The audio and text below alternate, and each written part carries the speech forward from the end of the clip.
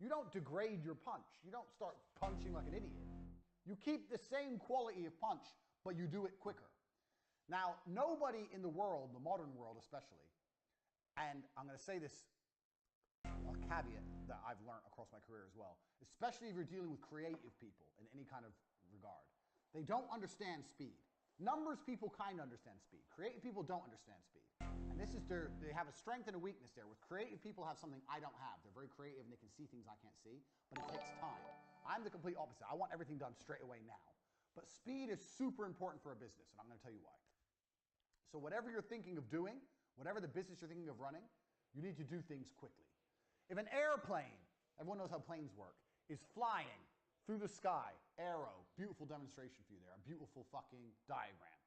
Even if its engines fail, it will continue to fly. If the engines fail, it will not fall out of the sky and instantly crash to the ground. It will continue to fly. Do you know why? Because it has forward momentum. It's going forward, and that means the wings are creating lift, air is going underneath the plane. As long as the plane goes forward, it will not fall and fail. And a business is exactly the same. The key with business is to make sure you're always moving forward, always producing content, and always doing everything you can as quickly as possible while maintaining the quality. Do not conflate quality with speed. You can do the same. If you have an idea right now and you have someone you're working with, let's say you need a new website. You tell the company, it's going to take 2 weeks. No, it's not going to take 2 weeks. It's going to take 3 days. We're going to find someone else. We can't do it in 3 days. I'll find someone who can. You can build a good website in 3 days. People have unrealistic, stupid time frames. Everyone thinks things take forever. Things don't take forever. Things can be done quickly. I know, because I've done it. I've pushed people or done it myself and seen what's going to be done. Do you know what I could do in 2 weeks? Me, as a man who knows nothing about web design, in 2 weeks, I could learn web design and build a website. And I know nothing. So how the fuck can you, the guy who knows websites, take 2 weeks to build a fucking website? It's garbage. Everyone is slow. And being slow is deadly to a company for 2 reasons. One, the faster you get things online, the faster you start making money.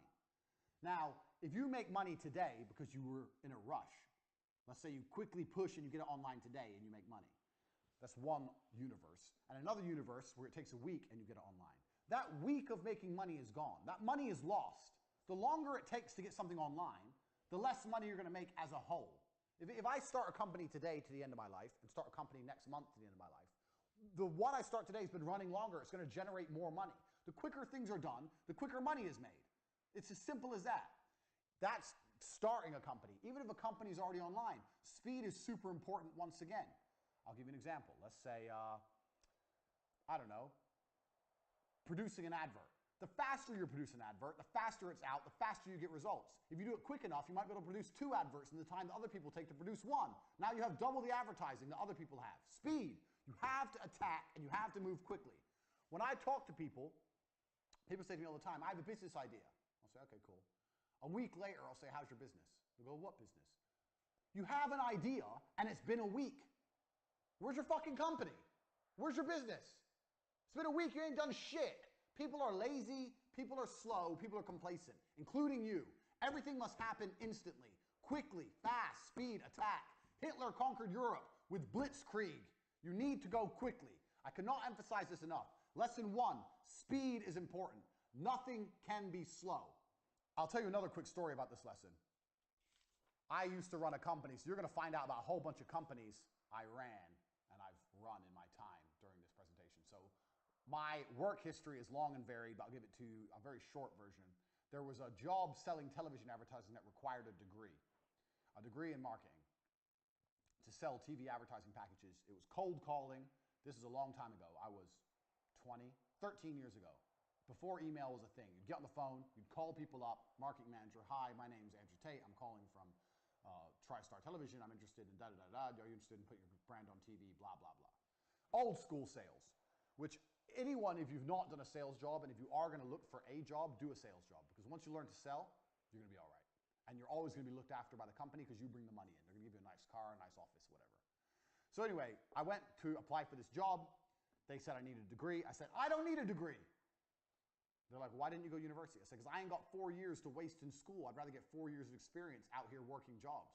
I'd rather have real experience and money in my pocket and learn the hard way than go to some school and sit around and drink alcohol and do drugs like all these other university graduates are.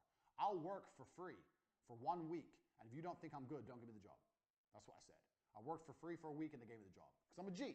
So there you go. That proves how pointless uni is. I got the job above all the graduates because I was prepared to do 1 week's free work. Well, it's better to do 1 week's free work than 4 years free work while paying money to go. The fuck is that? Waste of time. So I got this job at TriStar. I'm there. I break the company sales record in the first month. How? Because I was just on the phone. Hard work. Just calling. I would call everyone. Everyone in the office would laugh at me because we were a real small business. We were really small in terms of television advertising standards. And I would call the companies like McDonald's, like the huge companies that we never stood a chance of getting a deal with in a million years. I'd call everyone, tenacious. I'd get the newspaper and go through it. Anyone who put an advert in, that means they had an advertising budget, means they had a marketing manager, call them. So I broke the company record. In the first month, I landed 3 40-grand deals, 120 grand I brought in, 10% turnover, 10% commission, 12 grand for me. I was 20, got 12 grand. I didn't have never had this kind of money in my fucking life. I couldn't believe it. Turns out, the top salesman there, besides me, because I broke the company record for the first month. I didn't break the company record total for the first month. The best salesman there was a guy called Dan. You're going to hear about Dan a lot because he taught me a lot about sales and business. He wanted to start his own TV company. So I'd only been there a month. Now I'm having lunch with Dan, the number 2 in the company, and he's saying, I'm going to go start my own TV company. I want to make you a managing director. I've been doing it a month. I'm 20. Now I'm going to be a managing director of this company. But I have 12 grand in the bank, so I have a bit of money to sit on. I'm like, yeah, fuck it. What's the worst that can happen? Fuck it. So I only worked for this company a month and a half before I quit and start my own TV company. I'm 20. I own 50% of a TV advertising agency. Turns out Dan is a massive cocaine addict and basically left me to run the entire company. That's why he wanted me. He wanted me to do everything and him just go out and take the money from the bank and do cocaine. So at 20, I ran the entire company. Now, for a year and a half, this company functioned. And this company functioned by selling the cheapest television advertising that ever existed. So what we would do was, let's say we would charge people 18, 19,000 pounds, and that would include a fully produced advertisement from start to finish, and their airtime on TV, and all the legalities to get them on TV. You have to go through the advertising standards, everything. That was a complete package with like 150 adverts on TV for like 18 grand. And we're calling people on the phone, me and Dan. Eventually we hired Tristan, ended up with like 10 members of staff, cold calling the world, promising television advertising at this price. Now, how does this all link back to lesson 1, speed? I'll tell you how. Because on an 18 or 19 grand package, we were only making 2 grand, 3 grand. We weren't making any money on it. In fact, a lot of the deals we were losing money or breaking even. But we were just trying to build up a customer base. We were just going into meetings saying, here's our clients, and showing a list of clients. People were like, how the fuck these young guys got all these clients?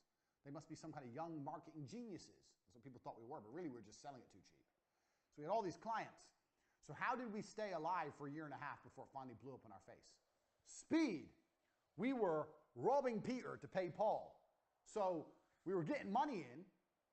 I bought a brand new car. Dan had a brand new car. We had this big fancy office. We're paying wages, but we didn't have enough money. So how do you pay to put the person on TV? Well, you get a new deal. You get a new deal. You get a new deal. So you're paying for old deals with new money. But the key was, as long as we kept the speed going, as long as we kept the speed, as long as we kept pushing forward, we were never out of business. We didn't even need to make profit. We just needed to get money. If you can just find a way to get money into the bank, you don't even need profit. We were doing 2 deals a week. In our first year, we turned over nearly £1 million. I'm 20. I've got a £1 million business. But there was no profit. It was just land a new deal so we can put the old deal on TV. And eventually you get deeper and deeper and deeper and deeper into the hole. So it gets to the point where you owe shitloads of money, which is what happened. Now, this business would have still lasted another 2-3 years. And this business, I learned a very valuable lesson in, which we're going to come to later. We're going to come back to this business, so pay attention. But I learned a really important lesson in this business. But this business would have lasted another 3 or 4 years, except I took a 1-month holiday to go train in kickboxing in Thailand. I was still training at the minute. I wasn't a world champion by then, but I was still a professional fighter. I was training. I took a 1-month holiday. During my holiday, Dan just did shitloads of coke from the company bank account, just emptied the company bank account, No deals were landed, and it all blew up in our stupid faces. Fucking court cases, everyone taking us to court. I was 20. When you're young, you're scared of things. There's bailiffs at the door. We've lost our office. I was literally sitting there. I couldn't sleep. I was panicking. I didn't know what to do. Everything fucking blew up in our stupid faces. But if I could go back in time and I didn't take that 1 month holiday and I would have kept it running for another 3 or 4 years, and if I knew then what I know now, some of the other lessons I'm going to teach you, this would have made me a millionaire at 20 years old. So, speed. If you are moving fast, you cannot fail. The name of this company was T2 Television. T2. T2 Television proves speed wins. Get the money in. Get a deal. Produce the advert. Get it out. Get someone else in. Get money. Now, speed. No, we can't wait. When's the meeting? Oh, next Wednesday. No, it's not next Wednesday. It's tomorrow. Tell them we'll go there tomorrow. They can only travel to us next Wednesday. We'll go to them tomorrow. We have to close the deal now. Money, money, money, money, money now. Speed. I cannot emphasize this enough because it is my entire business philosophy. If I had to give you one important point, this is the reason this is the first point. Speed. And everybody is slow. And if you start to work like me, you'll realize everyone's slow, and that's okay. But things must happen quickly. It's extremely important. The second point of the university. Most of you don't know what a business is. A business is money in. A business is nothing else but money in. It's not money out. It's not your accountant. It's not your logo. It's not your website. A business is money into a bank. So, a drug dealer who has money going into his pocket is more of a businessman than someone with a registered trade logo and an accountant and all this garbage who ain't getting paid. You own a business if you're getting paid. That's what a business is. So please understand this point, because this is a very important point. And this is why this is called the Hustlers University, because you need to understand how to look and approach at a business. So, cash is first. So let me give you an example.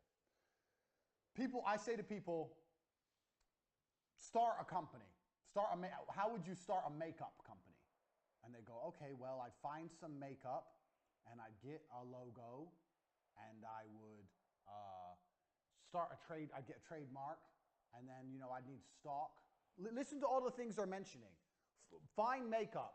We're going to have two things. We have things that cost money and things that make money. As a business, your primary concern is always making money. And when people think of how to start a business, all they start thinking about is how to spend money. Oh, I need to find a makeup brand. I find some makeup and test it out, and then get a logo and get some labels made and get a warehouse and get a website and spend. Where's the money in? Where's the money? This is a business. Where's the fucking money? You're talking about spending money. I'm talking about making money. So as a hustler, you always have to be about making money. Money in is a business, not money out. The amount of people I've spoke to said, I have a business. I go, what have you got? Oh, I've got this, and I've got a registered trademark, and I own this. And I know you've all watched Dragon's Den, and you think this shit's important with your registered trademark, and you own this, and you got the logo, and you got the labels, and you got the product, and you got blah, blah, blah. You're not making any money. No one's paying you. It's not a business if no one pays you. It's a business when people are paying you. Until then, it's circle jerk bullshit. It is much better to have this right and this wrong. Understand me. It's much better to have this right and this wrong than the other way around. That is extremely important for you to understand. If I had to start a makeup brand, I would do none of this. Zero. Do you know what I'd do? I'd make a website with makeup on it and prices, and I'd start advertising. Bang. Now I'm making money. I'm making money. I'm getting orders. I don't have any makeup. I don't have a warehouse. I ain't got a logo. I ain't got a trademark logo. I ain't got nothing, but I'm making money. With money, you can fix the problems. So when I've got money in my bank, then I email everyone, the product you've ordered, the one you're interested in is in such high demand that we're sold out. There'll be a slight delay in delivery of your product, but don't worry, we're going to give you one for free. Or we're going to give you a free gift. Thanks for being a valued customer. Now this person's going to wait. They're like, free gift? Okay, I'll chill, I'll wait. Now you have 3 or 4 weeks to find some fucking makeup to put in the fucking mail. But at least you got money. You got money in the bank. You've spent none of your own money, or hardly any. You got money coming in, and now you got to find a way to fulfill the orders. That goes back to business lesson number 1, speed. Now you got to quickly find some makeup, find a logo, stick it on, put it in the fucking mail. But doing that makes more sense than this. What if you do all this shit and then you try and advertise and no one buys? Then you've lost. If we do it my way, I advertise, no one buys, I ain't lost anything. Big whoop. Who cares? No one wants my makeup. Oh well, good thing I don't have 500 boxes of it sitting in my fucking bedroom like you dorks. A business is money in. When you want to start a business, your number one concern is how do I get money in? Nothing else. Everyone who starts a business starts talking about everything else. We need an office. Why do you need an office? No one's paid you yet. And you're talking about an office? I need a new laptop. Why? No one's paid you yet. You're talking about a laptop? You don't need anything until people start giving you money. Money in is a business. Money out is vanity. It's very easy for me to think of a business, buy an office, buy laptops, hire staff, get an accountant, sort out the tax records, register the company online, get business cards, get a logo and get that trademarked. And I'm doing all this shit. I'm spending all this money, wasting all this time, and no one's paid me anything. It ain't a business. When you come at me with a business plan, my first question is, where's the money? When you want to start a business, the first question is, where's the money? How are you going to get paid? Is it PayPal? Is it Stripe? Is it Bitcoin? How are you going to get paid? How can people pay you? And how are you going to convince them to do that? How are you going to convince them to pay you? When you've worked that out, you can work the rest out. A business is money in, nothing else. That's lesson number 2, and that is extremely important because it's going to save you a bunch of fuck-ups in the future. This leads on to idea number 3. The third lesson you're going to learn in business is super important. I've kind of covered it when I discussed 2, but this is very important. Start ideas for free. People come to me all the time, Andrew, I have an idea for a business.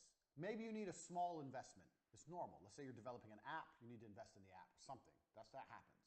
But a lot of people ask for insane amounts of money. 50 grand, 100 grand, 200 grand. Oh, to start my business. You can start businesses very, very cheaply if you do it the right way.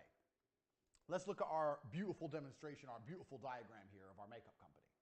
If you start a makeup company this way, you need minimum 200 grand. You need an office, you need logos, you need trademarks, you need stock, you need staff, you need company incorporation, you need tax, you need accountants, you need advertising budgets. You need 200 grand, 200K to start this business. If you start business this way, make a website, put some pictures on there, pretend you've got a whole bunch of stuff you ain't got, and start getting money in, you can start this business for 5 grand. Let's say for the website. 5 grand. That's 195 grand difference. Now, the problem with this business is you're going to start getting money in and you're not going to have any way to fulfill the orders. But back to business lesson number 1, because you're a fast worker, because you're industrious, because you work with speed, you'll find a way to fulfill the orders. Hey, listen, worst case, you give them the money back. Worst case, you refund them. But at least with this idea, you can test the viability of your plan, 1. And 2, you're not in the hole. So let's assume both companies are bound to fail. Here you've lost 5 grand. Here you've lost 200 grand. Why risk all that money when you can do it cheap? Also, with 5 grand startups, you can now, for the same price as starting one company, you can now start 40 companies. One of them's going to work because they're 5 grand each to start. One of them's going to work. So you have to learn that the idea of starting a business is not expensive. Get that out of your head. I'm a millionaire, a multimillionaire, and I will not spend more than 5 grand launching a company. 5 grand max. I'll spend 5 grand, and if I see money coming in, maybe I'll invest some more. Or when the money starts coming into the makeup company, you might reinvest all the money. That's fine, because that ain't your money. That's money you're making. You can build a company off the money you're bringing in from the company and never spend your own money. That's how you launch a company. Now, every time I say this, people go to me, oh, well, what about this? What about that? If you're going to launch a fucking airplane company and try and compete with Boeing, you need money, obviously. But I'm talking about for you guys out there, this is the Hustlers University. If you're looking at making money, starting a new company, or you already have a small company, some of the biggest mistakes you can make is investing lots of money. When you're broke, it's hard to make mistakes because you don't have any money to lose. When you're rich, it's easy to make mistakes because you have a lot of money to lose. Start companies as cheaply as possible, basically for free, by prioritizing money in and not prioritizing fulfillment. That way, you get to start companies cheap, you can start a lot of them, you have money coming in the door, and you can reinvest money you're making in your company and build your company from the ground up. Every company I ever made, including T2 Television, was done this way. When I got my first deal for T2 Television, I had a BlackBerry and a business card. And I went to their office and I signed the deal. I had a business bank account that was free, no tax incorporation, nothing. They paid me and I used that money to buy an office. Done. I started a television advertising agency like this. I didn't get an office first. Office, staff, computers, desks. I didn't have any money. I had the 12 grand from the commission, but I was saving that for myself in case it all went wrong. I could have blown my whole 12 grand and set up the office. But no, I bought a laptop. I had a laptop, I bought a BlackBerry, had a business card, landed my first deal, and set up my whole business off of money already coming in. And if you can do that with an advertising agency, you can do that with nearly anything. This is television advertising. This is like premier shit back in 13, 14 years ago, before the internet was big almost. Everyone wanted to be on TV. That's how you start companies. I started an advertising company with a fucking BlackBerry. This is how. This allows you to start more businesses and allows you to see what's viable and what's going to make money and what isn't without risk. It's extremely important you approach businesses this way and not businesses this way. It is extremely important. Get this in your head. These first 3 lessons about speed, about money in being priority over everything else, and about starting businesses with this focus as opposed to the cost focus, money in as opposed to fulfillment, that's good. I've already taught you more than you're going to learn about business anywhere else. That's key, because if you do things this way, it's very hard to have a monumental fuck up. It's very hard to lose money. And also, now you can start nearly any company. You can start nearly any business. Give me a business. Name something completely random. A record label. You want to start a record label. So, record label, what do you have? You have, this is completely on the fly, record label. So, let me wipe my board. This is completely on the fly, unprompted. We're testing my business genius for the Hustlers University. Let me clear my beautiful diagram here. Right, so how does a record label make money? Make. We have make and we have costs. So a record label makes money by selling records, correct? I've never run a record label, so I might be wrong. So you have to sell records.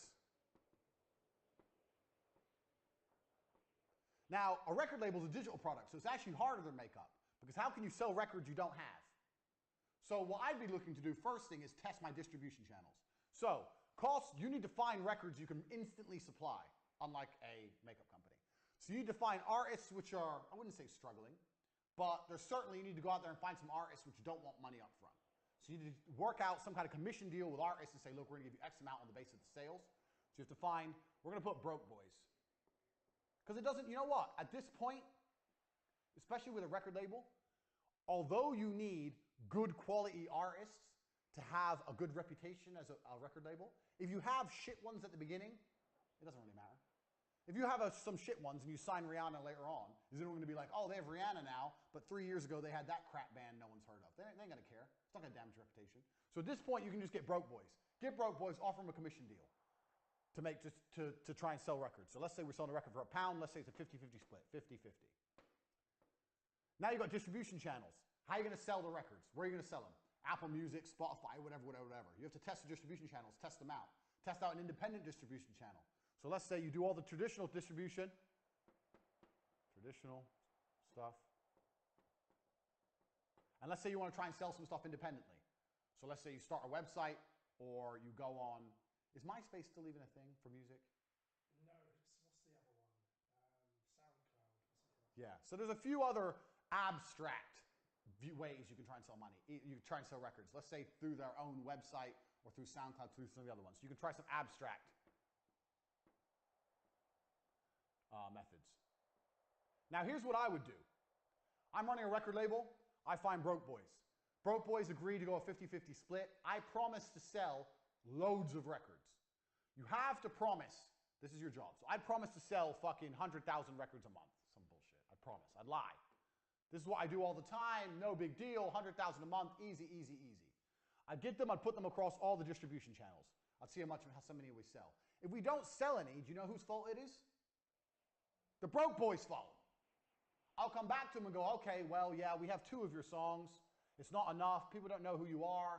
We need to produce some content to raise your profile. I don't know if you guys have any videos of you performing live. We need more music we can put out there. Da, da, da. And I would just continue to extract from the broke boys more videos, more songs, all for free, all based on a commission deal, and just put it out there. Speed, just like we said in number 1. Like I said, I've never run a record label in my life. This has come off the top of my head. Speed. Give me more, give me more, give me more. The more they produce, the more they give you, and the more you put out there, it doesn't matter. If you sell a little bit of each, you're going to start to make money. Look at what we do and what I do, all my different businesses. At this moment, I run CobraTech.com. I have the War Room, which is a business in itself. I have the webcam business. I have 2 YouTube channels. I have casinos.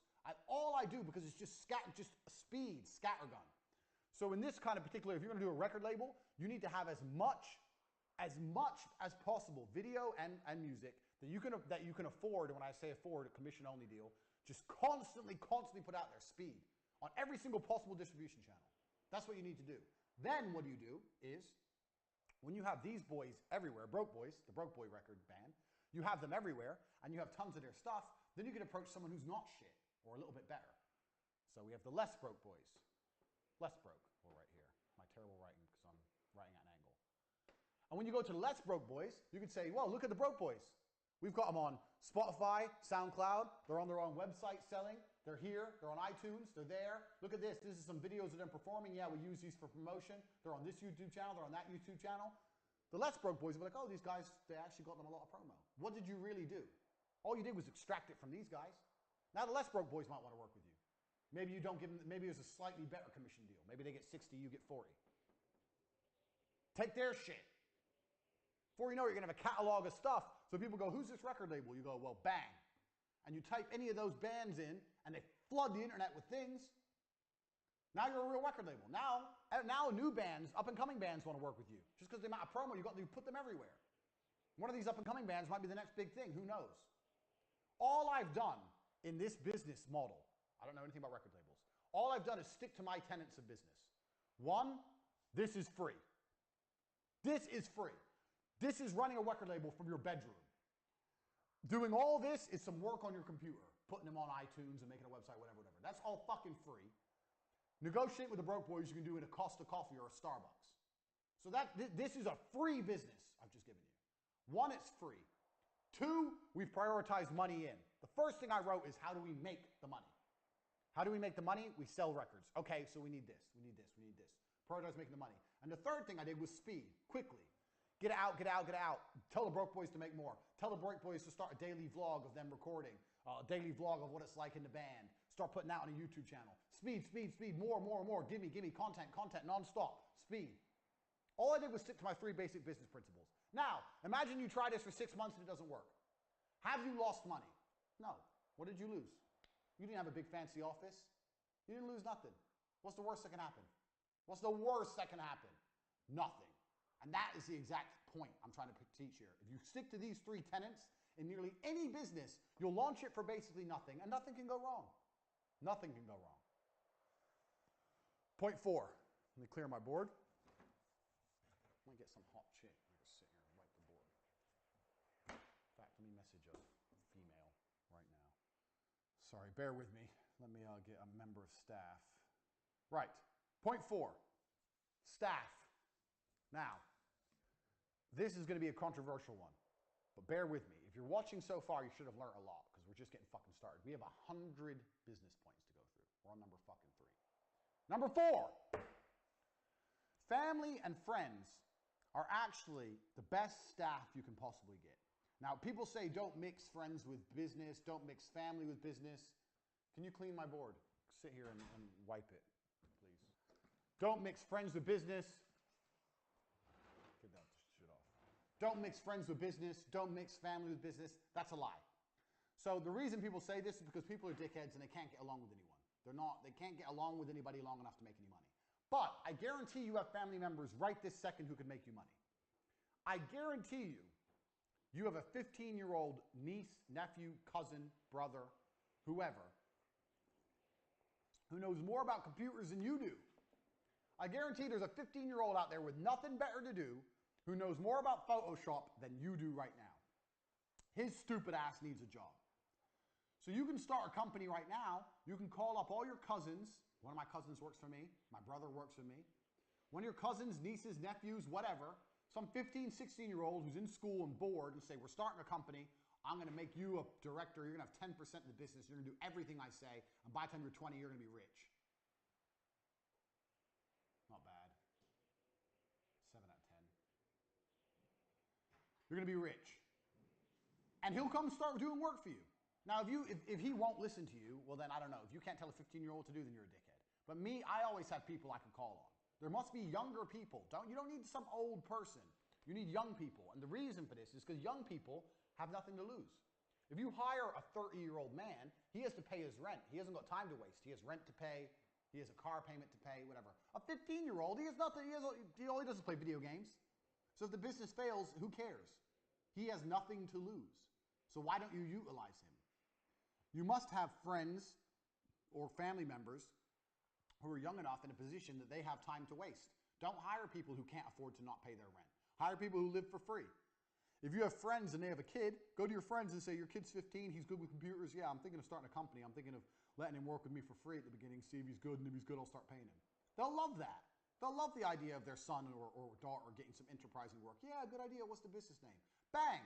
There are free, effectively free workers everywhere. And if they're not free, they're extremely cheap. And they're everywhere. You just don't utilize them. So now, let's think of you own a website business. I don't fucking know website business. Let's say you don't know, like you're me. I don't know anything about building websites. You want to start a website company. It's oversaturated. I wouldn't recommend it, but let's say you start one. You go and you find a 15-year-old, and you tell his ass to learn how to make websites. You convince him it's a good idea, and then you start taking money, and you give it to the 15-year-old. You're a middleman now. The 15-year-old works for free. You can do websites cheap now. You can do websites for $300. I'll do an entire website for $300. Half now, half when it's done. People are like, $300 for a website? Yeah. $150 now, $150 when it's done. Take $150, give $50 to the 15-year-old, tell him when he's done, he gets another $50. $100 for him, $200 for you, you ain't done shit, boom, wham, bam, done. He can even start your company website for advertising at the beginning for free. Bang, you have free workers out there. Find young people, because young people can afford to work for fucking nothing.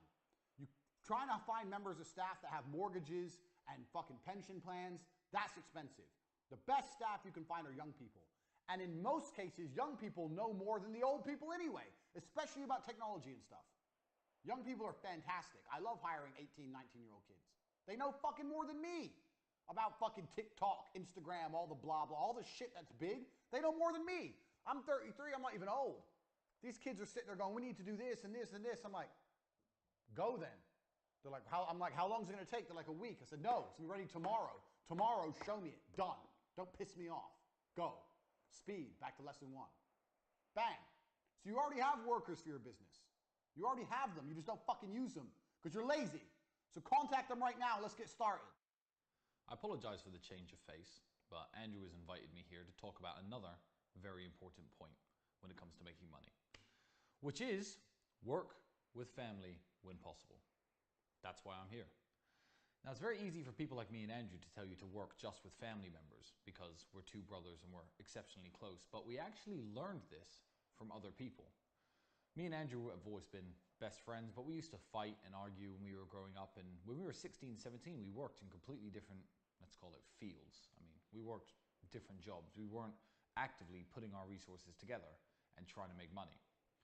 We had some friends who were Pakistani guys from the United Kingdom, and they taught us a very important lesson. One of our friends, I won't say his name, but he had a Ferrari and he used to drive it around our hometown. And we were very impressed and we said, well, how do you have this Ferrari? Because he was only a lawyer, a junior lawyer, making maybe £50,000 a year. A good income, but not a Ferrari income. And he told us, he said, you English people, you white people actually, he said, mixed race, have it all wrong. I have 6 brothers, and what me and my brothers do is this. One of us is a doctor, one's a dentist, one's a lawyer, one's an architect. We're all in different fields. What we do is we live in the same house. Our wives live with us. Our wives cook the meals and look after our children. And we pool all of our money together. That way we own the house instead of renting 6 other houses. I thought, oh, that's pretty clever. And what about the Ferrari? They said, well, a Ferrari finance payment is £2,000 a month, more than me on my own. However, I don't drive the car all the time. So me and all of my brothers, we bought these finance agreements for the Ferrari, our Range Rover, and our Rolls Royce. And we all drive them whenever we want. I thought, wow, that is smart. That's a conversation that got me and Andrew thinking at a very young age.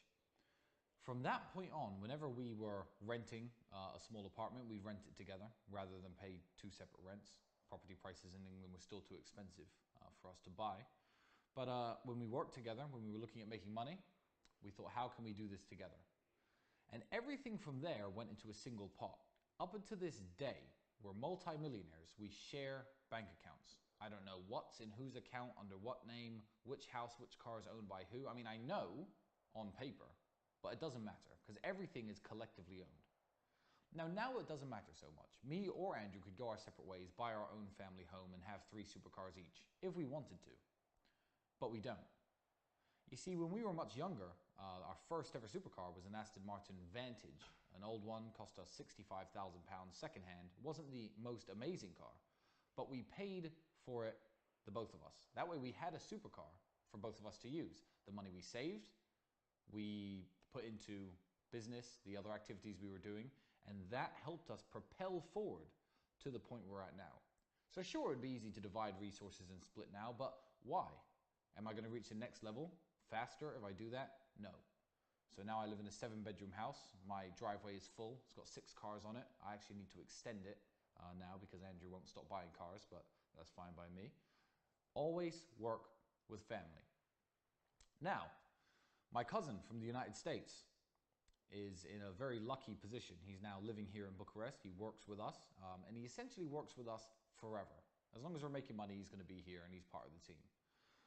When I first met him, he was 5 years old. I didn't see him again until he was 19. Now, when he was 19, he was smart. He had it all going on, but he was a bit privileged. His mother was a very well-to-do woman, a best-selling author in the field of political science and a university professor. And he was at university, everything was getting paid for him. I thought, okay, you know, he's not from the same world as me. But then things started going wrong for him. He was sleeping on a floor, delivering pizzas, living the kind of life I remember. So after 2 years of what I call the struggle, I thought, okay, it's time to bring Luke back in. And Luke is now a member of our team, as he is a member of our family. Now, I understand not everybody has brothers. Not everybody has cousins. You may be an only child. You may be an orphan. I don't know what you are. But everyone's got those people that are so valuable to you that you wouldn't stab them in the back for $1 billion and 1,000 women. Those are the people you want to work with. As long as you are sure that they share your sentiments, those are the people you want to team up with. Pool your resources, live in the same house. If you're broke, if you're both working dead-end jobs, rent one room together if need be. If you're good friends, if you meet a woman, tell them to take a walk for an hour and come back. That is one of the keys to mine and Andrew's success. Lesson 5, command respect. Now, what I want to do in the 100 points, this 100 tenets of business, is I don't want to talk too much about the fluffy bullshit that all the other millionaires talk about and teach, because what they're really doing is copping out. So it's very easy for Tai Lopez, who has no real business skill. Tai Lopez doesn't know anything about business, to say, you get rich by reading books, because it sounds easy. Then everyone goes, oh, really? Okay, I'll read books. It sounds easy, but it's not true. And think positive, you'll get rich. That's not true either.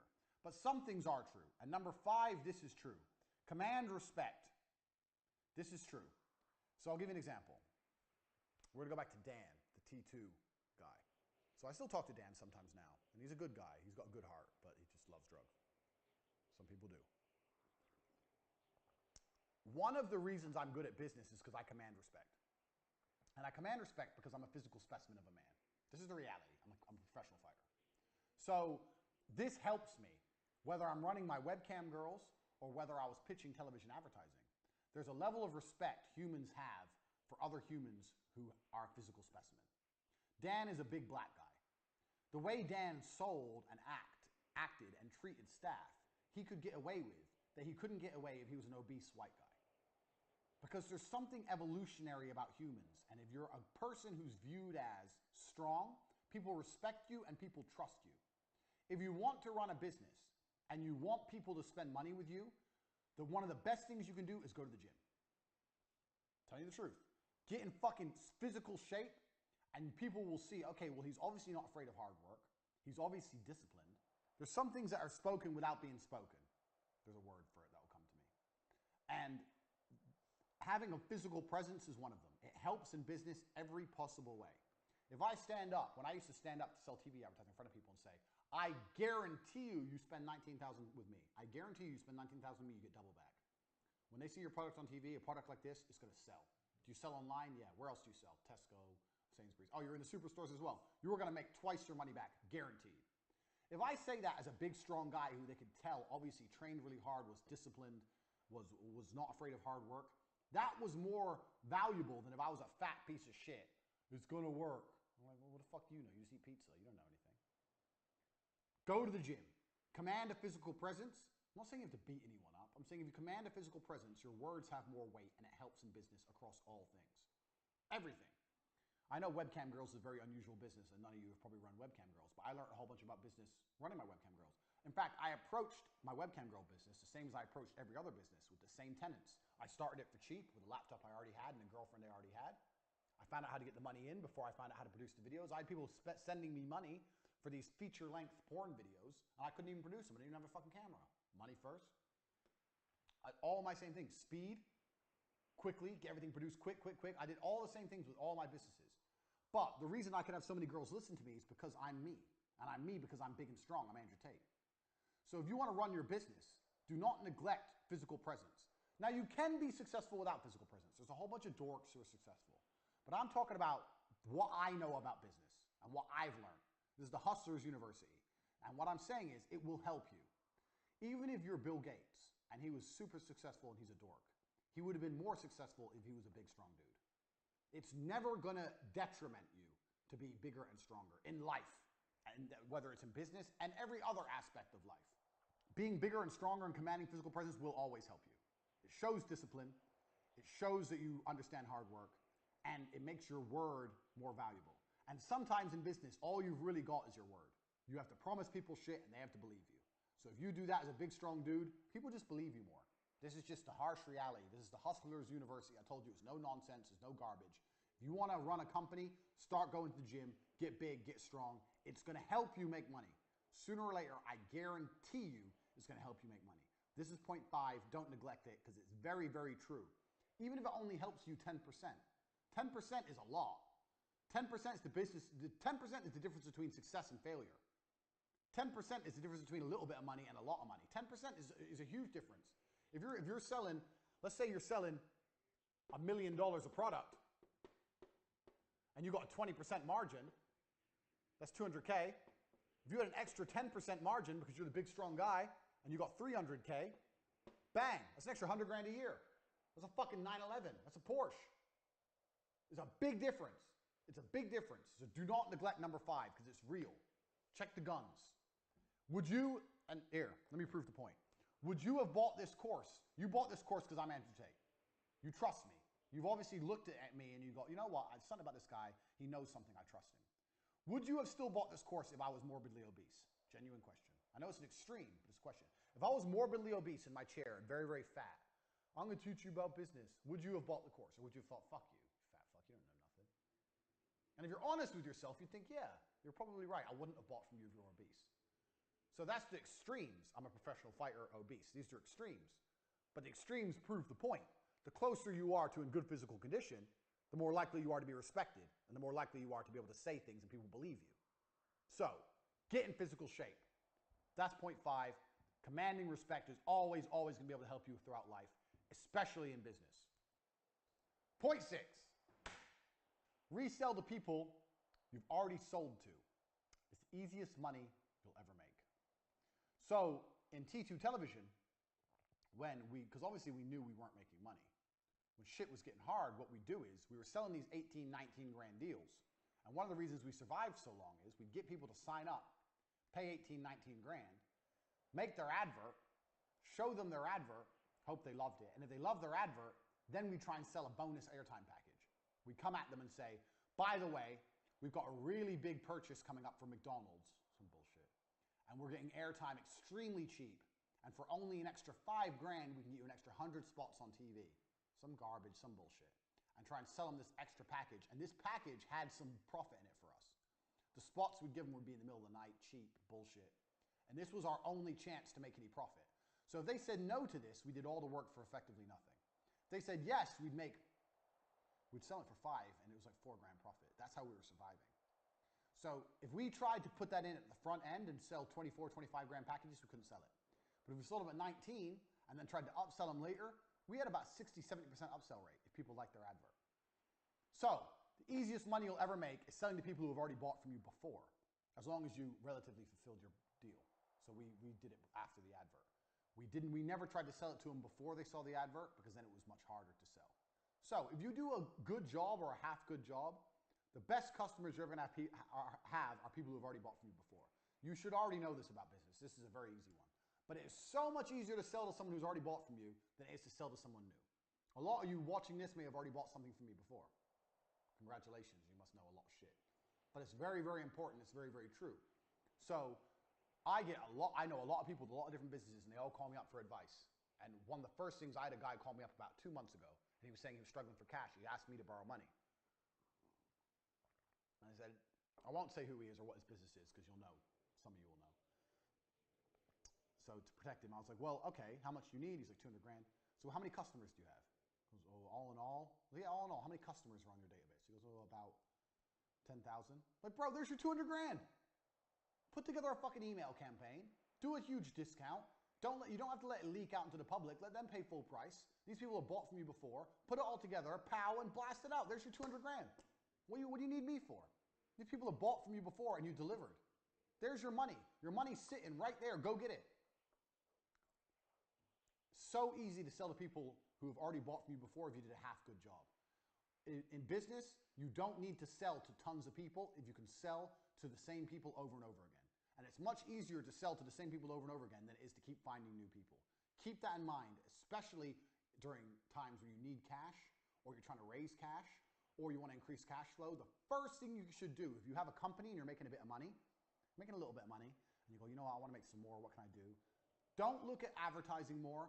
Don't look at getting new customers. Don't look at a new product launch. The first thing you should do is go, is there anything I've already got that I can resell to people who have already bought from me? And that is the easiest money you're ever going to make. Don't forget that, because you'll need that at certain points in your business career. You're going to need to be able to pull that ace out your sleeve and generate money from thin air. So keep in mind, that's point 6. All right, point 7. This is another one that goes back to point 2 and point 3, but this is really important. Don't get legal before you get rich. This is super important. We're talking about hustling here. I'm telling you the hacks to becoming rich. Do not get legal before you are rich. You can fix your legal bullshit when you've already made money. It's a shame I've deleted or erased my beautiful makeup diagram. But it's very similar to what we were saying earlier. I know so many people who have registered a company, registered for VAT, registered with the tax man, already have an accountant, and haven't made any money yet. I, in most of my companies, will make $1 million before I'll even consider fucking around with a tax form, talking to an accountant, or registering any fucking companies. All that shit is on the later base until you have proved the viability of your company and you have money coming in. When you're rich and you have money in the bank, then worry about that stuff. Do not waste your time, energy, and money doing all that legal crap before you know anything about whether your business is going to work or not. Don't do that. It's counterproductive, and it's expensive, and it's a time sink. If every time I had to start a company or an idea, I had to go register a company, get an accountant, do tax forms, do VAT forms, what a waste of time. I've started maybe 100 companies in my life. 20 of them made money. You're telling me 80 times I would have had to fuck around? Don't do that. I know so many people who have a company legally, but don't have a company in reality because it exists as a legal entity, but it does not provide cash. A company provides cash. If you're a street drug dealer, you own a company. Much more than the guy with all the legal entities which ain't making money. We're hustlers here. This is the Hustlers University. Do not confuse this. Money in. What's the lessons I've been teaching you? Money in. Where's the money in? Legal shit is a cost. We're not interested in costs until we've seen the money in. Do not get legal before you get rich. You do not need any legal bullshit. You need a website, a domain name, and you. That's it. You do not need any legal bullshit before you get rich. Don't make that fucking mistake. The reason people do that is because it makes them feel better. It makes them feel better because then they feel like they have a company. So people go, I want to start a company. They don't know what to do and they don't know how to make money. So they think, well, if I spend money and set it all up legally, then I've got a company. Then they feel better inside, like they've achieved something, when really they've achieved nothing because they're still not making money. Don't fall into these traps so you can walk around telling everyone you have a company because you spent money. Anyone can spend money. Making money's hard. Spending money's fucking easy. Do not do that vanity, I own a company on paper garbage. Fuck all that off until money's coming in the bank. Do not get legal before you get rich. Extremely important. Point 9. Use what you got. So, this comes down to one of the ideas for what idea of a business to run. So, I just gave you the example of the 15-year-old cousin who can make websites, now you own a website company. Or your 15-year-old cousin who can do, I don't know, who knows what he can do. He can mow lawns. Every 15-year-old can mow lawns. Now you have a lawn mowing business. Bang.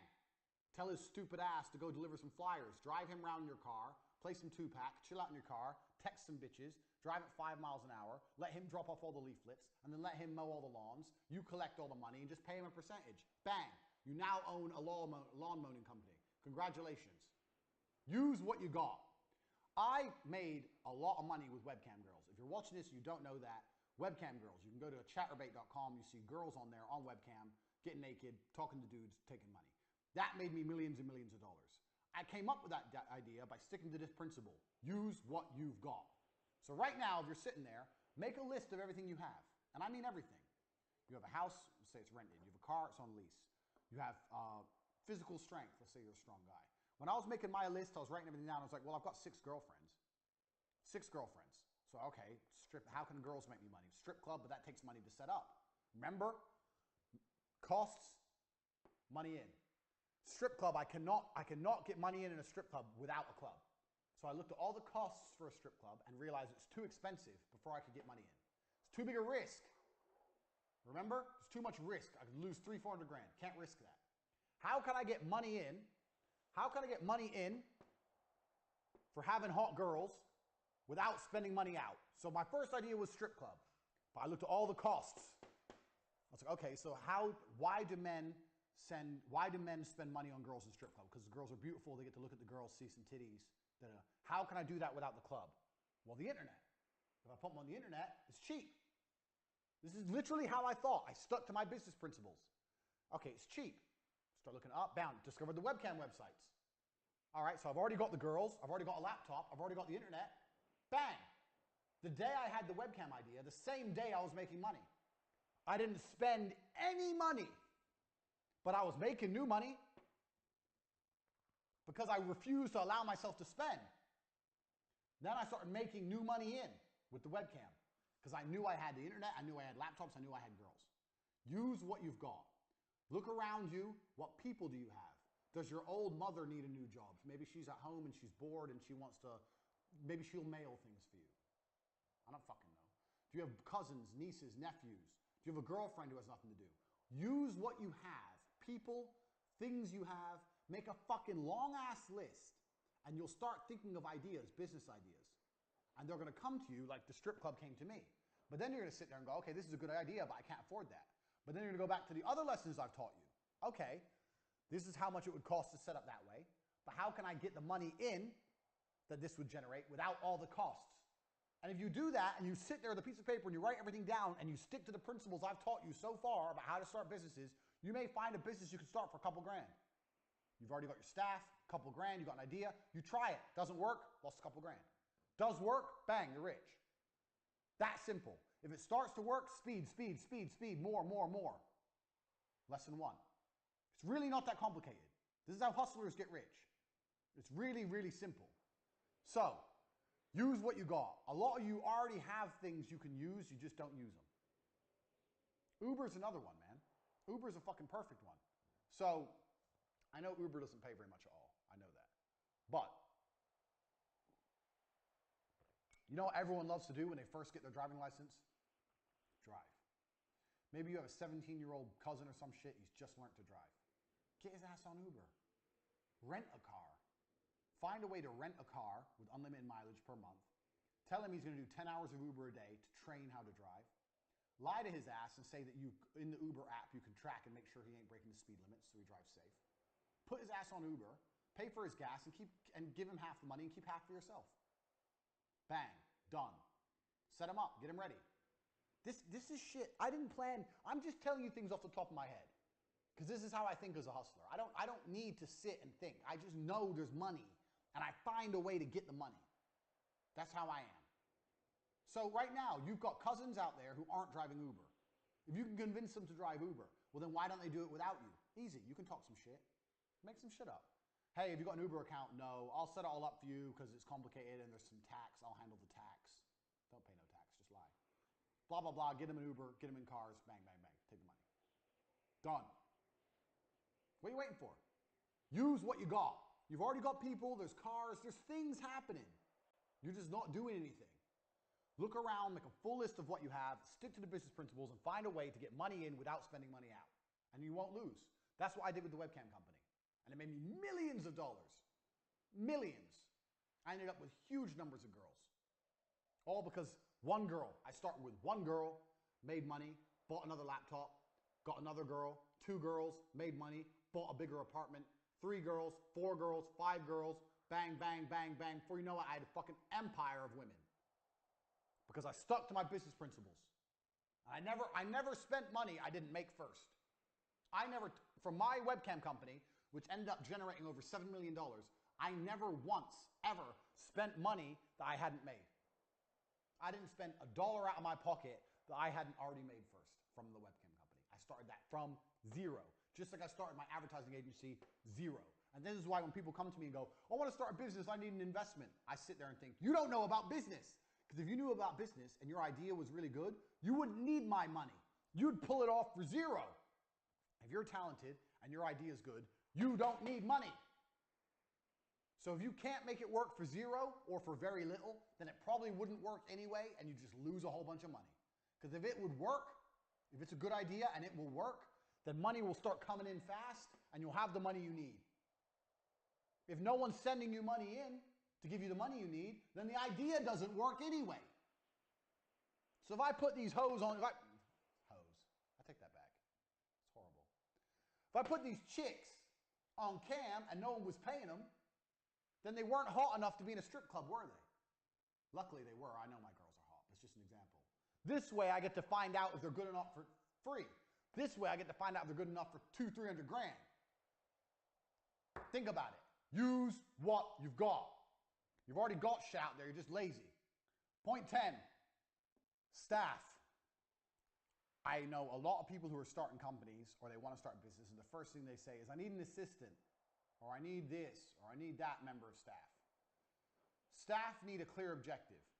So here's the very simple magic rule for staff. Staff either make you money or save you time. That's a clock, in case you're wondering. Or you don't need them. So a salesman, a sales staff will sell things and bring money in. You'll be able to sit there and see exactly each week how much money that member of staff made you, and you'll be able to make sure that he made you more than he cost you. Fine. Other members of staff are going to save you time, even if it's a general assistant or PA. You'll be able to see the time saved with the tasks they've given. And you need to be able to sit down with a piece of paper once a month, once every couple of weeks, whatever, and audit your staff. Staff member. How much money did they make? How much did they cost? Positive or negative. Staff member. What tasks did they complete? How much longer from my life would it have taken me to do those tasks? Is it worth the money? Because if you could have done those tasks in your free time where you spent watching TV, then you don't need that fucking member of staff. Fire them and save the cash. You have to audit your staff very specifically by this method. They either save you time, or they make you money, or you don't need them. Now, anyone who's worked any kind of job knows if you go into any kind of company, most people are doing nothing. I've worked so many jobs, and everyone did nothing. In fact, I had a job at a company selling advertising. After T2 failed, I got a job at another company selling websites and all this kind of advertising. And I spent 3 of my 5 days a week reading Wikipedia because I didn't care. because I had a basic, and it was enough. And by then I was training to be a world champion, and I was tired all the time, so I didn't give a shit. And no one called me up on it. No one noticed. 3 days a week, I did nothing but read Wikipedia pages because I couldn't access Facebook. It was interesting. That is literally the level of laziness most people experience. If you take out coffee breaks, cigarette breaks, chit-chatting in the office, most people do fucking nothing. I'm very sure you could fire 50% of the people in nearly any company, and the company would be just fine if the other 50% did some real work. Everyone's lazy. Big companies are inefficient because they haven't got time to do this. But you're not going to have a big company. You're a hustler. You're going to have a few members of staff. You're going to make millions of dollars. And you're going to make sure that you're either making you money or they're saving you time. Now, if the amount of time they're saving you isn't enough, or they're not making enough money to cover their wages, they got to go. You've got to be ruthless in this game. But this is how staff, this is the magic formula of staff. So when people say to me, I want to start a company, I need an assistant. I say, an assistant to do what? Oh, just to help me with things. What things? What things will they help with? How long do those things take? How much time is that going to save you? And why do you not have the time to do them yourself?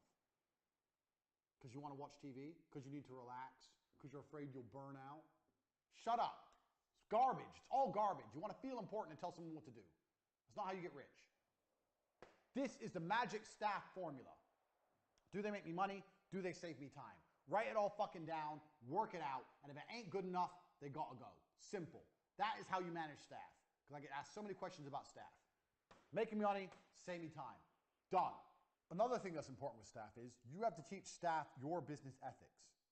So, whenever I have a member of staff, I've argued with staff plenty of times because everything must be done quickly. But that is how I work. That is how I want them to work. Now, I am 100% certain that even if it's only by 1%, the fact that I am uncompromising in the fact I want things quickly, things get done quickly. Or quicker. If I didn't say anything, it may take 10 seconds. If I complain, it may take 9 seconds. It may only be a tiny saving.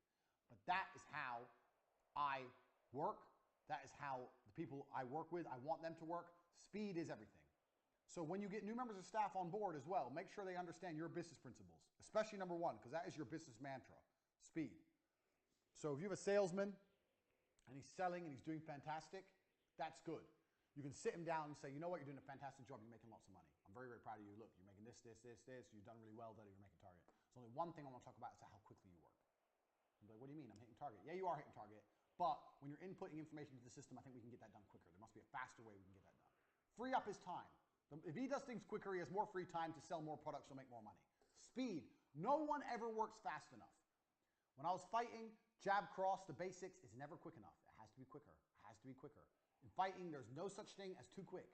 Everything must be faster all of the time. It's the same in your business. All of the time, faster.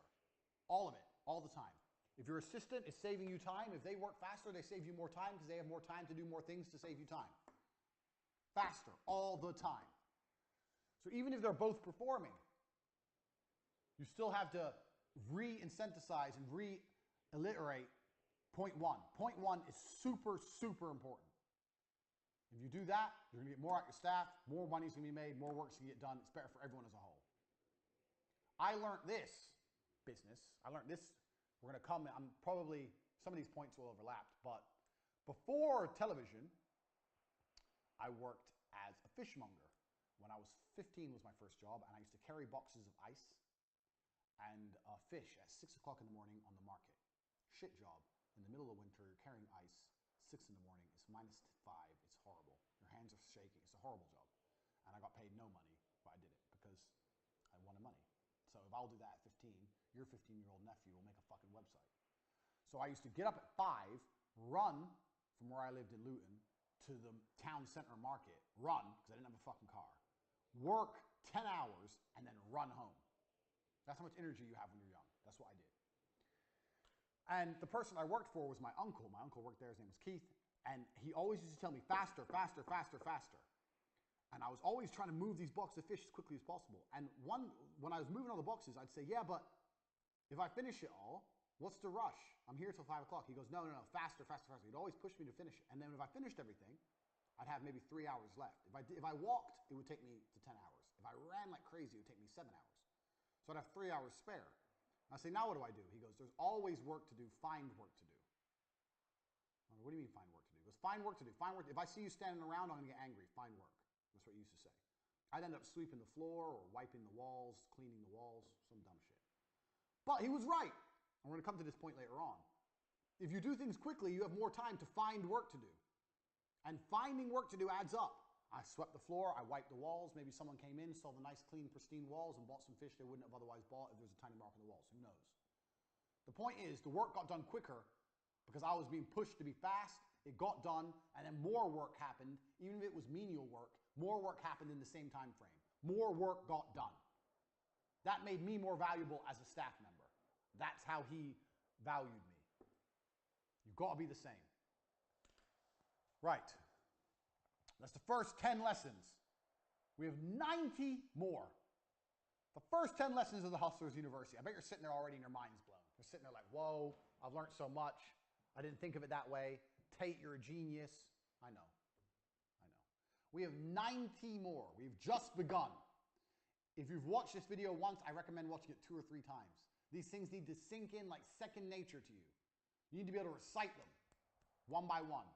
We've talked about how you start companies, what you prioritize in a company, how you make sure everything's done quickly and why that's so important, how you manage staff, how you find ideas to launch companies, what members of staff you can get. We've covered all this in the first 10 points.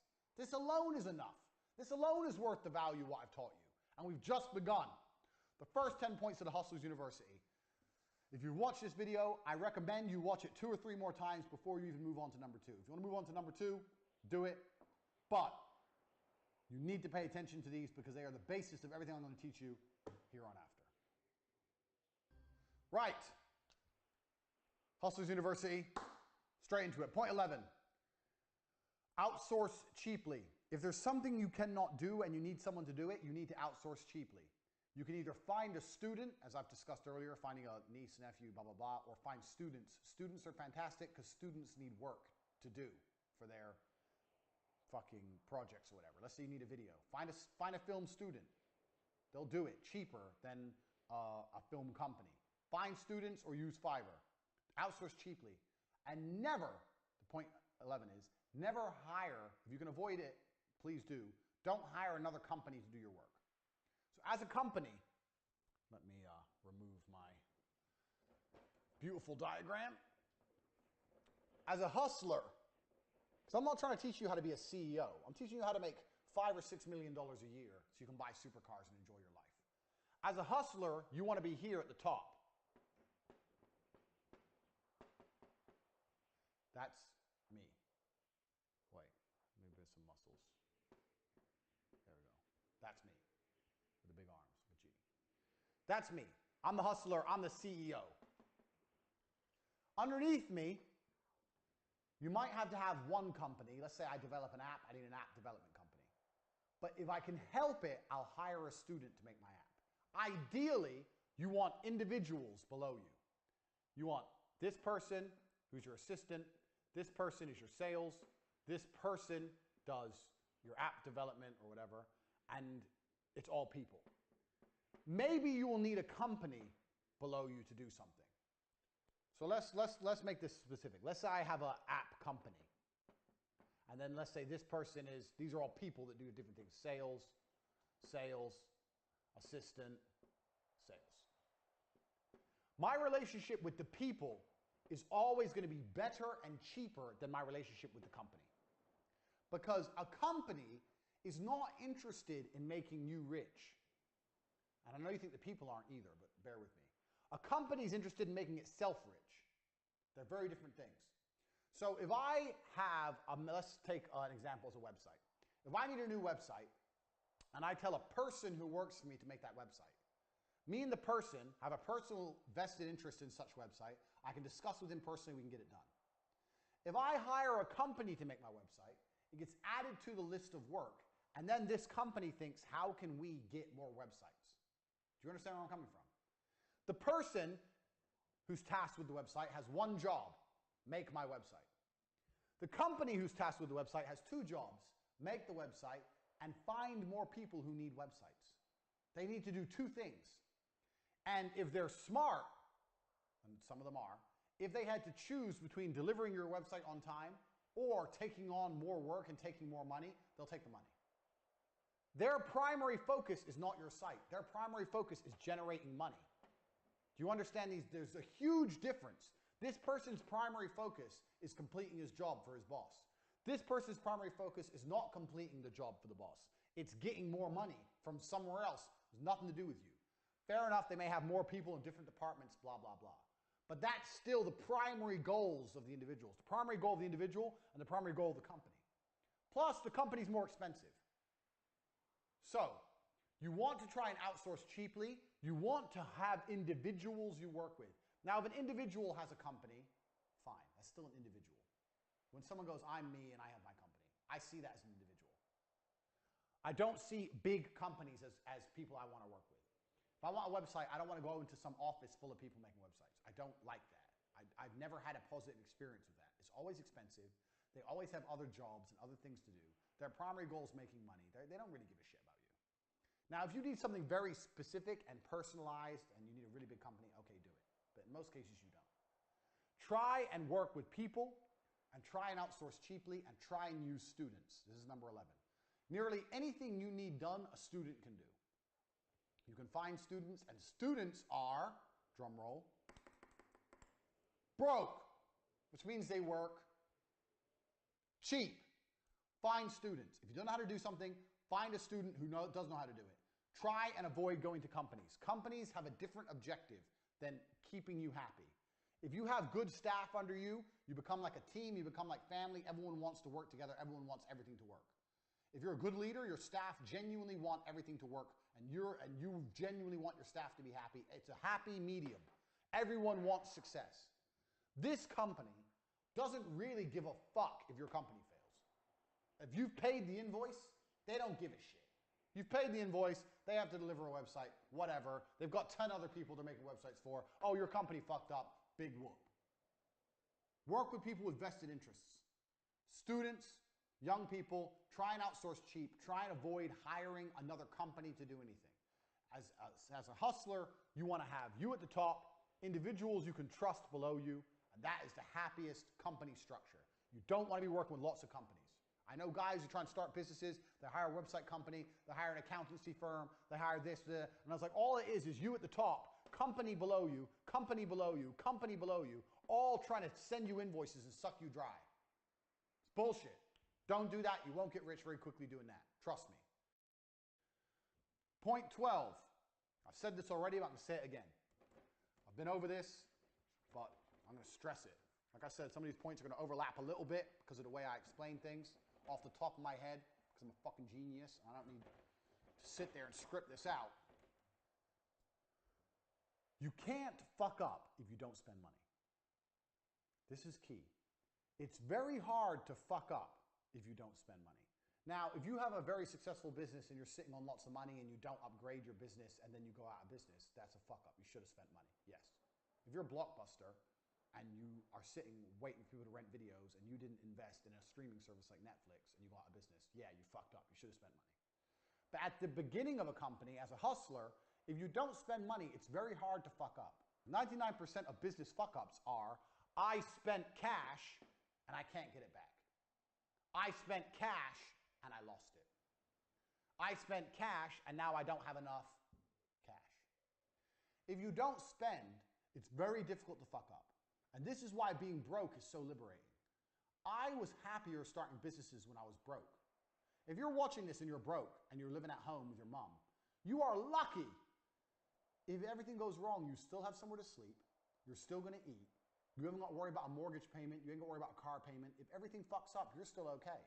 If you're in a position where you're semi-successful, you have a BMW and an apartment, now you can't afford to fuck up. You're going to lose everything.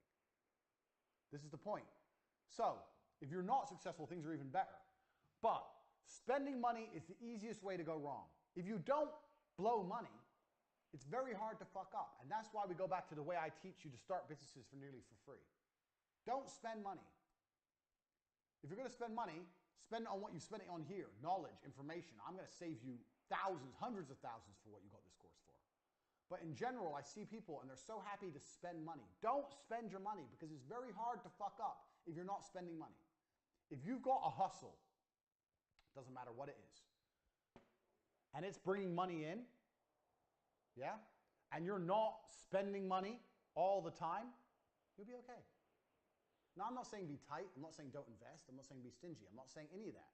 I'm saying be careful and think, do I need to spend this money right now? And when you were to decide if you're going to spend money or not, the question is it going to make me more money? So let's take our makeup brand. You have your makeup brand. I chose makeup because I don't know anything about makeup because I'm a man, so it's just a general thing. You have your makeup brand. You have your website. You're doing some advertising. You've got a few YouTubers, makeup YouTubers using your products, and you're doing some advertising. You're bringing in money, right? You're bringing in money. Right now, you're all working from home. You're from home. You've got boxes around your bedroom. You're working on a laptop. You're making money. Now, you have some money you can spend. How do you spend that money? I'm asking you, but I already know the answer. The answer is you spend the money in a way that will bring more money in. So let's say you're semi-successful now. You may sit and think, well, I want an office now. I need to get an office. No, you want an office. You don't need an office. You're making money without an office. Setting up an office, is that going to bring in more orders? How is you being in an office when the website's exactly the same going to bring in more orders? It's not. It's not going to change anything. If you spend that money on more YouTubers talking about your products, you'll bring in more money. Only spend money if it's going to directly, if you can see the clear path to how it's going to lead to more money in. Or don't spend it. Too many people fuck up because they just go, oh yeah, let me invest in, oh, I need an office, or I have this all the time with people, all the time. I get approached with this all the time. You need a back end. Fucking back end. All the time. You need to spend, it was only 2 days ago, 15,000 euro he wanted to build me this super back end, because I have the war room, which is all run on Telegram, and all this bots, so when someone buys a product, it automatically links to their Telegram ID, automatically adds them in and out, and the war room checks what other products they have, links them into the right rooms in the war room, blah, blah, blah, blah, blah. And I'm sitting there going, okay, I see how that would be useful, a huge, very complicated technical back end. But I don't see how that's going to bring more people in the front. I'm a millionaire. He wanted 15 grand, which is nothing. I don't see how me having all this fancy shit behind my website at this current stage, maybe at a later date, is going to make more people buy from my website. So why do I need it? All I need is people to buy. I don't need this back end, fucking back end, this big, huge back end for money. That may speed up things once they've already purchased. But right now I'm doing everything manually with staff, and the staff are competent and it's getting done. It's fine. So why do I need to spend this money? It goes against my business principles. When someone explains to me how this back end will convince more people at the front end to buy, then I'll be interested. But until then, if I'm going to spend 15 grand, I'm going to spend it on bringing more people in the front door. Now, if I get overloaded and there's no possible way I can deliver on my products, I'll buy a back end. But until that happens, I am only interested in one thing, money in. What's the other lessons I taught you in the first 10 lessons? One of the lessons was what? What's a business? A business is this. This is a business. This is a website, ain't a business. Money in the bank ain't a business. A back end ain't a business.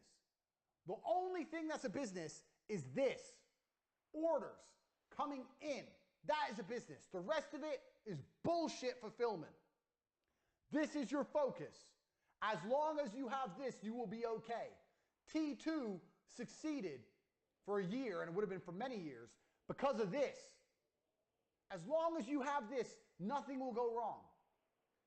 If this goes, you're fucked. You can have the best website, the best cash reserves, and the best back end in the world. If no one's ordering, you're going to go out of business. If you have lots of orders, no cash reserves, and no back end, but people are buying and buying and buying, you've got a business. This is it. This is your focus. If you're going to spend money, it has to directly lead to this. Don't fall for the geek shit, especially with the war room. I've had so many people come at me and go, oh, and it's going to be a program, and it's going to be geek shit, programming, blah, blah, blah, blah, and you're going to be able to see everything, da, da, da. Very interesting. I understand why that sounds like something I need. But I don't see how it's going to convince more people to join the war room. People join the war room because I'm me and I give value. That's why they join the war room. And manually, I make sure everyone ends up where they need to be. And it's fine. You could argue that this might speed things up. And that's going to go back to number one, speed. This is going to speed things up, give my staff more time. But I already do my staff time equation. Remember staff, time saving? I'm very happy with the amount of time that's being saved, the amount of money each member of staff's making me. I have a good equation right now for my staff. That doesn't need adjusting. My staff are all fantastic. Everyone I work with is G. So I don't need to invest a bunch of money. Plus, it's probably going to have a bunch of teething problems and not work properly anyway. So the point is, if you're going to spend money, be careful. And if you're going to spend money, you need to see a clear link to how it's going to bring more money in. Nothing else. This is your business. Nothing else is your business. The rest is bullshit. Point 13, and this is fucking important, and this is the biggest mistake I made with T2. Businesses won't last forever. I know you think your business will last forever, but it won't. And if a business won't last forever, you need to get rich quick and put yourself before your business. The biggest mistake I made with T2 is I was so desperate trying to keep it afloat that I wasn't taking any of my own money. I bought a new car and I gave myself a little bit of money. But if I could go back in time, I would have milked that cow. I had money in the bank. But to keep it surviving, I didn't want to take so much money. I had to keep Dan's coke habit down, so I reduced the amount of wages we were taking, kept it low. So when it all blew up, I wasn't sitting on any money. I kept the company alive at the expense of me. If I could go back in time, by the time it all blew up, I'd be sitting on $500,000 clean. Look after yourself first. And this is very, very important because no business lasts forever. Doesn't matter what the business is. Even my TV advertising business that worked 13 years ago would never work today. Calling people on the phone trying to convince them out of money when they can just get a YouTuber for 500 pounds with more viewership and they can track the clicks and directly see how much money they're getting back, which you can't do with TV. I could never sell TV to someone today. Never. This is before Instagram, before social media, before YouTube. All this came along and killed TV now. Now there's a few big brands left. Netflix, who even watches TV? That business wouldn't last anymore.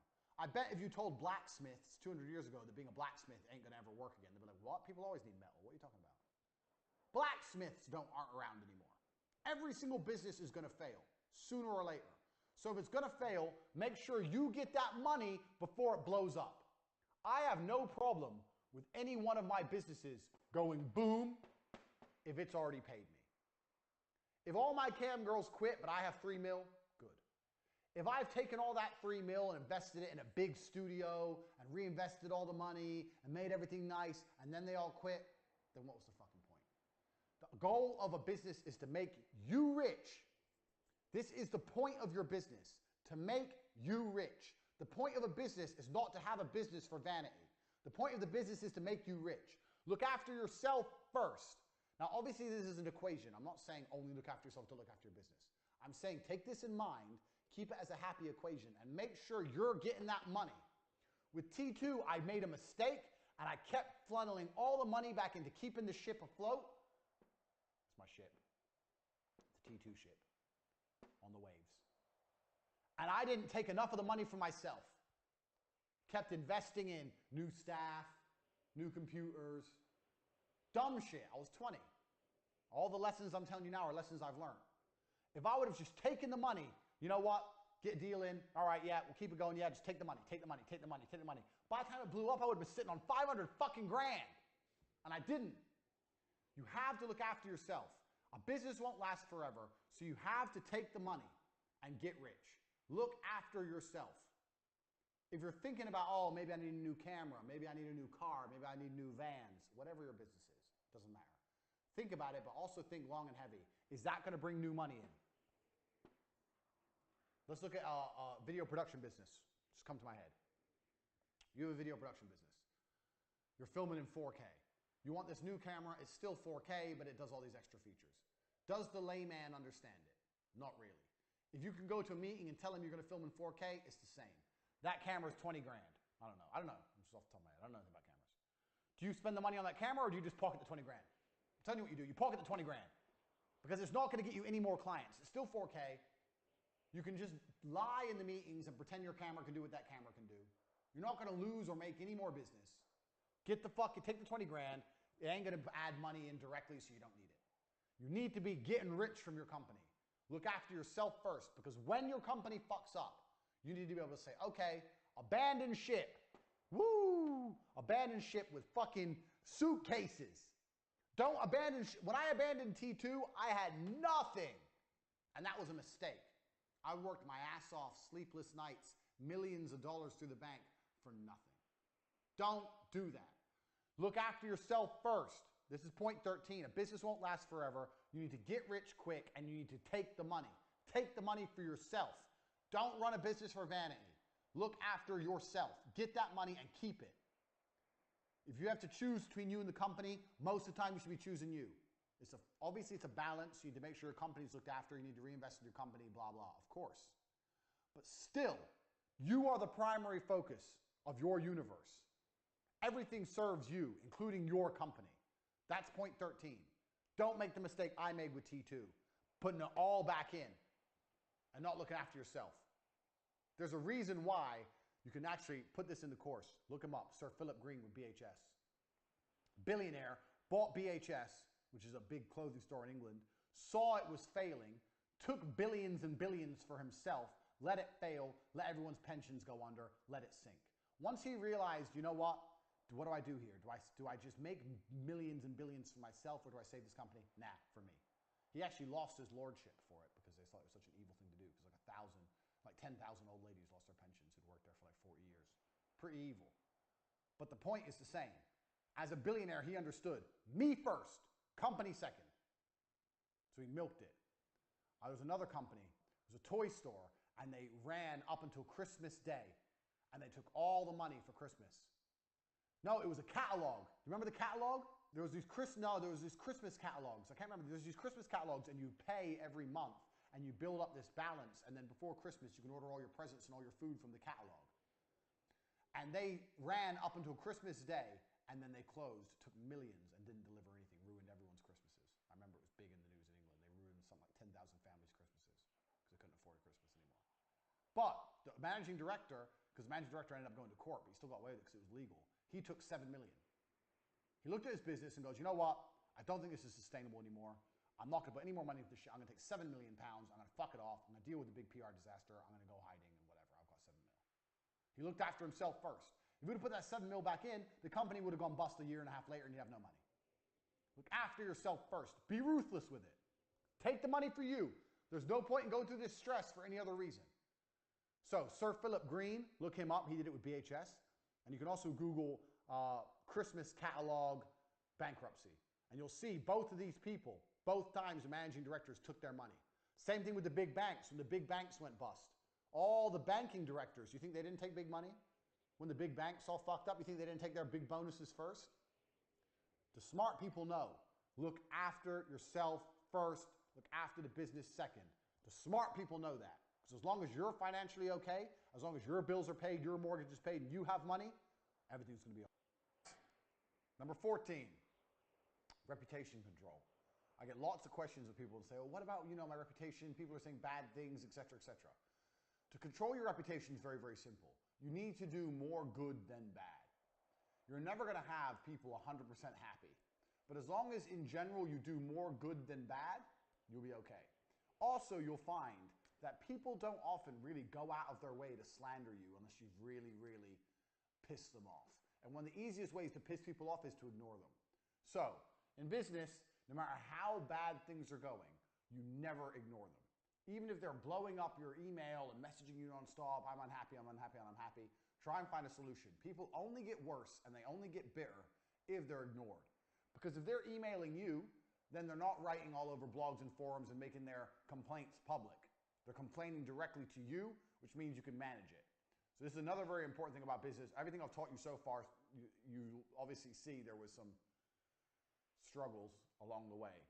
And I learned the most important thing you can do to manage your reputation is to take all the criticism personally so they can't spend the criticism anywhere else. So if someone has any kind of problem, contact them and say, hey, you got a problem, let's talk about it, let's see if we can work something out, blah, blah, blah. Even if they're a complete unreasonable idiot, If you continue to email them back and forth and let them vent a little, they're very unlikely to continue to just spread crap all over the internet. Because that's the world we live in now. It's easy to find customers with the internet, and it's easy to lose customers with the internet. So for reputation control, make sure you're prepared to speak to people even when they're being dicks. That's point 4. Point 15, and this is very, very important. This is going to be a major way you should change your thinking in regards to business. So you've learned a lot of things so far, and you're about to learn something else. And I think I've mentioned this before on Twitter, but if you missed it, this is very, very, very important. You have to change the way you think about money. And you're going to change the way you think about money by only thinking about money all of the time. So I'll give you an example. 99.9% of people who go in a coffee shop and buy coffee and sit down. If I go in a coffee shop, I go in, I look at the prices of the coffee, I look at how busy the place is, I buy my coffee and I sit down, and then I think, if I had to run this business, would I make money? Is there a way I could run this business and make more money? How much do I think the rent is in this establishment? How much are these coffees? How busy is it here? Do they sell cakes and sandwiches to make extra revenue? Who are the main customers? Well, it's mainly businessmen. I can see there must be a business district across the road. Why are the waitresses or why are the people who work here not hot young girls to attract more men to come in if that's the main customer? Think outside the box and look. If I were to open a coffee shop right next door, could I beat them? Are these coffees expensive? Are they cheap? Are they good? You have to start looking at every single business you interact with, every single one, and see how you would compete with them. Or if you had to run their business if you believe you'd make a profit. Because what you'll often find is you'll see there's a lot of people making mistakes and you think you could probably do better and you might be able to beat them. So you need to sit, and when you're going through your normal life, you're having your coffee, you're sitting in fucking Starbucks, whatever. Obviously competing with a multinational like that is going to be very difficult. But any business you interact with, just start training your mind to view their business how you believe it works. Everything from rent, overheads, the product, the profit margin, whether you think you could sell more, any tips or tricks they're missing, everything from start to finish. Just have a look and see if you can work it out. And you'll be surprised how much you learn about business self-taught. I do it with every bar I'm in, every restaurant I'm in, every coffee shop I go in, everything. Even simple things, like even things I know nothing about, like a mechanics. I don't know anything about fixing cars. Still, I'll look at the amount of cars they have around. I look at how much they charge me for my time, how much the labor is, how much I think they're charging the low-level workers, where's the big boss, how much is he making? You need to start thinking about money and thinking about businesses like this. Every time you interact with one, you need to analyze it. And your analysis will get better and it'll get more precise. Obviously, there's some information you don't know. You don't know exactly what the rent is. But you can estimate it. You should be able to estimate it. So this is one of the really important mind hack I teach anyone who wants to get serious about hustling and making money. You need to start approaching and looking at all businesses this way. Because what's going to happen is when you eventually open your own business, there's going to be some lessons that you identified, some mistakes you identified in the previous businesses that you're going to make sure you don't make. Whether you're opening a coffee shop or an online company, it doesn't matter what it is. You're going to identify the mistakes and you're going to change them. So even next time you buy something online, most websites nowadays are extremely streamlined.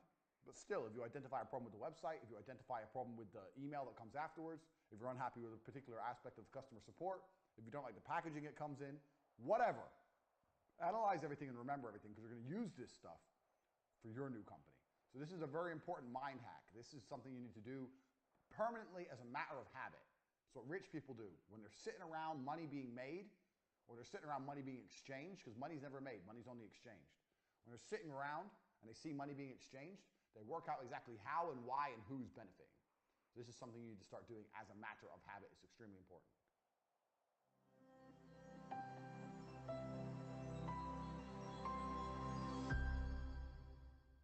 Right, number 16. If you're working a job, you need to identify all the ways in which you could do your job better. A lot of people work their jobs and they don't try very hard. We've discussed this already about how lazy employees are. If you're an employee right now, you're probably lazy. So, you're working a job, you're not trying your best. Make a list of all the ways you could improve how you do your job. You could work faster, you can make more phone calls, you could care more about X, Y, Z. You could do the entire 9 hours without super long bathroom breaks where you disappear to sit on your phone, whatever, whatever. Make a list of all the ways you could improve the way you do your job. Then ask yourself why you don't do it. Why don't you work at 100% of your capacity? And the main reason is probably going to be because you're not incentivized to do so. I don't know about your job. Obviously, this is the Hustlers University. We're going to teach you how to make money outside of your job. But if you're in a job right now and the fastest way you can do to get a pay rise or increase your money is literally to sit there and think, I need X, Y, Z to be incentivized to do this job properly. I think you'll be surprised how often you can go into your managing director or your, especially for smaller companies, your boss's office and say, look, here's the deal. I want to do X, Y, Z, X, Y, Z, X, Y, Z. I think it's going to make us a lot of money. I just want to say, if I'm right and it pulls off, let me prove myself first. Let me make the money first. But if the money starts rolling in, that's when I'm going to be rewarded for it. They'll say, oh, okay. They'll call your bluff because you promised them money. When you go in there and you say that, all you've done is say, look, I want to make you some money. You say that to them, let the money start coming in, and they'll often reward you for it. If you're not doing your job to the best of your ability, then you need to be doing something else. And if you're not doing the job to the best of your ability, you need to be using that time to start something on the side. So my work history, as you can tell, is very varied. For a long period of time, I worked, when I say long, about a year, I worked for a company called N2. N2 sold web advertising. It sold advertising, websites, SEO, Google AdWords, all that kind of thing. So we would call up companies and convince them they need a new website, or they need SEO, or Google AdWords, or hosting, blah, blah, blah. It was like an online advertising agency. This is a few years ago. At the same time I was working there, this is the company when I read Wikipedia three days a week. At the same time I was working there, I was pissed off that I wasn't a business owner anymore. I kept remembering T2 and all the mistakes I made at T2, and I wanted to start a television advertising agency again, but I couldn't afford to quit this job, and I also knew that it was going to be very, very hard to sell television advertising like I did a few years before, because this was, when I was selling it before, was just before the big credit crunch. Remember that? Now we're in the height of the credit crunch, so it's going to be very difficult to get money out of people. So I decided to start a company anyway. I started a television advertising company called Vixels. I looked at the word pixels, I changed the P to a V. Doesn't make any sense. Vixels television advertising, and what I would do is, my brother would pitch television from home, and I would still work my normal job, and in between not doing any work at my normal job, I'd provide leads and fulfill leads, et cetera, et cetera. So not only am I working a normal job, I had another company on the side at the same time. And what was good about this is if I went to a company to give them a website and it was a particularly big company and a company I think could afford TV, then I'd pitch them for Vixels on the side, or tell Tristan to call them and pitch them. So simultaneously as doing my job, I was running another company. Now Vixels never really took off. I landed 3 or 4 deals. I maybe did 200-300 grand, which isn't a lot of money to me now, but 200 or 300 grand is a lot of money to most people in a year of a company. So instead of just sitting at my job doing absolutely nothing, I was doing a lot of nothing. I was reading Wikipedia. But I was also doing as much as I could for my own company on the side. So if you have a job right now, don't quit your job. People say to me all the time, oh, I need to quit my job. No, you don't. You don't need to quit your job. I guarantee there's enough time in the day for you to work your job and work your side hustle. Guaranteed, because you're lazy and you don't do shit at your job anyway. You have all the time you need to continue with your job, get your side hustle rolling. When your hustle's rolling and you know the money's coming in, then quit. You don't need to quit your job at the same time. So people say it to me all the time, well, should I quit my job? And the answer is often no. You don't need to quit your job until you've been through and you've sorted out all the things you've already been over so far in this university. Is money coming in? Why would you quit your job? Is money coming in? Yes or no? No. Well, then why would you quit your job? I showed you already how easy it is to get money flowing in. Get the site online, bang, bang, bang, get the money in, even if none of the fulfillment is ready. So if money's not coming in, you don't need to quit your job. No, you need to do everything at the same time. You can get money rolling in first before you consider ducking out of a job, sitting around at home, and being broke. So that's a very important key thing about jobs, because I get asked that all the time. Next point, and this is a very important one. People, I'm going to make this very, very clear. People do not buy on price. You do not want to compete on price. For whatever company you're going to run, you do not want to compete on price. T2 competed on price, and okay, it lasted a while because of speed, but even nowadays, that would be much harder to do, and I'll tell you why. The people who compete on price are going to beat you. So if you go to Amazon.com and look at the phone cases for 89 cents for the case and delivery, and it's coming all the way from fucking China. How do they make money on that deal? I don't have a clue, but they managed to pull it off. There's too much Southeast Asian and Asian production now. Everyone's producing everything so cheap. There's no way you're going to win on price. You need to sell on brand. Here in the West, living where we live, that's our advantage. We have the whole idea of branding and quality and reputation. These are the things you need to sell on. You do not want to sell on price. You don't want to price people out of the market, but when you're sitting there looking at your prices, you don't want to sit there and go, well, you know, I want to make it really affordable. I really have never experienced that. So you've joined my university. This is, I don't know if you joined at half price for $9.99 or you joined at the full price, whatever. I could have done this cheaper, but why would I do it cheaper? This is the value. The value here is everything I'm saying. This is how much it should cost. So you can't just be looking to sell things as cheap as possible. I see a lot of guys, especially the Twitter gurus, loads of them are selling ebooks for like $17 or $13. How are the fuck are you gonna get rich off $17 ebooks? You're not. So if that's the only price people will buy from you at, then that shows your brand has no strength, no reputation. Because if you had genuine strength and reputation, you could sell at a real price. So where your price point lies says a lot about who you are as a person. Do you want to be fucking Lambo? I'll write Lambo down because I like that word. Or do you want to be bullshit? This is where all the ebooks, the little ebooks are. This is where I am. Why can I sell more than them? Why can I sell for a much higher margin, a much higher price? Because I have a reputation and I provide a better quality product. So when you're looking for whatever you're going to do, whatever you're going to launch, when you start putting prices out there, if you put it up high and you're not selling, and you find yourself really reducing the price to try and get sales, that says a lot about who your reputation is, and you need to do some reputation management. You need to build your reputation, build your credibility, build on the point that you're an expert in your field. And as you do that, your price will increase. That is the easiest way to make more money. Because there's only a certain amount of customers in the world. Let's say there's only 100 incels who are going to buy a book about how to fuck today. There's only 100 of them. That's the only people on Twitter who are going to buy a book about how to fuck today. So the easiest way to make more money is to charge this 100 people more money instead of trying to find more people. Especially with Twitter, because if you're selling on Twitter, Twitter following doesn't grow that fast. Your Twitter followers may not be that big. And if it, even it is, let's say minus 30,000, they don't grow very quickly. You get shadow banned, takes a long, long time. So you only have a certain amount of potential customers. So you want each one to spend as much money as possible. This is the reality of the game. So if you're selling shit cheap, like a lot of these Twitter guys do, that's because they're cheap and they're lame. They're lame. Never sell on price. Also, you'll have more problems and more complaints from people who buy cheap things than people who buy expensive things. And the reason is because the people who buy expensive things are getting Lambo quality, like you're getting here, all the information I'm giving you. The people who buy the cheap things, they're just buying it because it's so cheap. They don't believe in the person. They're just like, oh, what's the worst I can do? I'm only losing 13 bucks. But then they'll still feel pissed off when they realize it's garbage. So your number one goal, your number one aim in whatever business you do is to constantly be increasing prices. You need to be looking to constantly increase the price. And the way you do that is by constantly building on your reputation. That is how it goes. Even if you have to start off with a lower price, you need to always increase the price. You should never get to a point where you've priced yourself out. People don't buy on price. People buy what they want. If people want something, they're going to buy it.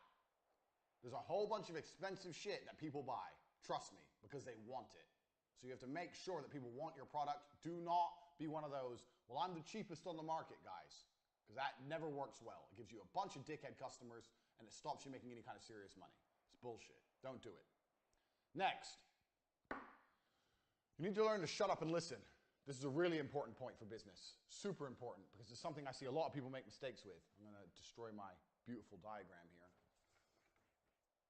Right. Most people, once they start a business, won't shut the fuck up about their business. I know so many people who are making money, and yeah, they're making money.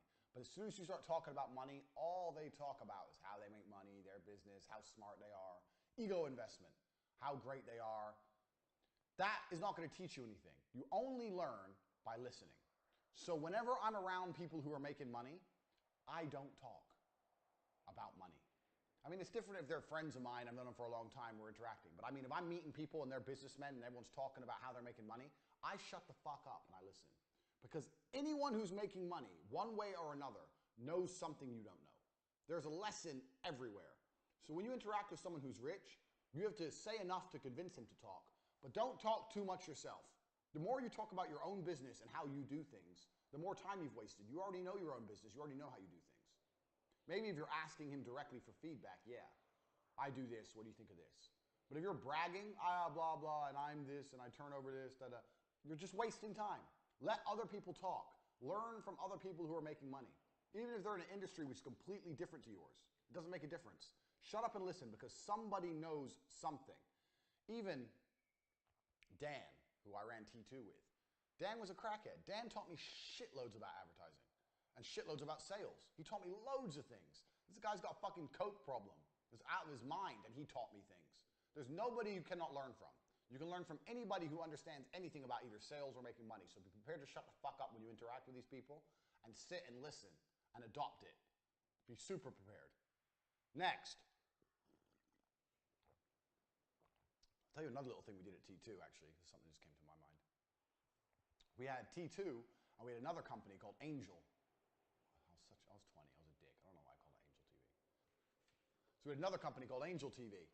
And what we do is, we'd pitch TV companies as normal. And if we ever had a company which was really close to doing it, but for some reason just wouldn't go over the edge, wouldn't buy, then we'd call them up and pitch them from Angel for a tiny bit of a discount. So let's say we're pitching someone at 19 grand, we're trying to get them, they won't do it. Then we call them up from Angel and say, hi, we have a one-time special offer, 18,000, and try and close them that way, even though there was no profit in it. But the point is, that's another little thing you consider, another little business tip. If you have a company like that, if you have a partner, a business partner, or you have some members of staff that they perhaps wouldn't interact with if they're talking to you in the initial organization, if you're really trying to get this order and you just can't get it in, you can always try and pitch as some other company and take the business that way. I know a lot of people who are doing that, I won't say who, in lots of different industries, who are coming along, trying to close the business, closing a lot, but those stubborn motherfuckers are coming along with another company and scooping them up. Keep that in mind. It's something else you can write down and think about. We'll come back to Angel later on in your university curriculum. Next, attention is free advertising. So you need to get good at getting some attention somehow. I get attention because I'm the Don. But you need to find a way to get attention. Because all advertising is buying attention, which is fine. But buying attention is more expensive than getting attention for free. And when I say for free, I mean free financially. Getting attention is still going to take time with your money. But you need to find a way to get attention. I think you already understand this. You already understand viral marketing, no such thing as bad press, blah, blah, blah. But finding a way to get attention is a fantastic way to start generating money. Now, what most people do is, you see a lot of people, they find ways to get attention, but they don't monetize it. So for this, I'm going to put in an example of my Star Wars thread. We're going to start putting it on the screen now. When you look at my Star Wars thread, I said something that pissed off the nerds. You can see I pissed off the nerds. Started to go viral, started to get traction. And for every single tweet afterwards, all I'm trying to do is promote my website. I'm doing it in a funny way. I'm doing it in a way that annoys them. I'm doing it in a way that's going to get some interaction. But I'm still trying to promote my website from start to finish. That is the end goal. Get attention, and then do not be afraid to shamelessly sell. But you have to find a way to get some attention first. Now, that's not easy in the modern world because everybody's vying for each other's attention, especially on the internet. Everyone is competing for attention. But attention is key. So finding a way to do it is important. I had a guy who had this is the most simple, stupid example, but it's true. It's one of these guys in Romania, and they wrap cars, and they're in an industrial estate. And he painted the entire side of his wall with a huge mural, like a spray paint mural of a car being wrapped.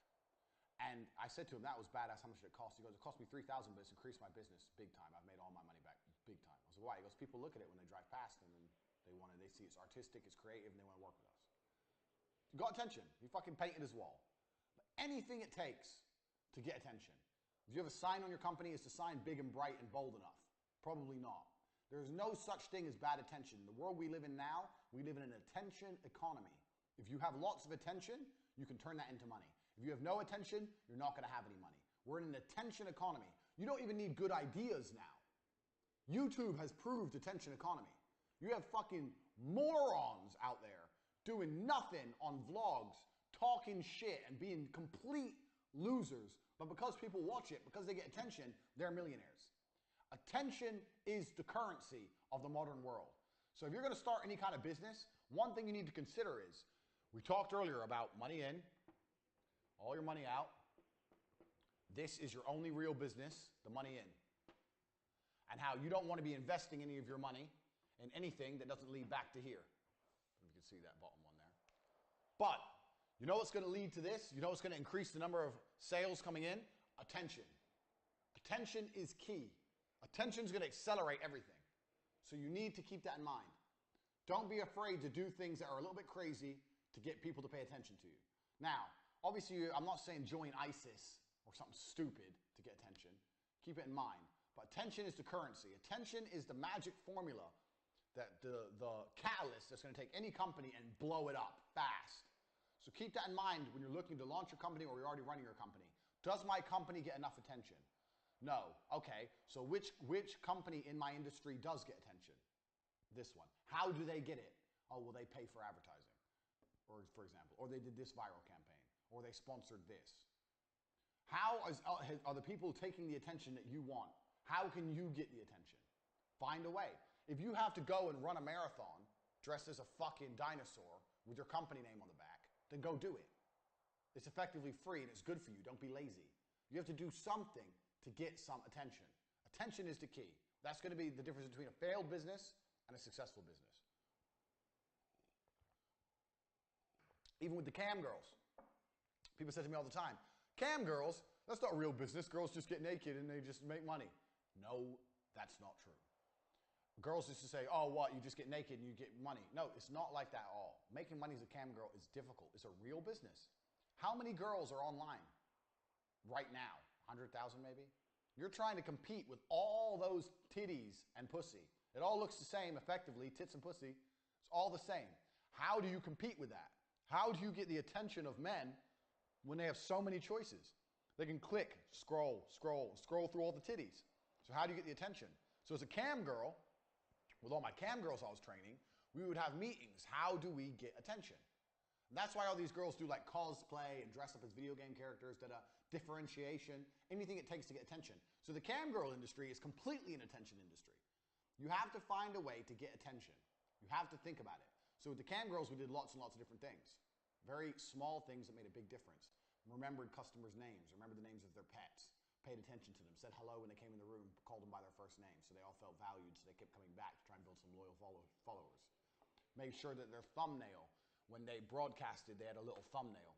So their thumbnail, when they broadcasted, was a really hot one, so they looked good, so people would, oh, that thumbnail looks interesting, click on it. Make sure their room was interesting, a few things in the background, da-da-da-da-da. Basic advertising stuff, but it's all the business of getting attention. Don't forget that, super, super important. Right, next, coming on from the cam girl thing, play on people's insecurities. So I made lots of money with cam girls, and in 3 days from the filming of this, I'm opening my first casino. People have vices and people have insecurities, and if you can find a way to twist them, you're going to make money. People can't help but lose their money in casinos. The house always wins. People like tits and ass, and they're desperate to have a hot girl. That's why they talk to cam girls. So even if you're running a business which is very traditional, let's say you're running clothing, people like to feel good looking and attractive. You have to twist that angle. You have to put something on the angle so that people go, you know what, I want to be attractive. I want to be good looking. I want to be seen as important. That's what all these brands do when Porsche and Mercedes, they advertise as a businessman. Mr. Businessman, getting in his car, has his briefcase, Mr. Business. He's important. You're not important. I'm a Porsche. You're a nobody. You're a loser. You have to play to people's insecurities. The cam business was the number one for this. Play to people's insecurities and promise with your product that everything's going to be better. So I'll give you an example. So with the cam girls, guys would come along. The guys who are talking to the cam girls can't really get girls, obviously, because otherwise they wouldn't be there. So they can't really get girls. But our cam girl would tell them that they could get girls, or that they could get them. So let's say the guy would come along and say, oh, so what kind of guys do you like? The cam girl would describe that guy. And this is something I had to train my girls to do because girls are so stupid. So like literally a fat old man would come along and say, what kind of guys do you like? And she'd be like, young, fit, Italian men or something dumb. And obviously he'd be like, well, that's not me. So there's not going to be a relationship there, is there? Whereas if a fat old man said, what kind of guys do you like? She'd be like, oh, someone mature, someone who's done playing games, someone who's ready to settle down, I know will value me. All the bullshit that he wants to hear. Sell people what they want. Play on their insecurities. And he's sitting there going, yeah, well, I've been trying to look for a girl like that my whole life, but I just can't find him. Oh, where are you based? If we keep talking, maybe one day we'll meet. 1 year later, 2 years later, taking his money, taking his money, taking his money. You have to play on people's insecurities, and you have to find out exactly what people want. So I don't know what you're going to sell, and it doesn't matter what you're going to sell. What you're going to sell, why do people want it? Right now we're in a university. You guys want it because you want to learn how to make money. That's why. So in all of my advertising and everything I'm doing, I make it very, very clear to you. You need this to learn how to make money. I know more about business than you. I've run more businesses than you have. If you don't get what I have, if you don't get the Hustlers University, you're not going to know what I know, so you're not going to make money like I make money. I identified it's the product. We have it here. I identified the reason you're buying it, and I'm pushing it. So I don't know what you're going to sell. Say you're selling fucking protein shakes. I don't know. You don't sell, a lot of people will sell a protein shake, best flavor, this much carbs, this much sugar, blah, blah, blah. Who cares? It's boring. If you're going to sell your protein shake, I'm going to draw a protein shake. I'm going to draw one. It's going to be artistic and beautiful.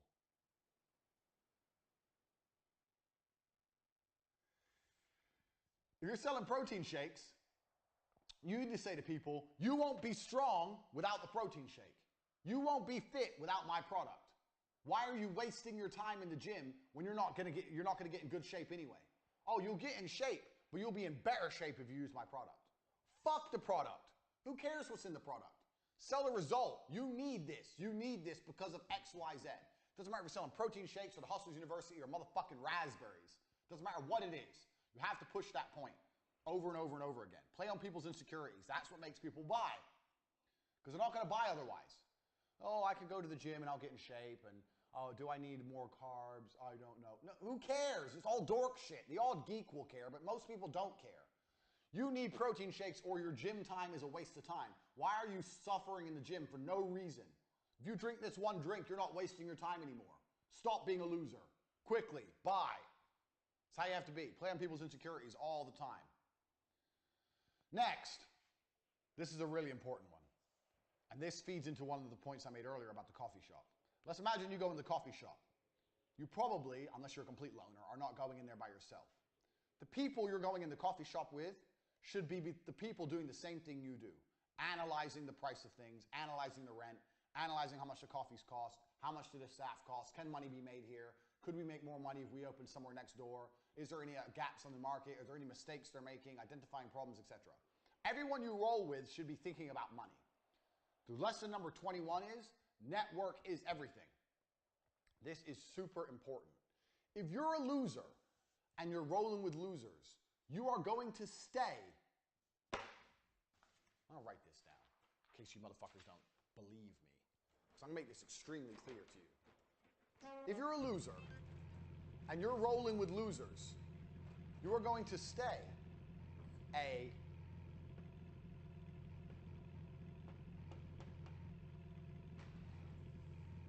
loser. I don't know if you can see that. You're going to stay a loser.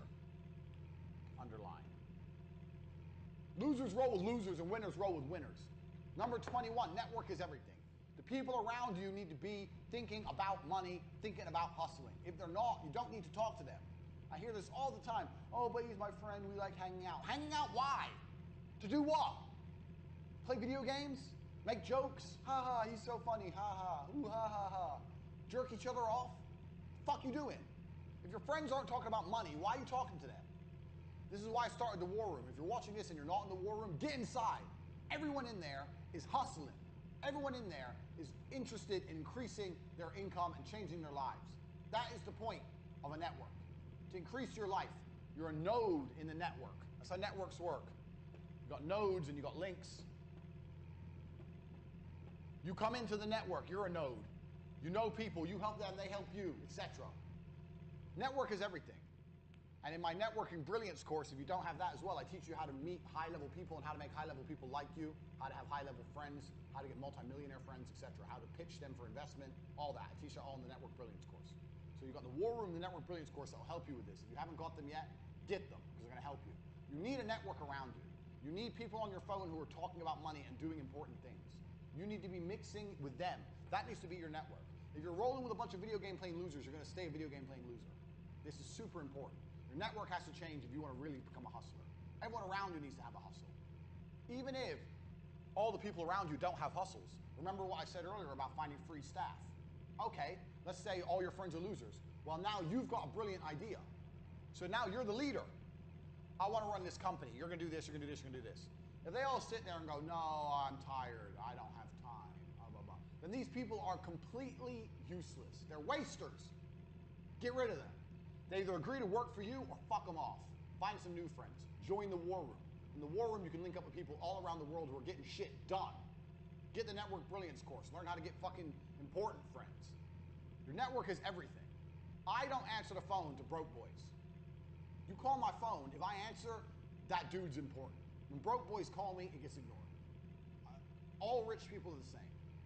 I cannot stand being around people who are not on a mission to get rich. That is the only mission I'm interested in. Everyone I hang around with is on the same mission. We ain't got time for no dumb shit. So if you're still participating in dumb shit, you have got to change your mindset absolutely. If your network's full of losers, employ them. If they refuse to work for you, fuck them off, find new friends. If you can't find friends, the war room will give you a network instantly. That's the whole point of the war room. International network of moneymakers. Not playing any fucking games in the war room. Right. Next point, number 22. Keep your panties dry till the big guy's hard. So, too many people get excited about business they ain't got. Or excited about business they do have. This is just monetary exchange, gentlemen. You have to be a fucking professional. James Bond may enjoy fucking bitches, but you don't see him excited about fucking bitches. He enjoys it, but he ain't excited. He's smooth. He's cool. He's never giddy about it. You launch your business. You start to see some money coming in. Money's coming in. You're making some sales. Good. Be happy. Be proud of yourself. But don't be giddy. Don't be like, oh, wow. Don't be going to see clients and like, oh, I can't wait. I really want to work. It's going to be so much fun. This is numbers on a screen, gentlemen. That's all this shit is. Numbers on a screen. You're moving numbers around. Let me get rid of the big loser sign before one of you guys start crying. Oh, he called me a loser. You are a fucking loser. Learn some emotional control. Don't be getting all giddy and shit. Keep your panties dry till the big guy's hard. Don't know why I wrote that down. That's the basic lesson here. I see so many people get giddy and excited. Oh, we might get this much money. Blah, blah, blah. One, you haven't got the money yet. Two, even if you got the money. Good. All you have to do, do you know what you have to do when money comes in the door? Let me tell you, motherfuckers, because maybe you don't know.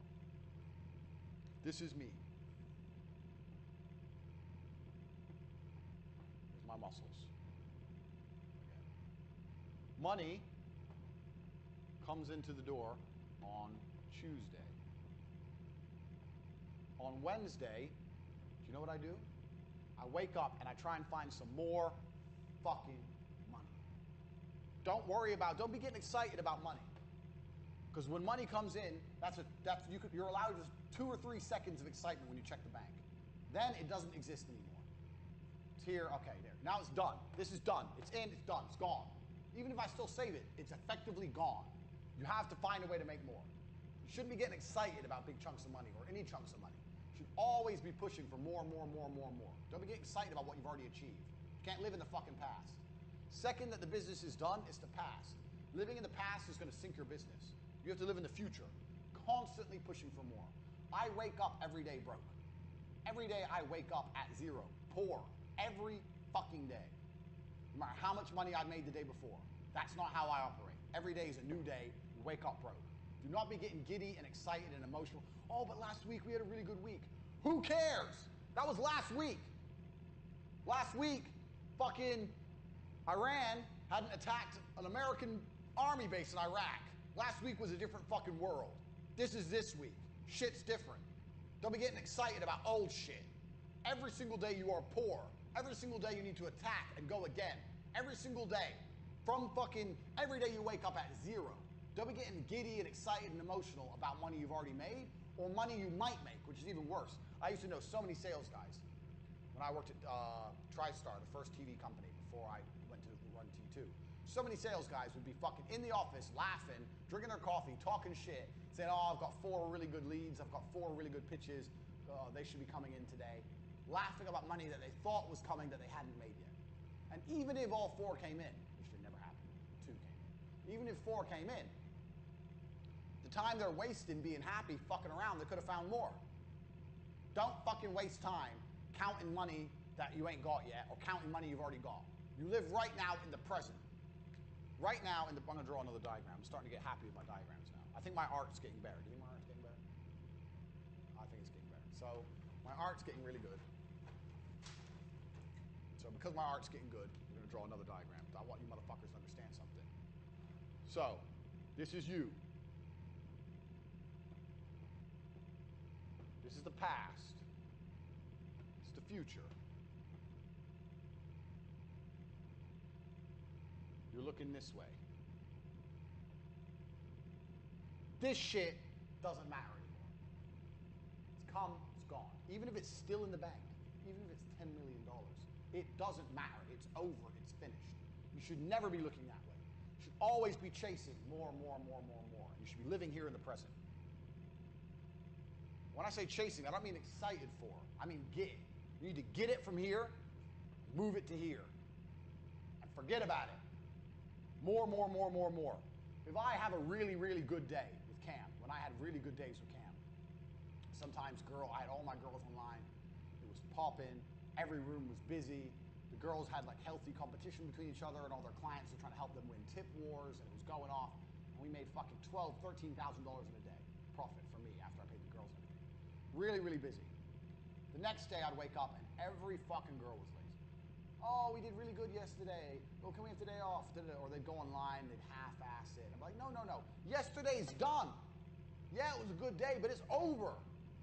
Today is a new day. Today you're on zero. Oh, but yesterday I made so much. Yesterday, I don't live in yesterday. I live in today.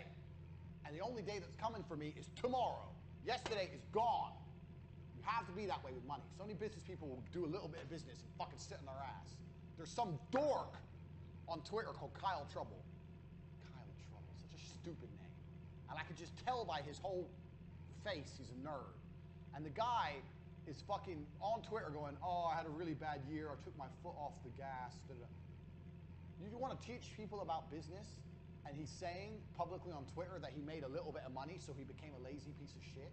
And then his money ran out or his business fell apart and now he's broke. You fucking dumb? Lazy. So he can sit around in his apartment getting jerked off by his free girlfriend? Like, what the fuck's wrong with people? Fuck this. Put it here, forget about it. More, next. I don't care how big of a deal you do. I don't care how many tokens you make online, Cam girl. I don't care what happened yesterday.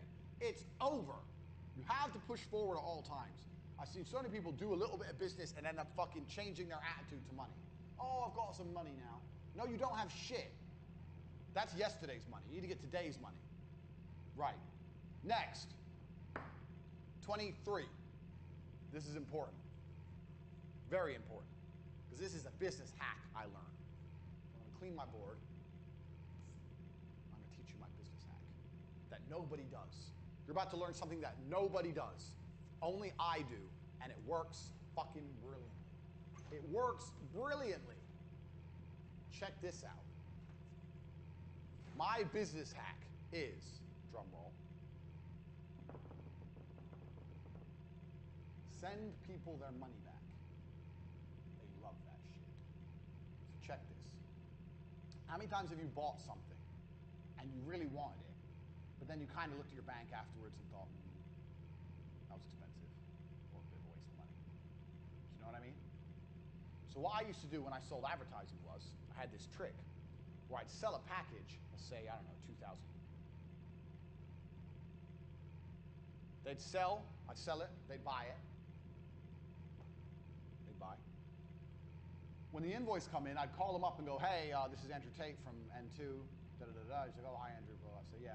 I just want to let you know that some things have changed. I don't think now is the optimal time for you to start your advertising. I'm interested in this as much as you are. I have a vested interest in this working. I don't want to just take your money. I want to make sure that this pays off for both of us. Because if it pays off for both of us, we can do a lot of business in the future. I think it'd be better to wait about 2 weeks. In 2 weeks from now, I think it's going to be a better opportunity. So what I'm going to do is I'm going to send you your money back now. I don't want to sit on your money. It's your money. We can still do the campaign. I just think if we wait a week, maybe 2, not very long, I think there's going to be some more opportunities in the market. And they'll be like, oh, okay, yeah, all right. That's what you think. I said, yeah, well, I want this to work. I want to, I've been doing this a long time. I want to make sure this is very good for both of us, blah, blah, blah. And I'd send them their money back. And they'd be like, what the fuck? I tried to buy, and he gave me my money back. It's kind of like a takeaway. You know the takeaway trick. I tried to buy it, and he said no, and he gave me my money back. And now they trust you loads, because no one gives refunds. No one gives money back. So he gave me my money back. Then when I called him a week later and said, bang, now it's time to do business. I've got a fantastic opportunity. We're going to do this, we're going to do this, we're going to do this. We have this gap, we have that gap, da-da-da-da. It's only 3,000. Marcus, no more. Every fucking time they buy. They'll be like, oh, that's more. So yeah, I know it's more than last time. I mean, we can do the 2,000 package now, but there's a really good opportunity here. You build so much trust when you send the money back that they will spend more later. I did this trick with every fucking customer. Every client would buy, pay, call them up, now's not the right time, send them their money back, talk some shit about how I'm really looking after them, how I want a really good relationship, blah, blah, blah, blah, blah, and then hit them up for a bigger invoice. Every fucking time, and it always worked. It works because the trust you build when you send someone their money back is immense, because no one does that. Nobody does that. Remember what I said earlier about there's only 100 people on Twitter who want to buy a bullshit ebook. It's the same with everything. So my logic was this. I'm making phone calls all day for N2 on the days I worked. Let's say I make 100 phone calls. Only one of those people is in a position to buy something. The other 99 are never going to buy no matter what I say. So that one person who buys, I had to make as much money as possible. What was I teaching earlier, one of the lessons earlier? They don't buy on price. You have to get people to buy things expensive. So that one person who bought for 2,000, the only way I can make more money is to get him to pay for more. There's only one customer that day. And this was the system I developed, the send the money back system. And it's fantastic. So even if you're selling $17 ebooks, let people buy for $17. Email them and say, you know what, I'm going to update the ebook now, so I'm going to send you your money back. I'm sending you your money back because the ebook's going to be updated. I want you to have the most updated version. Let me know how to pay you. Email them personally so they have to see it and reply. Don't just click refund, they might not notice. Let them look at that and go, okay, oh yeah, okay, send the money here. Send them their 17 bucks back. Then they'll be like, okay, that was weird. Then email them again, hey, let you know, working on the update, it's gonna be out soon, da da da. I think you're really gonna like it. I could have, and then remind them, I could have left you with the older version, but I think it'd be better to have the most up-to-date stuff. Bang, email them again. Watch that person go, oh yeah, you know, I really appreciate that. Most people wouldn't do that. Most people wouldn't care. Because now you've sent them their money back. This person isn't, you don't understand the psychological effect this has on people. Now they're like, whoa, I can trust this dude. Then you come at them and go, hey, so it's updated. I've updated, I'm gonna give you the latest version. As well as that, I've got a new product that's coming out. It's not out yet, it's blah, blah, blah, blah. It's worth $100, da, da, da. If you're interested in both, I can give you both for 40. Bang, I guarantee you he buys it. You've turned a $17 sale into a $40 sale with a 2-day wait and a fucking 2 emails. You've doubled your turnover. You've doubled your turnover. Do you have any idea how important that is? You've doubled your turnover with a 2-day wait and a couple emails and a bullshit story. You ain't gonna update anything because they've never seen the original ebooks. They don't know if it's updated or not. You just have to add on another ebook you already had. A big famoose. Famoose is the word I invented in T2. Famoose. Take the money, famoose them. You famoose a goose, and you famease the geese. This is business, listen. He's the goose, you famoose him. You famoose him by taking his $17, emailing him, sending it back, promising a whole bunch of fucking updates, then saying you can get a bundle worth 120 for 40 because he waited, and you apologize for the wait. Like you're doing him a fucking favor. I know you bought 2 days ago, I've updated the ebook now. I know you've done a bit of a wait, so if you want my $100 product for only an extra 20, I'll give you both for 40. Sorry for the delay. Oh, he's doing me a favor. Yeah, okay, he gave me the update, and I got his ebook from Moose the Goose. Bang, doubled your turnover. And it only works because you send that money back. When you send people their money back, I guarantee you it changes how they think. So that's a trick you need to start implementing. Finding ways you could send people their money back, because that shit works. Trust me, I did that for a very, very long time, especially with low-value products with 17 bucks. You ain't making no money on 17 bucks. Send that back, aim for 40s or 50s. That's how you get paid. All it takes is a few emails in between. Keep a spreadsheet so you don't get confused. Be moderately organized. It's easier to double your turnover as a business this way than any other way. There's no easier way to double your turnover. Trying to get double the customers at 17 is gonna be a lot harder than just fucking a couple emails and doubling your turnover. Double. I've just doubled your business with a very simple trick. I'm a genius. I'm a genius. I'm a genius. And I know this shit works because I did it all my fucking self. I've done this. I'm a genius. Literally. I used to do this all the time with advertising. Oh, I've just bought. Yeah, I'm gonna send it back. Now it's not the right time. Oh, but we really want to do it. It's part of our marketing strategy. Yeah, okay, I'll be in touch. Don't worry. I'm gonna identify the right time. Bang, higher price. 24. You have to hard close. Now, a lot of people already understand this. This is why they do false urgency, buy now, running out of time, blah, blah, blah. But you have to hard close people because people don't buy things without being hard closed. So you have to find a way to close them. You either have to do the false urgency thing, we're running out of time, or you can just do, if you don't buy now, it's gonna be very hard to get this deal later on, blah, blah, blah. Now everyone knows this is very basic sales. But in my experience, I've tried soft closing and I've tried hard closing. Hard closing is better. With hard closing, you're gonna lose some people. The people you close outshine or outweighs the people you lose. I see so many businesses and they're just working softly, just waiting for people, waiting. It's better to go hard and just get the business done or not. You have 10 potential leads. My board's still wet, so I can't draw for you. I'm sorry, I know you love my diagrams. You have 10 potential leads. It's better to hard close, come in like Rambo, close 5 and lose 5, than sitting there on 10 that might drop in, might not drop in. Because that 10 that might drop in, might not drop in, fucks with you. It fucks with your estimated numbers. It fucks with, oh, maybe tomorrow we'll have money. It wastes your time. No. Blow them out the water. Get some definites. A definite is better than a maybe. Get a definite. Some people go, oh, I've got this maybe, this maybe, this maybe. Why are they maybes? Make a phone call right now and find the fuck out. Come up right now and say, look, we're filling up for the month. We're really getting really, really full. I want to do business with you. I think we can do some fantastic business. I understand you may not be ready to move ahead right now. But if you can move ahead right now, because it's the last place I have available for the month, I'm prepared to give you X amount % discount. Yes or no? Oh, no, I can't. Okay, no problem. We'll speak in a few weeks. Bang, fuck them off. Bang, next. Someone will go, okay, yeah, I'll do it. Bang, get them in. It's better to have, what's the saying? A bird in hand is worth 2 in the bush. Stop fucking around with maybes. There is no maybes. You got to close. You got people out there, if they want to do business with you, they either do or they don't. Everyone's a maybe. Maybe I'll go to the moon. Right now, maybe I'm a fucking astronaut. It doesn't mean anything until NASA calls me up and says, get on the fucking rocket. Am I an astronaut or not? Too many of you are letting fucking maybes fuck around and don't do that. Next point, talking about maybes, number 25. And I think a lot of people already know this, but I'm going to say it anyway. Business ain't real till they pay.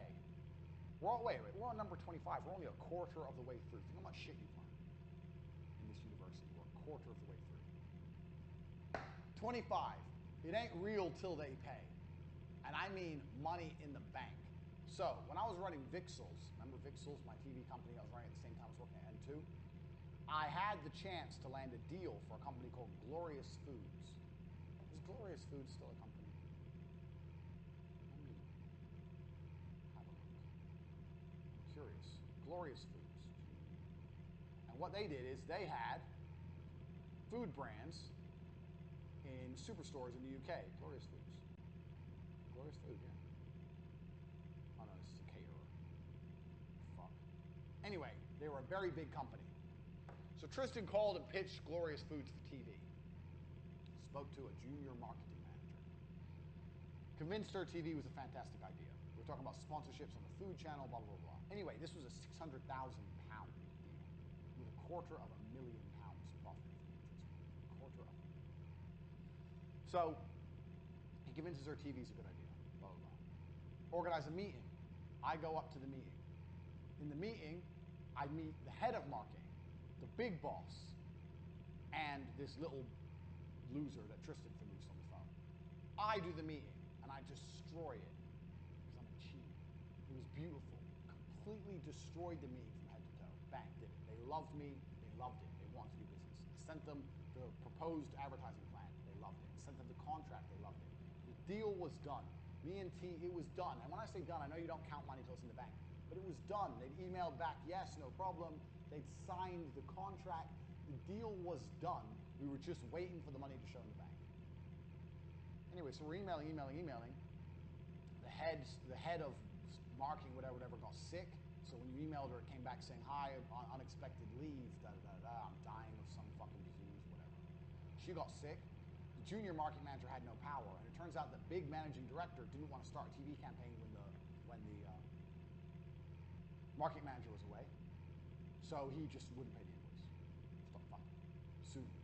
Because he knew they were so big, this is like £1 billion company, that we couldn't sue them. Like, I know they signed the contract, what the fuck are we really going to do about it? Like, we're just me and my brother.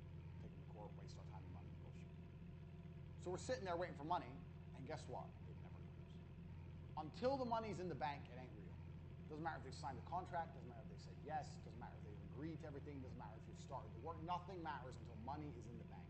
It's super important. Because me and Tristan, when we realized the glorious food money wasn't coming, that was the closest I've ever come to feeling genuine depression in a very long time. We were so excited about that money. We did exactly what I said don't do. We got giddy. We weren't professional. We were excited. $250,000 liquid cash. What can we do? We can do this. We can go there. Or buy this, buy that. Change our lives. All this bullshit. We weren't rich then. That's life-changing money. Do not get excited about money until it's in the bank. Super, super important. Because trust me, that glorious foods thing fucked me up for like a week. I couldn't even work properly for a week. I was so pissed off. Totally demotivated. Don't let that happen to you. And that feeds into the next part, number 26. Stress tolerance. You need to learn to care about things mentally but not emotionally. How successful you are as a hustler is directly linked to how much stress you can tolerate. Money making is only stress tolerance. So when you're making money, most of the time, what you're doing is you're taking stress off other people, especially if you provide a service. Even if it's a cleaning service, you're taking away stress from someone else. You're adopting someone else's stress for cash. The more stress you can adopt, the more money you can take. You need to have high stress tolerance as a hustler, as a moneymaker, as a businessman. You have to be able to deal with stress. Things are going to go wrong all the fucking time. You have to be able to just ride the waves. So, in life, usually there's two kinds of people. You have the stoner dickhead who smokes weed and doesn't give a shit about anything, who gets nowhere. And you have the person who cares about things but is very emotional, very uptight. Oh, fuck's sake. Oh, no, this has gone wrong. Angry, blah, blah, blah, running around like a nutcase. You don't want to be either of them. You want to be in the middle. You have to care about things mentally but not emotionally. Andrew, the website's gone down, and PayPal have blocked us, and whatever. You need to sit there and go, okay, yeah, all right, I understand. Let's find a solution, And you need to care mentally but not be getting emotional about it. Stress tolerance is a huge aspect of this. Most of you people out there, the only reason you're not successful is because you can't tolerate stress. And I'm saying this to you now. You cannot tolerate stress. I mean, what do you mean? I know you can't, because if you could, you'd already have side businesses, and you don't. You work a job and you don't have side businesses because, oh, I'm busy, I'm tired. This is sales stress tolerance. Needing to sleep is stress that shows you have a low stress tolerance. Not having the energy shows you have a low stress tolerance. Not knowing what to do is a low stress tolerance. You do know what to do. You have ideas, you're just lazy and you're just afraid of the effort and you don't like the idea of stress. Oh, now I got more things to do. I can't handle it, more things. You're a little fucking baby. Stress tolerance is super important. Life's stressful. Being successful is stressful.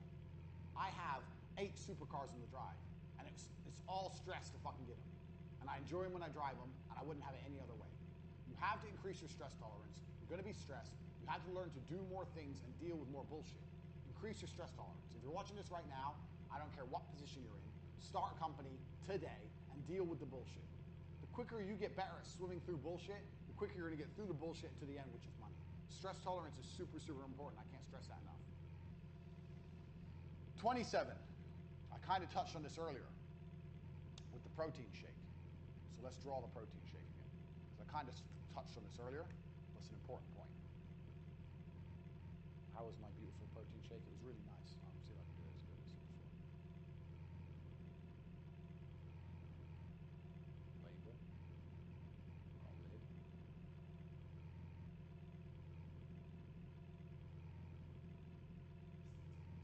That's good. So, protein shakes. The way you sell protein shakes is you convince people they need them. This is one of the most basic tenets of business. You have to convince people they need whatever you sell. You don't talk about the product. You talk about their need. What's the old adage that they do? Sell me this pen. You ever heard that before? Sell me this pen. People go, oh, well, this pen is blue, and this pen is, it's made of plastic and it's durable. No, that's not how you sell a pen. Sell me this pen. You need to be able to write things down. But I've already got a pen. Yeah, but now you can write more things down. So you have another pen. How are you going to write down all your ideas? Think of all the things you can write down. You can write the next novel. You can become J.K. Rowling. You can become a billionaire if you had a pen. You don't have a pen. You need a pen to write things down. Sell the need. Don't sell the product. It's blue and it's plastic. As opposed to you can become J.K. Rowling because you need a pen to write things down. You have to sell the need at all times. Most people don't sell the need. Have you noticed with me, I never sell the product. So let's look at my products compared to other dorks who sell stuff online. So you'll see other dorks will go, my 18-page ebook includes blah, blah, blah, blah. Have I ever told you how many pages are in my books, or how many exact modules you're getting? Did you know how many modules you were getting with this university? Did I say, this many videos, this? No, because that's selling the product. And you don't care. You signed up anyway.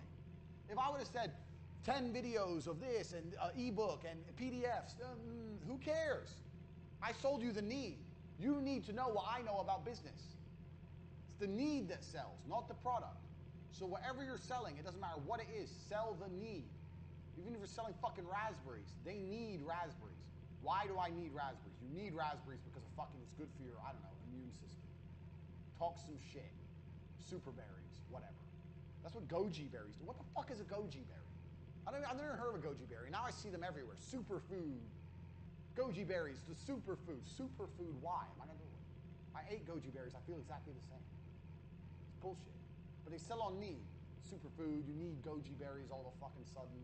I don't even know what they look like. Anyway. Sell the need. At all times, you will catch yourself not selling the need. All the times you'll catch yourself not selling the need. So, even a coffee shop. This is the biggest mistake things like coffee shops make. They don't sell the need. A coffee shop will sell you on price. They'll try and do it nice and cheap because they have lots of competition. They'll have a nice looking coffee shop. They'll have like a good, nice chairs that'll look nice, whatever. But they very rarely sell the need.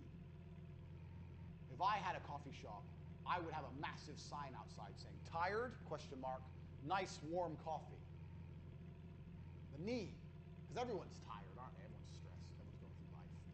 Tired? A bit. Nice warm coffee. Yeah, nice warm coffee. Okay. Walk in. That's selling the need. I don't say, Arabica beans in a cup. Who gives a shit? Care about fucking beans? Sell the need at all times. Never take your eye off that prize. If you're still paying attention, which you motherfucking should be, write that down. Already, all the information I've given you should be formulating how you view business. You might have to watch this university 3 or 4 times. But at the core of it, always you have money in. That's your business. The rest is bullshit. Everything has to feed back to this. Selling the need will feed back to this. People buy things they need. They sometimes buy things they want, but they always buy things they need. That's why they have to need what you sell. So find a way to make them need it. Next, this is something that most people don't understand. My experience of business, if you're going to be a hustler and you're trying to get rich, is as follows. Until you are a big, rich company, or until you have lots of money in the bank, contracts are not real. Legal paperwork are not real. None of these things are real. Look at the Glorious Foods example. They signed the contract. They owed me that money. If I would have taken them to court, I would have spent a lot of money. And would they have paid me in the end? No. None of these things are real. Do you know why legality isn't real? Because legality defies Rule 1 of the Hustlers University. What's Rule 1? Rule 1 is speed. And guess what lawsuits are? Slow. Super slow. And if you're a new business, you do not have time to be fucking suing people. It's going to take forever. Years. Years for a maybe. And even if you do get a yes, they can still delay years if they even pay you, which they probably won't. It's different if you're like suing a huge news outlet or something. Like the Covington kids did. That's different. But in general, you want to do your business based on trust and cash. You don't want to be having, I don't really trust all the contracts. Well, I've got the contract. I've got the contract. If they don't want to pay you, they're not going to pay you. Fuck the contract. And what are you really going to do about it? It's bullshit. I am not a fan of contracts. I don't work with contracts. I don't like legality. It's very, very slow. So if you're looking to start your business, you're like, okay, we need a contract with this person, contract with that person. You know what's better than contracts? Mutual interest. It's good for me if I do my part. It's good for him if he does his part. Look at how a road works. You're driving down the road. There's a car here. There's a car here. Why do they not crash into each other? Well, it's good for him if they don't crash. It's good for him if they don't crash. Nobody wants to crash. So we all avoid it. Isn't that better than having a contract saying we won't crash? What the fuck does a contract do? then he does crash into me. Well, I have the contract, but the crash has already happened and everything's a fucking mess. Mutual interest. Find a way to do business with people that is mutual interest. My suppliers, I don't need a contract from my supplier because they want me to buy things from them. For what contract? For what? I see so many people who get involved in business start talking about contracts because they like to sound smart.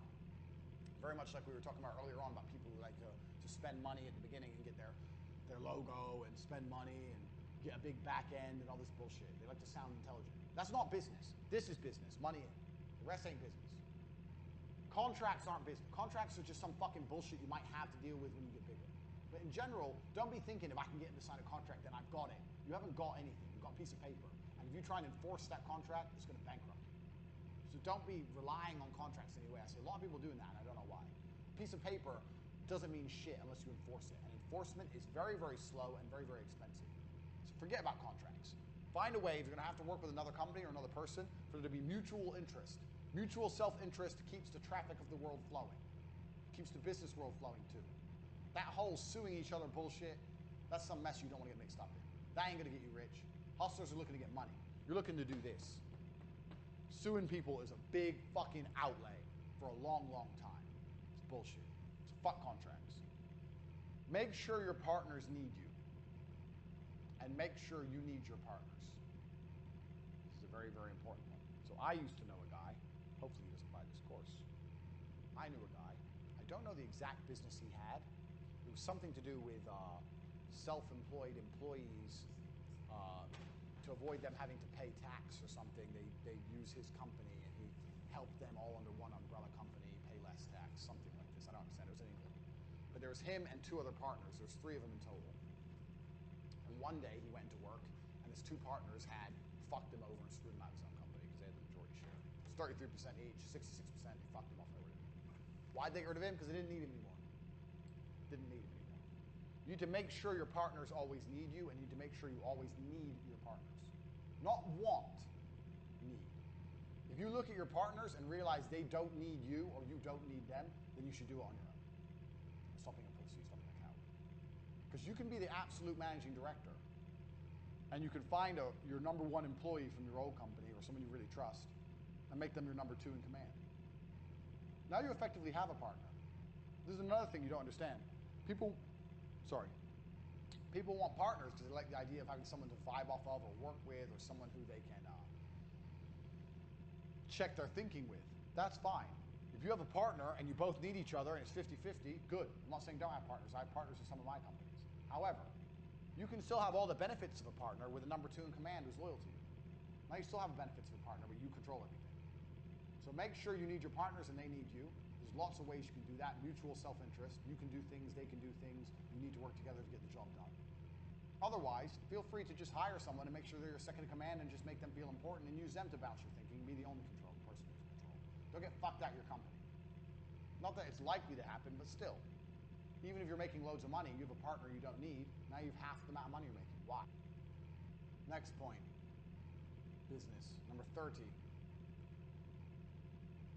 Every purchase is an impulse purchase. So, if someone does eventually buy from you, even if they've been thinking about it for a long time, the moment they finally decide to pull the trigger and buy is an impulse purchase. That's why I say hard close. That's why people do false scarcity, all these things to try and get them to impulse buy. You can go and do a lot of research on impulse purchases, how they work, why people make them, etc. Everybody, after they purchase, the time between the money leaving the bank and them receiving the product, even if it's a few milliseconds, is going to have that little bit of, that's a lot of money I just spent. Every single purchase is an impulse purchase. Remember that. Keep it in mind. I've had a lot of people say to me, oh, you're selling impulse purchases. I don't. Mine's a considered purchase. No, it's an impulse purchase. A house is an impulse purchase. A supercar is an impulse purchase. At the point of buying, it's an impulse purchase. No matter how long they consider it for, when they finally click send, it's an impulse purchase. So all the tactics and tricks I'm teaching you to get people to impulsively buy, work on every single kind of sale, because every single kind of sale is an impulse purchase. Don't get stuck up in some bullshit thinking, oh, mine's not an impulse, like you're better than everyone else. Oh, mine's not an impulse purchase, mine's considered. Shut up. All impulse purchasing. All of it. Everybody impulse purchases. And that's why you have to look, if you're going to look at any kind of sales tips and tricks, look at impulse purchasing, how it works, why people do it, and Those are the factors you need to implement, especially when you're trying to close a considered purchase. If you've been talking to them for a long time, you're trying to close them, bang. You're trying to convince them to make an impulse purchase. It's as simple as that. All sales are impulse purchases. And they're not buying on price. Those two go together very, very well. Remember those 2 points. It's important. So how does a real estate agent do that? Like a house is a considered purchase. This is where you're going to live, and it's very, very expensive. Well, they come and they show you around, they make you want it, and then they start telling you other people have won it. Other people are viewing the house, they're going to put in an offer, trying to force you to make an impulse yes or no. Okay, we'll take it.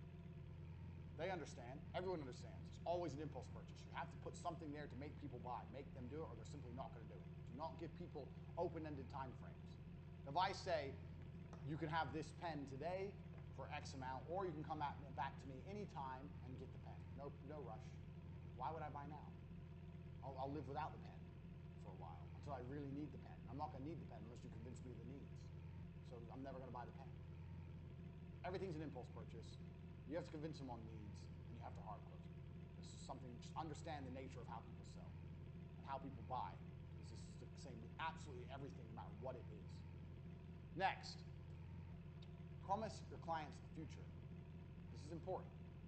A lot of people I see do not sell a future with their clients, and I don't understand why. You should sell a future with your clients. You should say, look, we're going to work together for a very long time. In the future, X, Y, Z is going to happen. In the future, I'll be able to provide you with X, Y, Z. When you talk about the future, you presume the present.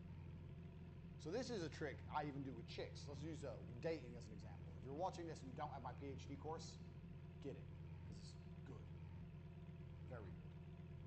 But I do this in the PhD course.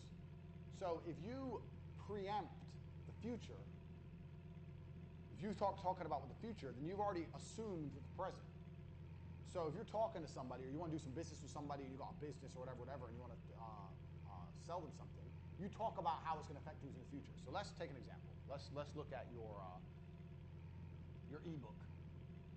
I don't know. I'm just thinking something off the top of my head. Your $17 ebook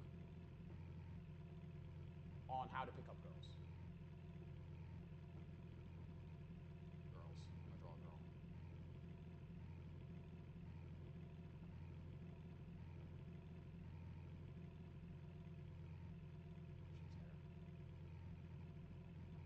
She smiled.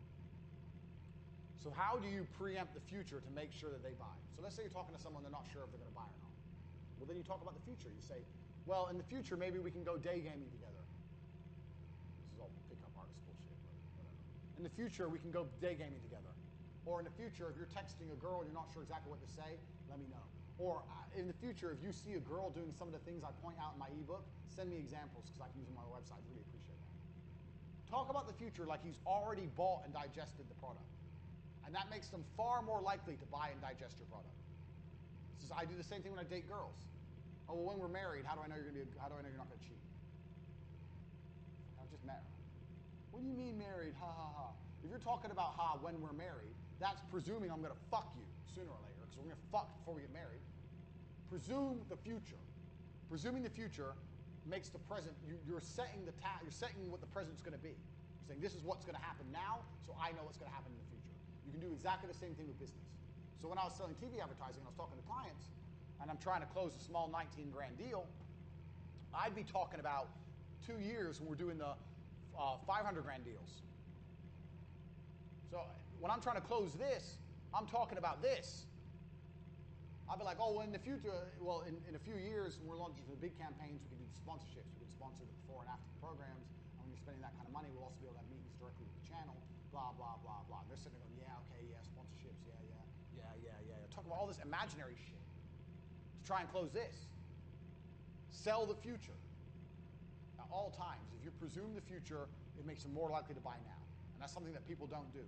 Even for bullshit $17 ebooks, for television advertising, for websites, doesn't matter what it is. If I was trying to sell a new website for N2, I'd be talking about how 2 years later down the line, we can integrate a new back end with our website. Who knows? Who gives a shit? Talk about some fancy shit that's going to happen in the future. If you do that, you're more likely to sell now. That's super important. Don't talk about now. Back to the ebook. If you buy my ebook, you'll see what girls are texting you, and you'll see why they mean it, or why they're saying it. If you buy my ebook, you'll see why girls are saying what they say in text messages. as opposed to after you've seen my ebook and you see what these girls are saying, it's going to be exactly like I told you. And when they do it, screenshot it and send it to me because you're going to see. The future. Okay, after I have the ebook, then I'm going to know, he said I'm going to understand why they're doing it, and I'm going to send it to him. You've already told him he has the ebook. Presume the future at all times. Very important.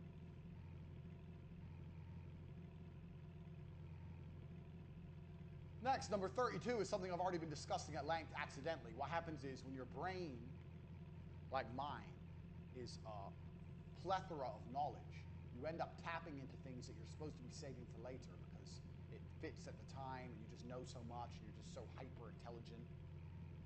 I don't know if you'd understand that, but that's what happens when you have deep knowledge of a subject. Sell the result of a product, not the product itself. We've already discussed this, so we'll discuss it again very, very quickly in case you weren't paying fucking attention. Ebook. Selling the product is, I have an ebook and I deliver it to you instantly and it has 8 pages and 5,400 words and it talks about girls. That's selling the ebook. Selling the result is you're going to understand women and you're going to have a better sex life for the rest of your life and you're going to have lots of women in your bed. Which of them is more interesting for $17? The result. Always sell the result. I read that down here. I mentioned it earlier, but it's extremely important. Next, 38. Image sells. So we're hustlers. This is the Hustlers University. Image sells. Now, there's a lot of guys on Twitter who constantly talk about saving money. It grates on me. It annoys me. These are the other guys in the saving money, the making money space. It's not how much you make, it's how much you save. Can you save, save, save? Stay at home, save. Don't have a girlfriend, she's expensive. Jerk off, save, save, save. It's bullshit. You need to have a nice image of yourself if you want to sell things. Buy the nice car, wear a nice suit. Find some money, make sure it's still coming in. Because buying the nice car, you say, oh, how does that equal money in? Well, it actually does because it's your reputation. You have to have a nice image of yourself to sell nearly anything nowadays. Drive a nice car if you can. Have nice clothes, look good, look presentable, go gym, have nice things. I'm not going to tell you not have nice things. A lot of people who say that are fucking liars. Tight losers, they're tight losers. They're living a tight person's life. Do you really want that life? Do you want to be selling $17 ebooks and sitting at home and not spending any money and saving it all? Little fucking squirrel. Or do you want to be like me with 8 supercars? Who knows more? Let me ask you another question. If I would have launched CobraTape.com, I was already a millionaire when I launched it. So that's the difference between me and all the other course guys. These guys need courses to be rich. I'm rich without any of this shit. I don't need this because I have Canberra's way before this. When I launched CobraTape.com, the reason it was so successful was because I already had a Lambo. I was already rich. My car paid for itself. Would you be buying from me right now? Would you have bought this university if I didn't have a big house and loads of nice cars? If I said, I know loads about business, but I live in an apartment with a laptop and I sit there all day on my own, but I know loads, would you have even bought this course? You'd be like, what the fuck do you know? That shows how important image is. Flexing on the broke boys is important. So don't fucking neglect it. I'm not saying blow all your money. I'm saying that having a good image is not going to hurt you in any way. Don't be afraid to spend money for your image because it's a real thing. Everything in life is basically the same thing. Everything in life is people walking into rooms and saying things. That's what politics is. That's what business is. That's what negotiate. Everything you can think of is some guy walking into somewhere and starting to talk. That's what the Senate is. That's what Congress is. That's what court is. Everything's people, blah, blah, blah. Talking.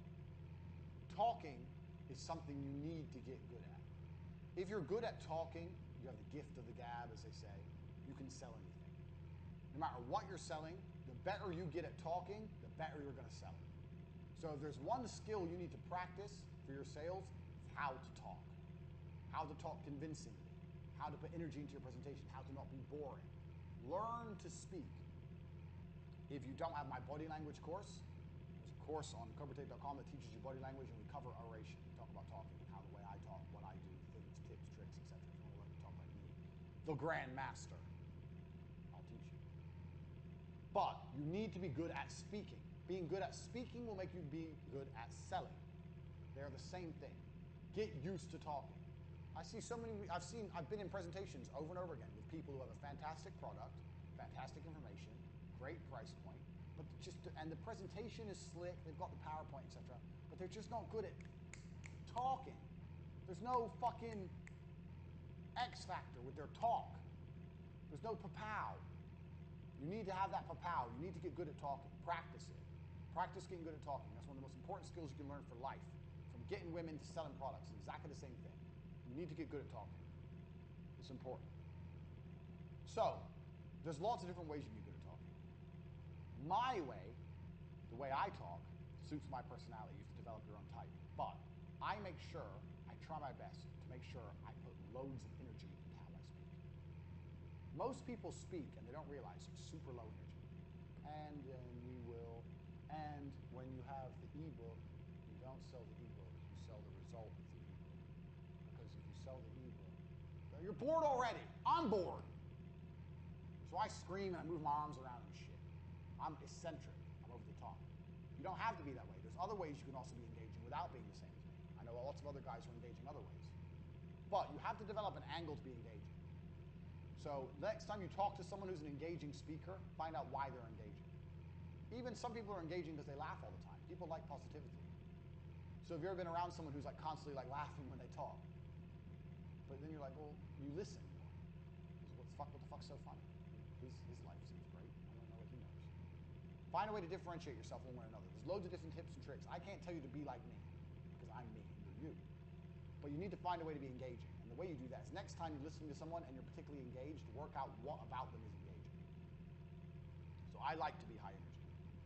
But high energy always helps. Being low energy never helps anything. Even if you're shit in bed, at least if you're high energy, it'll be better if you're low energy. Fucking do something. One thing you do need to avoid is, everyone does it, but if you'll notice, you're watching this university, I'm not reading off a teleprompter, I'm doing everything off the top of my head, and I very, very rarely start stuttering or saying, I've trained it out of my brain. And I teach how to do that in the body language course. So if you're watching this and you want to be able to speak like me, free-flowing, bow machine gun, get the body language course. But you start slowly. You talk slowly, you breathe, you make sure you don't make any and then you get better at it, and then you can be as quick as me. Now I talk very, very fast without mistakes, without gaps. And will lose you a deal. Oh, so explain to me how the flux capacitor works. Okay, so you just lost it. You just lost the deal right there. And 99% of people will do exactly that. Even people who are good, even experienced people. Okay, so why? How does the flux capacitor work? I'm going to tell you exactly how the flux capacitor works. Here's how it works. Look at this. I just got the deal. You didn't. All I did was repeat his question. You're saying, so you have time to think. I'm repeating the question, so I have time to think. Tell me how the flux capacitor works. Okay, or tell me how the flux capacitor works. I'll tell you what I'm going to do. I'm going to tell you exactly how the flux capacitor works. All I did was repeat his question. It's not complicated. There's tips and tricks so you learn how to speak without sounding like a moron. If someone uhs and ahs in a presentation with me, I won't buy from them because I don't like that shit. I don't speak that way. Learn how to not speak that way. If you're watching this and you want to learn what I know about how to talk, get the body language course. It'll teach you. I gave you one little trick there, but there's a bunch more. Next, everything will go wrong all the time.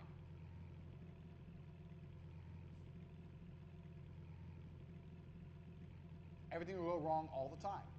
That's why you need to have a high stress tolerance, and that's also why you need rule number 1.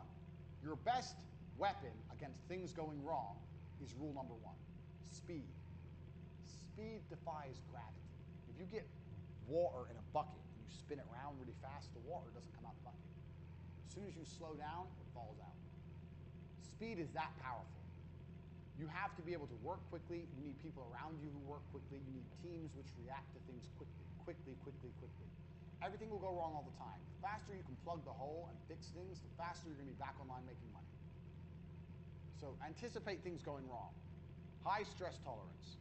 And speed is the remedy to all your issues. No matter what the issue is, no matter what the ailment, you need to do things quickly to get it fixed. Always. As long as you can keep this going, you've got your business going. So let's say you've got your business, got titties on the board now. We'll leave the titties for now.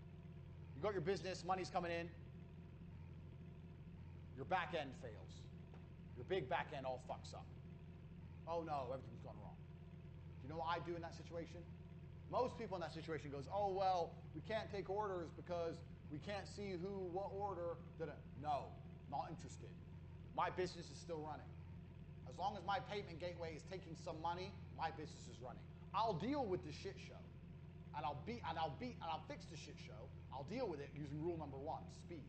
But I'm not turning off my fucking tap. As long as this is happening, you won't go out of business. You won't lose. You will only lose when this stops. So even if everything in your whole company's gone wrong, you're going to sleep less. You're going to get it fixed. You're going to fix it with speed. You've got a higher stress tolerance. You'll deal with it. Your staff understand. Speed, speed, speed, speed. You're going to tear through the mess manually. You have to go through manually one by one and get it fixed. But you're not going to stop your business running. This is your business. Never, ever, ever let this get fucked up, ever. If everything goes down, what's the first thing you fix? This is a test. Everything goes down. What's the first thing you get back online? How to take money. You don't care about anything else until this is online. There's nothing else without it. It's like, what's going wrong in your life? What's the first thing you fix? You fix oxygen. If you ain't got oxygen, the game's up. Nothing else is important. That's what this is. You fix this. Get the payments coming in. Then worry about it. Worst case, everything's so fucked up you can't even see what people bought. Don't worry. Don't worry about it. They'll email you. Hey, I spent money on your website. I ain't got my product. Oh, really? Please tell me the time and date. I'm sorry about that. Here's the time and date. Okay, yeah, they did buy. Okay, confirm it. Okay. Yeah, sorry about that. We're going to send you a free gift. Apologize for the delay. Bang. Problem solved.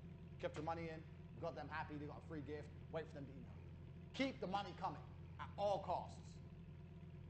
Super, super important. Everything's going to go wrong. But as long as you keep this going and you work quickly, you can fix the other shit. Don't let anyone come into you and say, well, we can't do this because the back end. Fuck the back end. I'm interested in the front end. Fuck the back end. Give me my money today. Next. If you find, this is a staff tip, number 41. You clear my board. No more tits. Sorry if you've been jerking off, enjoying my beautiful pornography. She's got to go. Number 41. Everything I know about business from start to fucking finish. Every single business I run by these principles. Every single business I run by these principles. Literally, every single one of them. 41.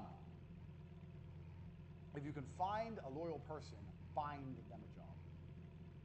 So most people approach recruitment like, I have a job I need to fill, let me find a person. I approach recruitment the other way around.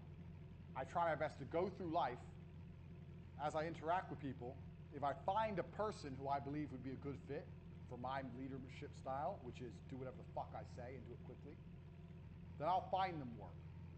You can always find more work. The work is never done. Work is a black hole. Even if it's just to sit on my Twitter account and retweet tweets all day.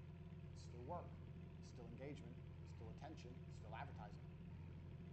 If I find someone who fits my style and I believe they'd be a good worker and they're loyal to me and I know that I'm going to be able to count on them, I'll find work for them. Don't turn down people you think will be good because you can't find work. If you're running a business and you can't think of work to do for an employee, then you shouldn't be running a business. It's very easy to find work. There's always something to do. There's always Twitter to tweet, or blogs to write, or go on Reddit and post forums and post bullshit with links to your product. There's always something to do. If you find a good person, hire them and find a job afterwards. That's key. And then as jobs, real jobs appear in your organization as you grow, you'll already have loyal members of staff you can reorganize. Don't throw away loyal people because you don't know exactly what they're going to do straight away. That's 41. 42. Aim way too high.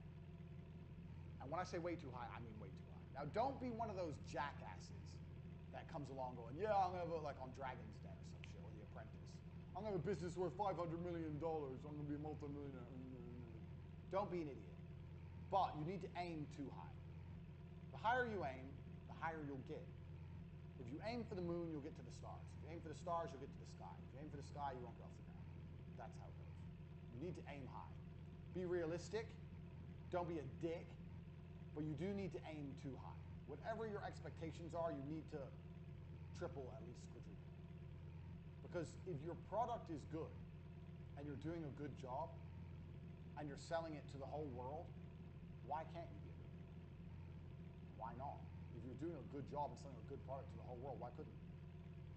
So you need to aim much higher than you're currently aiming. It's going to help you reach higher levels. Just don't be one of them deluded dickheads who's already talking about $500,000 turnover when he has literally sold zero. I guess another way to phrase this lesson, number 42, is never be content. So when your money's coming in, let's say you get to the point where you're doing $2,000 a day, $1,000 a day, whatever. Never sit there and go, oh, that's pretty good. It's never good. It's never good enough, ever. It's never enough. It's never good enough. It's never enough to make you happy. Be greedy. Want more. Aim high all the time. It's your instant source of motivation. If you're happy and content with what's coming in, you're not going to aim high enough. You have to be pushing forward. Remember, always look into the new money. Forget the old money. Aim higher. All of the time. I can't stress that enough. Next lesson. Irrational self-confidence without being a bullshitter. People like confidence. If I'm going to spend my money with you, I want you to be extremely confident on what you're doing with my money. If I'm going to, okay, so let's say I'm going in for surgery. I'm going to go see a doctor for surgery. Do I want that doctor to be confident about the operation or nervous? Do I want the doctor to say, yeah, I've done this loads of times. Yeah, I know exactly what we're going to do here. Yeah, it's easy. It's simple. I've done it loads of times. Or do I want him to be like, oh, well, yeah, I mean, things can go wrong. I didn't sleep last night. But what do you want? You want confidence. So if someone's going to spend money with you, they want you to be confident all the time. So you have to be confident in your delivery. Now, don't be a bullshitter. Don't come along and say, I know more about girls than Andrew Tate, because everyone's going to know you're an idiot. She's done. Anyone who's seen the PhD course knows that. But still, you need to be super confident at all times. So if anyone's going to spend money with you, they need to be confident. So when I used to go into sales, when I would go sell things, when I was doing television advertising, I would say I was the best. Say I was the best. Now, I was relatively new to the game, and I'd say, yeah, I've been in this game a long time, I've met a lot of people, and I've met a lot of agencies to see how they do things. I'm not trying to sound conceited, but I'm very sure that we are the best at what we do. And they'd be like, oh, okay. So no, really, we're the best at what we do. In terms of price-wise and the way we plan the media, I know we're the best. We're the best in the country. Do I have any evidence? No. Just said it. Who gives a shit? Evidence. What evidence? They go, why? And I say, oh, because of the way we do planning and the price point we work at. I've been in this industry a long time. I've seen lots of people, and I've also taken lots of big clients from other competitors. I know that we're the best. Bang. Just said it right there. And if you say it so confidently, they're not going to be like, well, no, you're not. They don't know. They don't know anything about your industry. How are they going to prove it? You're like, oh, okay. Oh, well. People love confidence. They want to give their money to the best because they know the best is going to give them the best job. It's better to be irrationally self-confident than not. This also ties into the and ah thing. Did you notice how smooth I was right then when I said why I'm the best? Did I go, I think, we're the best, No. I'm the best. Any job you do, any client you're going to land, you need to sit there and say, I'm the best at what I do. I'm the best at what I do. What they're going to do is say, no, you're not. Yeah, I am. No, you're not. How do you know? It's my industry, not yours. I'm telling you I'm the best at what I do. You're not going to find anyone better than me for this price point. No way. Impossible. I am the best. There's no one else in the world who does what I do at this cost. I'm the best. Congratulations, you found the best. You're lucky. Irrational self-confidence. Do not be a bullshitter, but you need to be super self-confident. Smooth with it. James Bond. He walks in, he's outnumbered, everyone wants to kill him. I'm the best. Doesn't matter, I'm me, I'm G. That's how you have to be. Irrational self-confidence, super important. Lots of people don't have enough confidence when they're trying to sell. I don't know why. You're trying to sell something and you'll be all like, oh, well, maybe. Fucking maybe. Irrational self-confidence. Now, next point, 45.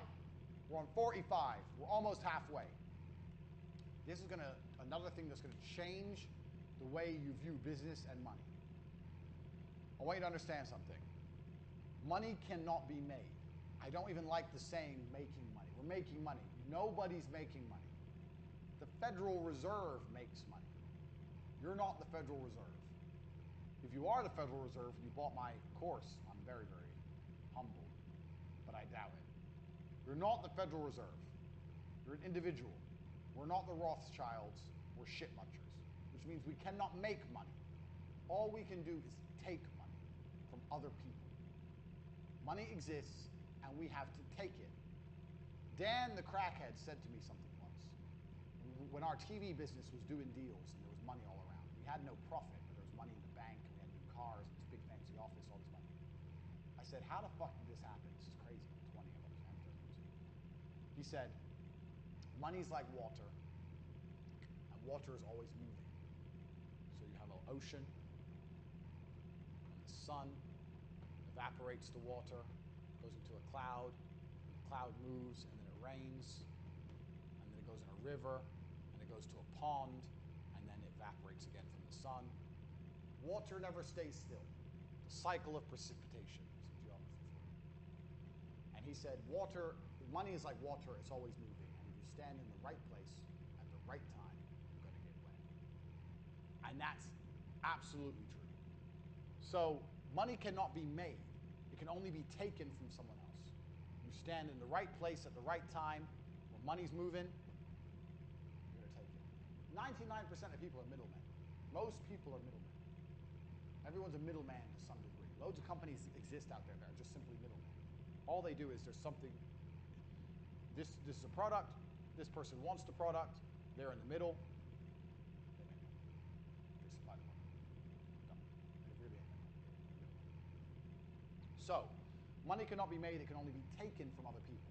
So every single penny that comes in your bank is not made, it's taken from someone else. Why are they going to give you their money? Why? That's a serious question. Get a piece of paper and write down.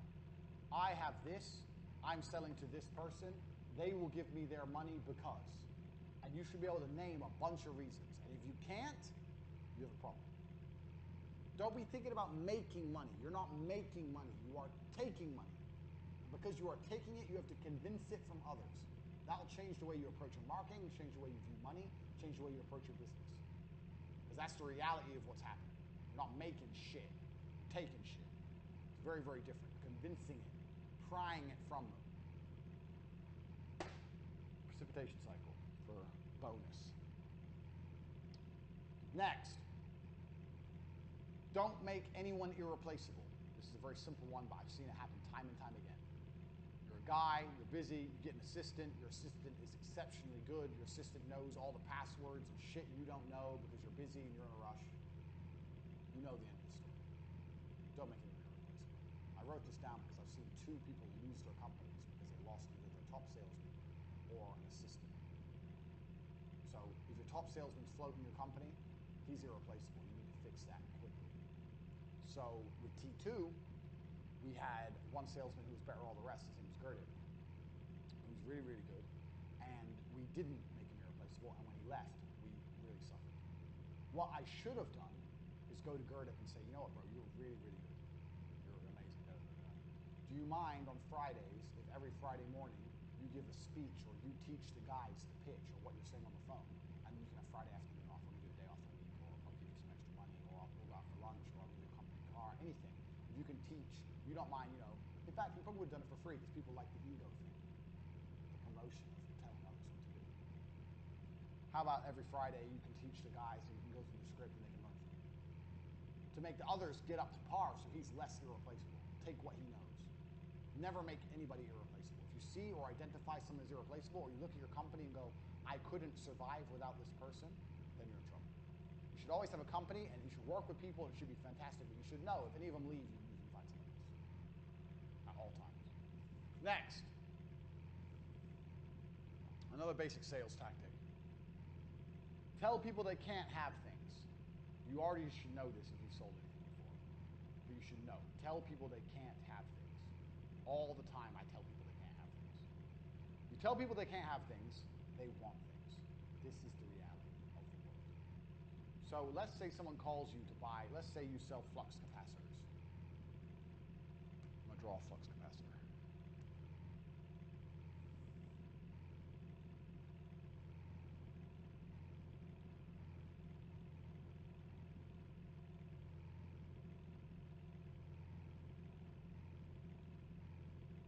Let's say you sell flux capacitors. And someone calls up and goes, I need 2 flux capacitors, please. The first thing you say to them is, oh, yeah, sure, okay, no problem. Let me just check and make sure we have some, because they've been in high demand at the moment. I think they might be sold out. I'm not sure we have any. What do you need them for? Oh, I actually want to buy them for X, Y, Z. Okay, I don't think we have any right now. Let me get back to you. What's your name, number? Da-da. So what just happened in that exchange? Dude wants the flux capacitor. I am in the middle. In that short exchange, I told him, 1, he may not be able to have the flux capacitors, and 2, I asked him why he needs the flux capacitors. So 1, I told him he can't have it, and 2, I asked him why he needs it, to reconfirm in his mind that he needs it. I don't know we have any. Maybe there's something else. Can I ask what you want to use it for? Oh, I need it because my dick is too small, and I want to use the flux capacitor to grow a man-sized penis. That's fine. I don't think we have any. So he's reconfirmed his need, and I've told him he can't have it. Takeaway. His desire for the flux capacitor is higher now than it was before. He wants it more than ever. So, this is obviously one example of how this can be done, but you apply this basic principle. Get them to confirm what they need, tell them they cannot have it. You cannot have what you want. You cannot have it. You're not allowed it. When I eventually call him back and go, okay, how many did you need? 2. All right, I can get hold of 2 for you, but it's going to be difficult. Are you looking to purchase right away? Oh, well, I was thinking next week. Okay, well, I don't know if we're going to even have any then, so bye. Are you looking to purchase right away? Yeah, I am.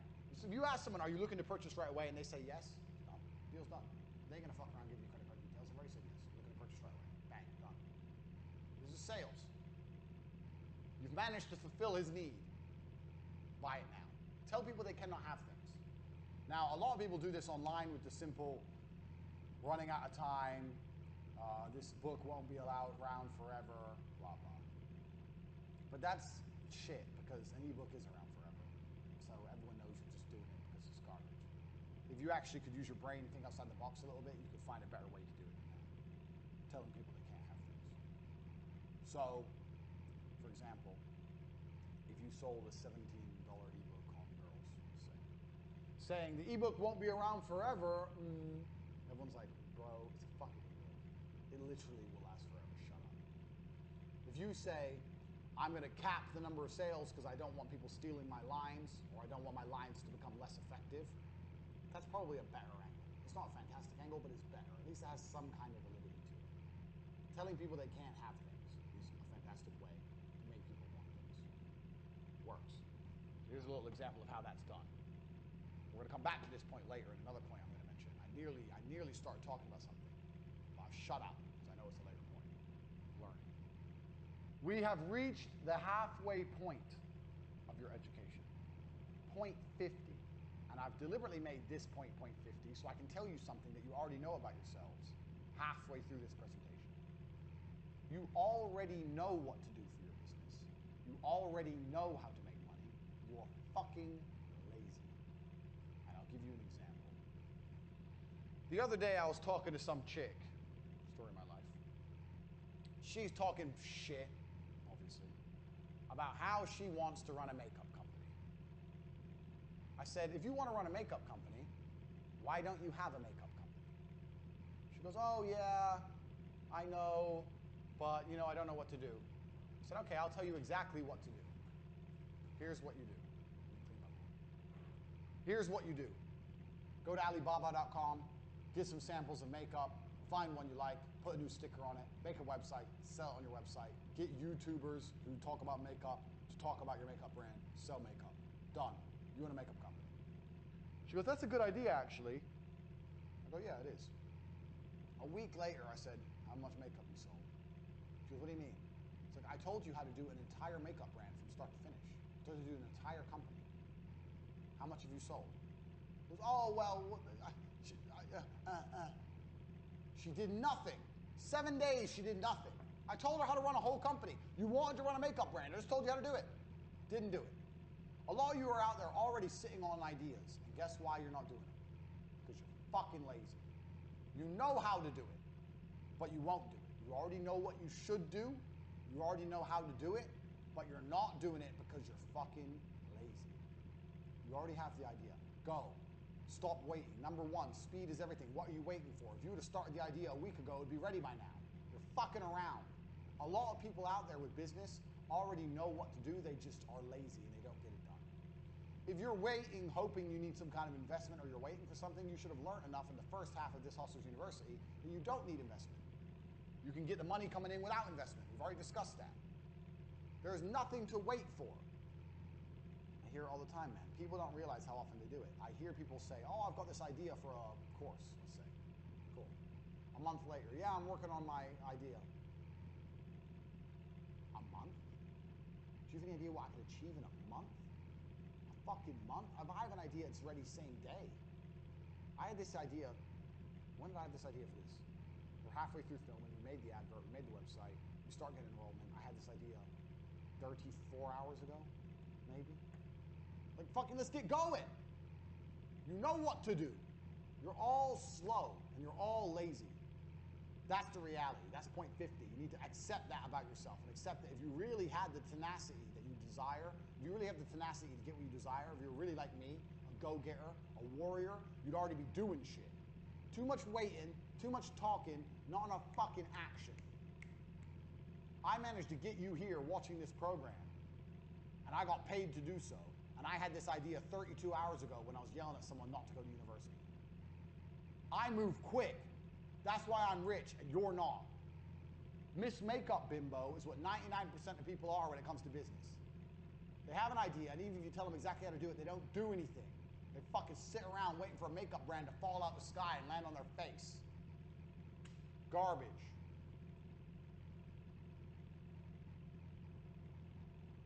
'51. Welcome to the second half of the Hustlers University. You should have surely learned a lot so far. I know what you're thinking. Andrew, you've already taught me too much. Andrew, you've already opened my eyes to a new way of thinking. I never thought about business or money this way. Andrew, you've already taught me so much. I already have had all the value I deserve for this course. You should stop it right here. I know. But I'm fucking generous. So you're going to do it again. 50 more points. 50 more lessons. Pay attention. First, 51. Why are you running your business? Genuine question. As a hustler, why are you running your business? I'm pausing so you can think about it. If you don't know the answer, I'll tell you the answer. The answer is for money. That's why you run your business. People will come to you all the time and say, start a business you're passionate about. Bullshit. You're only passionate about one thing. Cash. It doesn't matter if you sell rocks. It doesn't matter if you sell jellyfish scrotums. Who gives a shit? It doesn't matter what you sell. It matters that it sells. Sell what sells and get rich. Be passionate for profit. Most people come to me and go, oh, I need to start a business I know about and I'm passionate about. No, you don't. I could sell a makeup brand today. I don't know anything about makeup. But I know with my business acumen, the lessons I've already taught, the way I'd start the company bringing money in before I put money out, the way that I'd move quickly, the way I know I'd make money. I'd make money with a makeup brand. Fact. And I don't know anything about makeup, never wore it in my life. I ain't got a fucking clue. You don't need to know about things to sell things. You need to know about selling to sell things.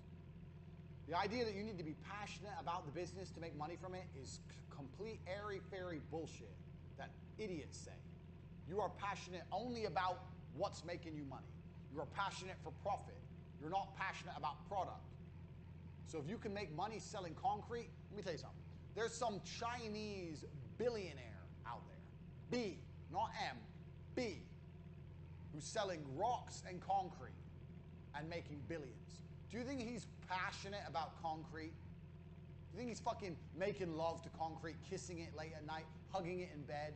Think he's got a fucking concrete doll and he's made a little hole for his dick? No, he doesn't give a fuck about concrete. He gives a fuck about money, as should you. Drop that I need to be passionate garbage. Passionate for profit only. 52, this is specifically for you social media marketers. War is profitable, but not always. So I get this a lot. I see a lot of people who have digital products, constantly in battles with other people in the space, trying to get attention through war to try and sell products. War online is very much like real war, and you need to sit and plan and strategize if it's worthwhile. What are your end goals? What are your end objectives? How are you going to achieve them? Is your end goal and objective just to get people paying attention to your tweets? Is your end goal and objective to sell products? Is your end goal and objective to defame and to devalue the status of your opponent? What is the end goal and objective? War can be profitable, but you need to make sure it is worthwhile. You shouldn't be arguing with small accounts, people who are smaller than you. I will only beef with someone if they have more than 10,000 followers. Know your place, know their place. War can be profitable, but you need a strategy for war. So when I went to war with the Star Wars guys, let's show the Star Wars tweets again. My strategy was clear. Who likes Star Wars? Guys.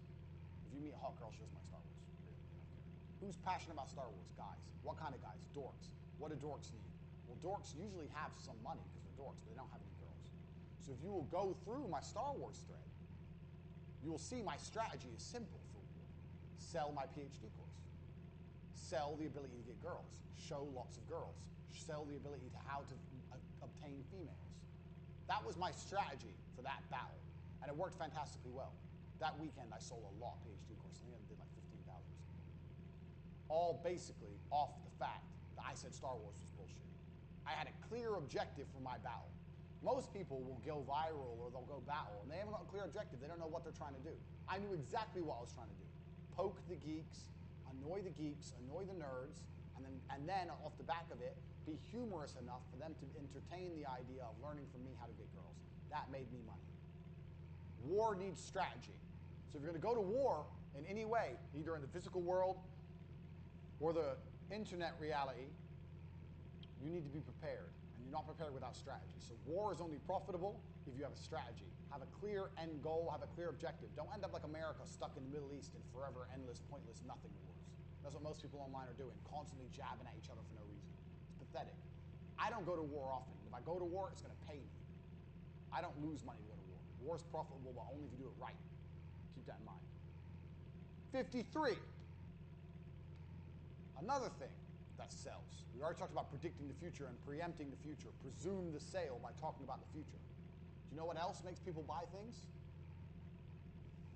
FOMO. Fear of missing out. I know you know this already. You're thinking, Tate, I already know that. How do you instill FOMO? Well, here's how most of you guys instill FOMO. If you don't buy now, we're closing and you won't be able to buy. No one cares because we know that that's a lie, and we know that you're just closing it artificially to try and make some artificial deadline. So no one cares. How do I instill FOMO? I talk about how many other people have already bought it. All these people over here know what I know. You don't know shit. Talk about other people buying your product, and it will make people want to buy your product because they'll feel like they missed out. So with television advertising, I used to do this all the time. Constantly talk about other campaigns or other clients I had. Not in a braggy way, just in a, when I'm doing business with this, or I did this campaign for this, or this actually a very busy time of year for us right now. We have 15 people sign up in the last 2 weeks. We're really busy. Lots of people are doing this. Everyone's involved. People are doing this, people are doing this, people are doing this. Oh, I don't want to miss out. Everyone else is doing it. Man, everyone else thought it was a good idea. Well, why don't I think it's a good idea? Well, I don't like this and that, but everyone else likes it, so okay. Even successful people are herd mentality. Even very successful people are sheep. If they think everyone else is doing it, they're going to do it. It's the same with fashion trends. How many stupid, fucking, dumb pieces of clothing have you seen people wearing? Everyone else is wearing it. People need to know that lots of other people are buying. You need to find a way to make that clear. Lots of people are buying. Lots of people are doing this. You're the one who's not doing it. So with this university, I told the truth. I've been very, very impressed with how many signups I've had. I've not lied. I didn't need to because I've had lots of signups. But lots of people are learning all of my secrets to making money. You don't know. That person has FOMO now. I don't need to say I'm closing the uni. I need to say, look, these fuckers know a whole bunch of stuff you don't know. I did this all the time with advertising. It was fantastic with advertising. It's a really busy time of year for us. I used to say this, you know what, any time of year. January, February, March, April, May, June, July, August, September, October, November. Didn't matter. Do you know what I used to say? I say this is a really busy time of year for us because people are gearing up for Christmas. They're like, Christmas? It's March. I'm Like, yeah, exactly. People are preparing already for the Christmas rush. It's March. So now they're sitting there going, it's March. We haven't even thought about Christmas yet. All these other businesses are thinking about Christmas. They're thinking about doing adverts at Christmas. It's March. We haven't even thought about Christmas. Yeah. Oh, no shit. Oh, shit. Christmas. Shit. I used to say that any time of year. December 1st or January 1st. I used to say January 1st. I used to say, when I used to go to meetings, I say, you know what's funny about January? They say, what? I say, we sign up most of our Christmas advertising this month. They go, really? I go, yeah, we're preparing for Christmas in January. After Christmas, everyone's made a lot of money with TV advertising. People have made a lot of money in the campaigns we've already run. So now they're already preparing for the next campaigns at Christmas. So we're actually gearing up for Christmas right now. People be sitting there going, oh, maybe I need to do a campaign at Christmas. Other people are doing things. You're not doing anything. You are lazy. You are slow. Other people are ahead of you. Quickly, get on the train. The train's leaving. Quickly, get on. Quickly, pay the invoice. Yep, thanks. That's how you do it. I used to do it all the time with advertising. Talk about other people buying. It sells. Always talk about other people buying. Super important because it sells. Because one, instills some confidence in them that you're a real person, a real company. Two, it allows their thinking to be checked. Well, I think it's a good idea, and all these other people think it's a good idea, so it must be a good idea. So on my website, you'll notice on CobraTape.com, I have something called social proof. I pay money to have that thing in the bottom that tells people every time someone buys from my website. So when you go on my website, you see other people are learning. You're not learning, but other people are. FOMO, super important. You can apply this to nearly any other company, any other business. Other people need to buy, super important. 54, chaos and opportunity. I once got told that chaos and opportunity are the same word in Japanese. I don't know if that's true, but I'm going to say it. Chaos and opportunity are the same word in Japanese. In other words, every cloud has a silver lining. Every time stuff's fucked up, every time there's chaos, every time there's a mess, there is an opportunity, a huge opportunity. And you have to find a way to identify it, one way or another. That's all it is. There's always a way to identify it. So, what's a chaos? What's a fuck up? I don't know. Off the top of my head, it doesn't matter what it is. The point is, you already applied speed to fix it, but you need to find a way to twist it in your favor. There's always a way to twist it in your favor. So it doesn't matter what it is. Let's say your back end isn't done properly. Your back end is missing a bunch of vital information, let's say. Okay, cool. So you need a whole bunch of orders. You need something, you need people to fill in some information to fill in the back end. Then you hit up all your customers with a ridiculous deal. 99 cents for our face cream. Usually $10.99, 99 cents if you buy with any other product. Some ridiculous fucking deal. Even if it's a break even. What do you get? You get a whole bunch of orders, fills in your back end's back. Even if you just broke even on it, you filled in your back end, you've got some more loyal customers who are more prepared and more used to spending money on your website. Bang, done. There's always an opportunity. Doesn't matter how fucked up things go wrong, there's always an opportunity somewhere, you just need to find it. I'll sniff it out. Something's gone, there must be some way here I can make some money. And everything has to feed back to remember the money in. That's important. Chaos and opportunity are the same thing. Especially, that's chaos within your business. If there's chaos within your market, it's even better. So, I don't know. Let's say, okay, off the top of my head, 9/11. Why did I kick my head right now? 9/11 fucked up the airline industry. All the planes got grounded, no one could fly, huge lines at the airports, chaos. There's chaos within the industry. So where's the opportunity? This is all off the top of my head. If I was an airline executive boss, I'd be going, okay, from now on when we sell tickets, we're going to sell it with an added option for insurance for refunds in the event of a terror attack or an unpredictability event. We're going to contact a big insurance company. We're going to get them to insure us. We don't have to really do anything. We'll get them to insure us, and we'll sell the insurance packages on top at a premium and make some extra money. Because now people who've been stuck in the airport for 4 days, next time they book a flight, they're going to be like, yeah, you know what? I'm going to pay for that insurance. I remember last time it was a nightmare. If I pay for this, I get all my money back, and it'll book me a hotel. Bang. Chaos in the industry. Opportunity to make more money. This comes to me off the top of my fucking head. Where else was there a huge chaos in an industry? Can you think of chaos in an industry? It happens now and again. Now and again, things really go wrong. So, fuck knows. But it happens all the time on smaller levels.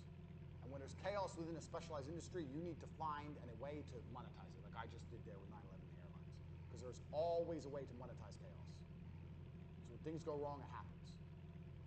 So like the YouTube apocalypse, for example. Everything went super, super wrong with all the YouTubers were making loads and loads of money off advertising, and then the apocalypse happened, they weren't making money off advertising anymore. So let's say that I'm a YouTuber and I see this has happened, there's huge chaos in the industry, no one's making money off advertising. Do you know what you do? Well, I'd go, okay, well that means I need to sell merchandise. So I'd contact all the other big YouTubers to say, hey, I've got a really good link for merchandise if you're interested in selling merch. I'll start a fucking merch company. Or I get a link with a merch company for commission. It's not complicated. So let's look at the adpocalypse. Everyone, I don't know if you know what happened. Everyone had all these big YouTube channels, they're making loads and loads and loads of money. Overnight, that all goes down to zero. Now they've still got viewerships, but they got no money. So how do they make money from there? Well, they all decide to start selling merchandise, but they don't have any merchandise set up or worked out. Me as a big YouTuber, I contact a merchandise company, explain the adpocalypse, explain what happened, explain I want to produce my own merchandise, and explain that I know 10 other big YouTubers who are going to go to another merchandise company, but I'm going to bring them to you if you'll give me a cut of how much money they bring. And now anyone in their right mind will go, well, okay, get on the phone, old school. Yeah, I know 10 other YouTubers who I've met with and I work with, blah, blah, blah. They were going to use this merch website, just Google another one. And I'm saying that I want to use you, but if I bring them all to you, I want 5% of their turnover. They'll agree, bang. Now, from the chaos in the industry, you've become the fucking shark of merch. Now you're making money off all of their YouTube channels with one phone call by just being a G. Now every time Jackass 1 and Jackass 2 sells a hat, you get paid. Before, you didn't get none of their money. You just knew them. Now all you have to do is call them up and say, bro, adpocalypse is bullshit, but I know a fucking awesome company that's going to sell us merch, and we're going to sell merch and make money. Bang. Chaos in the industry is an opportunity every time if you think like me, if you think like a hustler. This is setting up a company, a revenue stream. It costs you nothing. There's no outlay to this. This is just a phone call and a hustler's mindset. Bang, you got paid. Chaos is opportunity. Find it every time. 55. We're at 55 now. You should have learned a whole bunch of shit already, but we've got more coming. 55. Right. Remember what I said to you earlier, that you cannot make money. You can only take money. This is super important. This is lesson number 55. You have to learn to view all of your offers from your buyer's eyes. You have to understand why that's so important. The Federal Reserve can make money. They can print money. You can't. There's only one way you're going to make money. I'm going to give you a demonstration of how that happens. This is Mr. Customer. This is his money. This is you. He gives it to you. Beautiful. Very complicated, I know. That is how you make money. You don't print money. You don't generate money. You make money because people decide to give it to you. So, you have to learn how to view your offer very, very specifically from your buyer's eyes. This is point number 55. So your offer is whatever. I am the best surgeon, masseuse, who the fuck knows? Blah, blah, blah. You're thinking of it from your point of view. Oh, I see this all the time with people. Oh, but people are going to come do business with us because our oil is the best. Our massage oil is the best. Does he know anything about massage oil? Does he even give a fuck? Has he tried bad massage oil? Does he know the difference? Has he felt the difference between good and bad massage oil? Like, you think, I see this all the time with people. They think nitpicking tiny little details is going to make them money. I took massage completely at random. Let's use this as an example. You have a massage company. That's supposed to say massage. You think, oh, we use the best massage oil, that's why we're the most expensive, and people are going to come to us. If you actually, instead of being a fucking dork, like most people who run their businesses are, you're a geek and you're a massage oil geek. It doesn't matter if you're a programmer geek or a mechanic geek or whatever your business is, a drop shipping geek, anything, it doesn't matter. You'd understand that from the buyer's perspective, they don't give a fuck about massage oil. They don't know the difference in different kinds of massage oil. And they don't even know they don't even know the benefit of using a good massage oil. They've never used a bad massage oil. They don't know how bad a bad massage oil is. To them, oil's oil. So you're not viewing the prospects. You're not viewing the offer from the eyes of the consumer. You're viewing the offer from the eyes of you, a knowledgeable nerd. Most consumers are not knowledgeable, especially on what you're trying to sell them. They don't know anything. You have to view it from their eyes. If you view it from their eyes, you'd understand they don't give a fuck about massage oil. So then your choices are as follows. Either you educate them on massage oil, you incorporate that into your advertising and teach them and explain to them why it's better, or you fuck it off and get something cheaper and save money. Those are the two genuine options. Always look from your buyer's eyes. Why is your buyer going to give you money? And do this intricately, like do it down to the tiny details. Doesn't matter, we'll go back to a coffee shop. Why are they going to come get coffee with me? Because my chairs are comfortable, because my building looks warm. I use those the same lights we have in here, Edison bulbs, to make it look warm. My staff, I've got a couple cute girls there. My cups are cool. I've got colored cups. It doesn't matter. You need to think of everything. Why would someone walk past my coffee shop and go, yeah, I actually do want coffee? You have to think on it at that level. For every single product you sell, why you and not someone else? Because there's always someone else selling. So you're viewing yourself from the buyer's eyes. While you're doing that, you can view your competition from the buyer's eyes. So if you do it in this example, this is the competition. He uses cheap massage oil, but he's cheaper than you. So from the buyer's eyes, he's like, okay, masseuse, he's 20 bucks cheaper. Massage to massage. I'll just go with him first. They'll go with the cheap guy first, and unless it's absolutely awful, they're not likely to upgrade. Now, I've said many times, don't sell on price.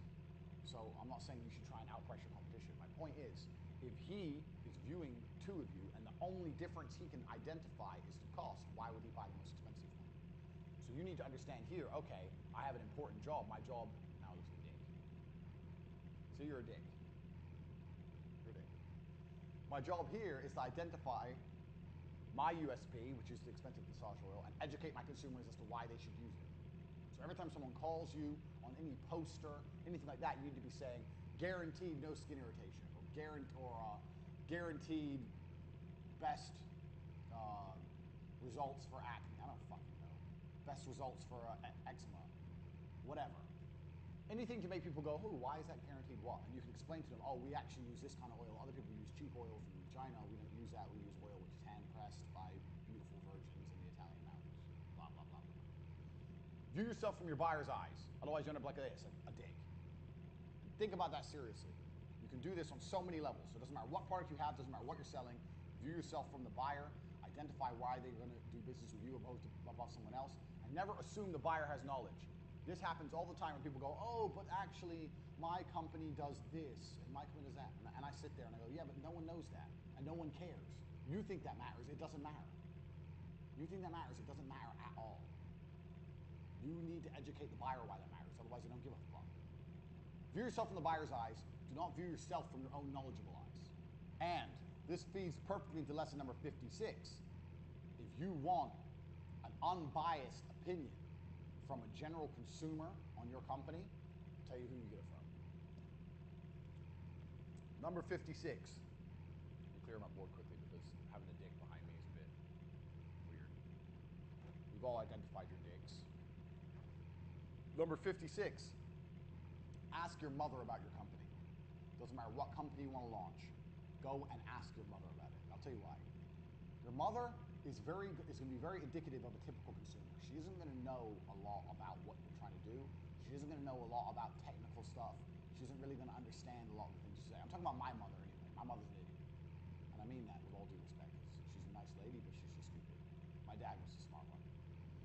So they ain't going to know a whole bunch. And two, your mother's never going to bullshit you. So if you have an idea for a company, let's say you want to fucking, I don't know, okay, you're a masseuse, and you go to your mom, hey, I'm going to open a massage company. Really? You're going to open a massage company? Why? Well, I think I can make money making massages. Well, how much is it going to cost? This much. That's expensive for a massage. If that's the first thing she says, you've got a problem. No, it's not expensive because we use the best massage oil. Well, what's the difference in massage oil? It's all the same, isn't it? Bang. Your mother is going to give you the best market research you're ever going to have in your life. Now, if you're selling something super specialized and your mom may not understand, then maybe, I don't know, maybe a little bit more difficult.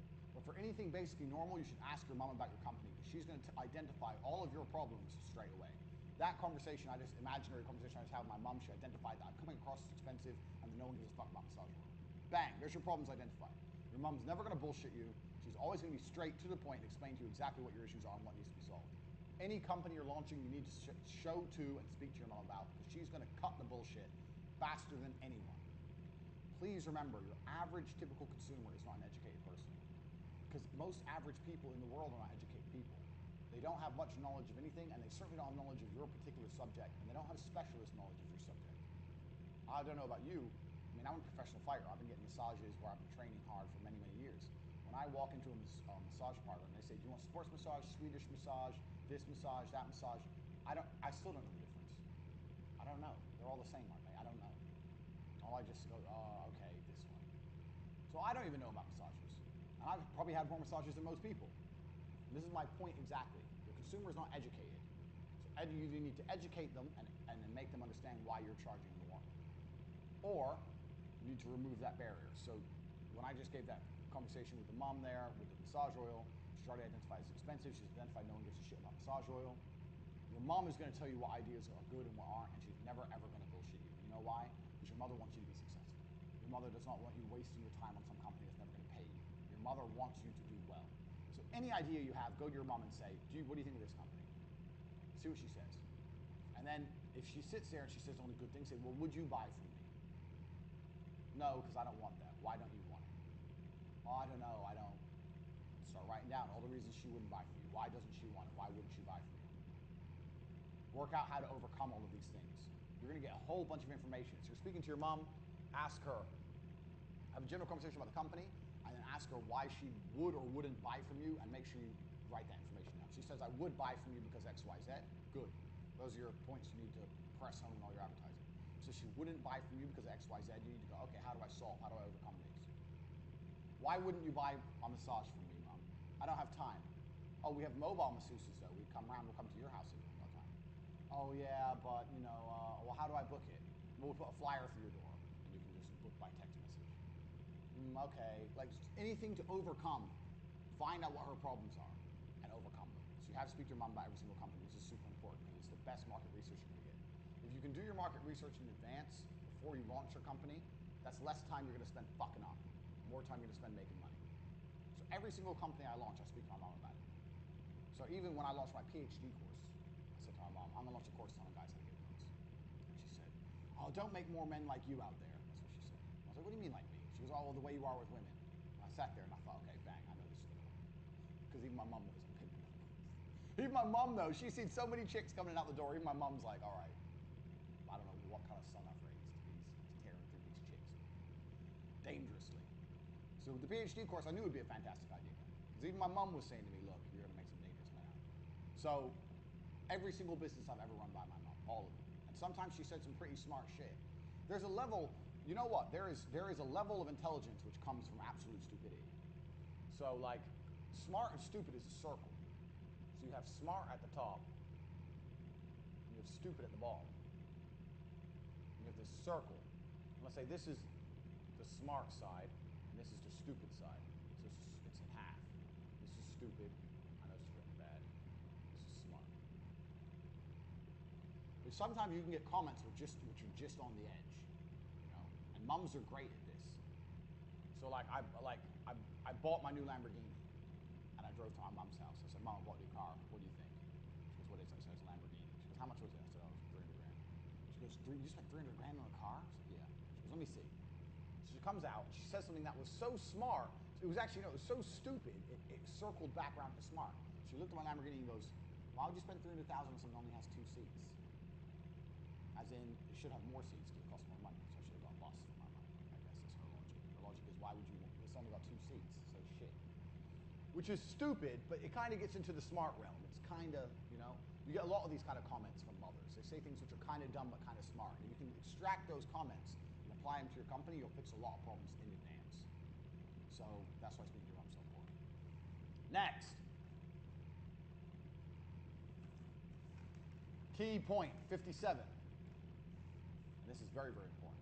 I'm going to tell you a story with this one. Money will never motivate your staff. Never. I'll tell you why.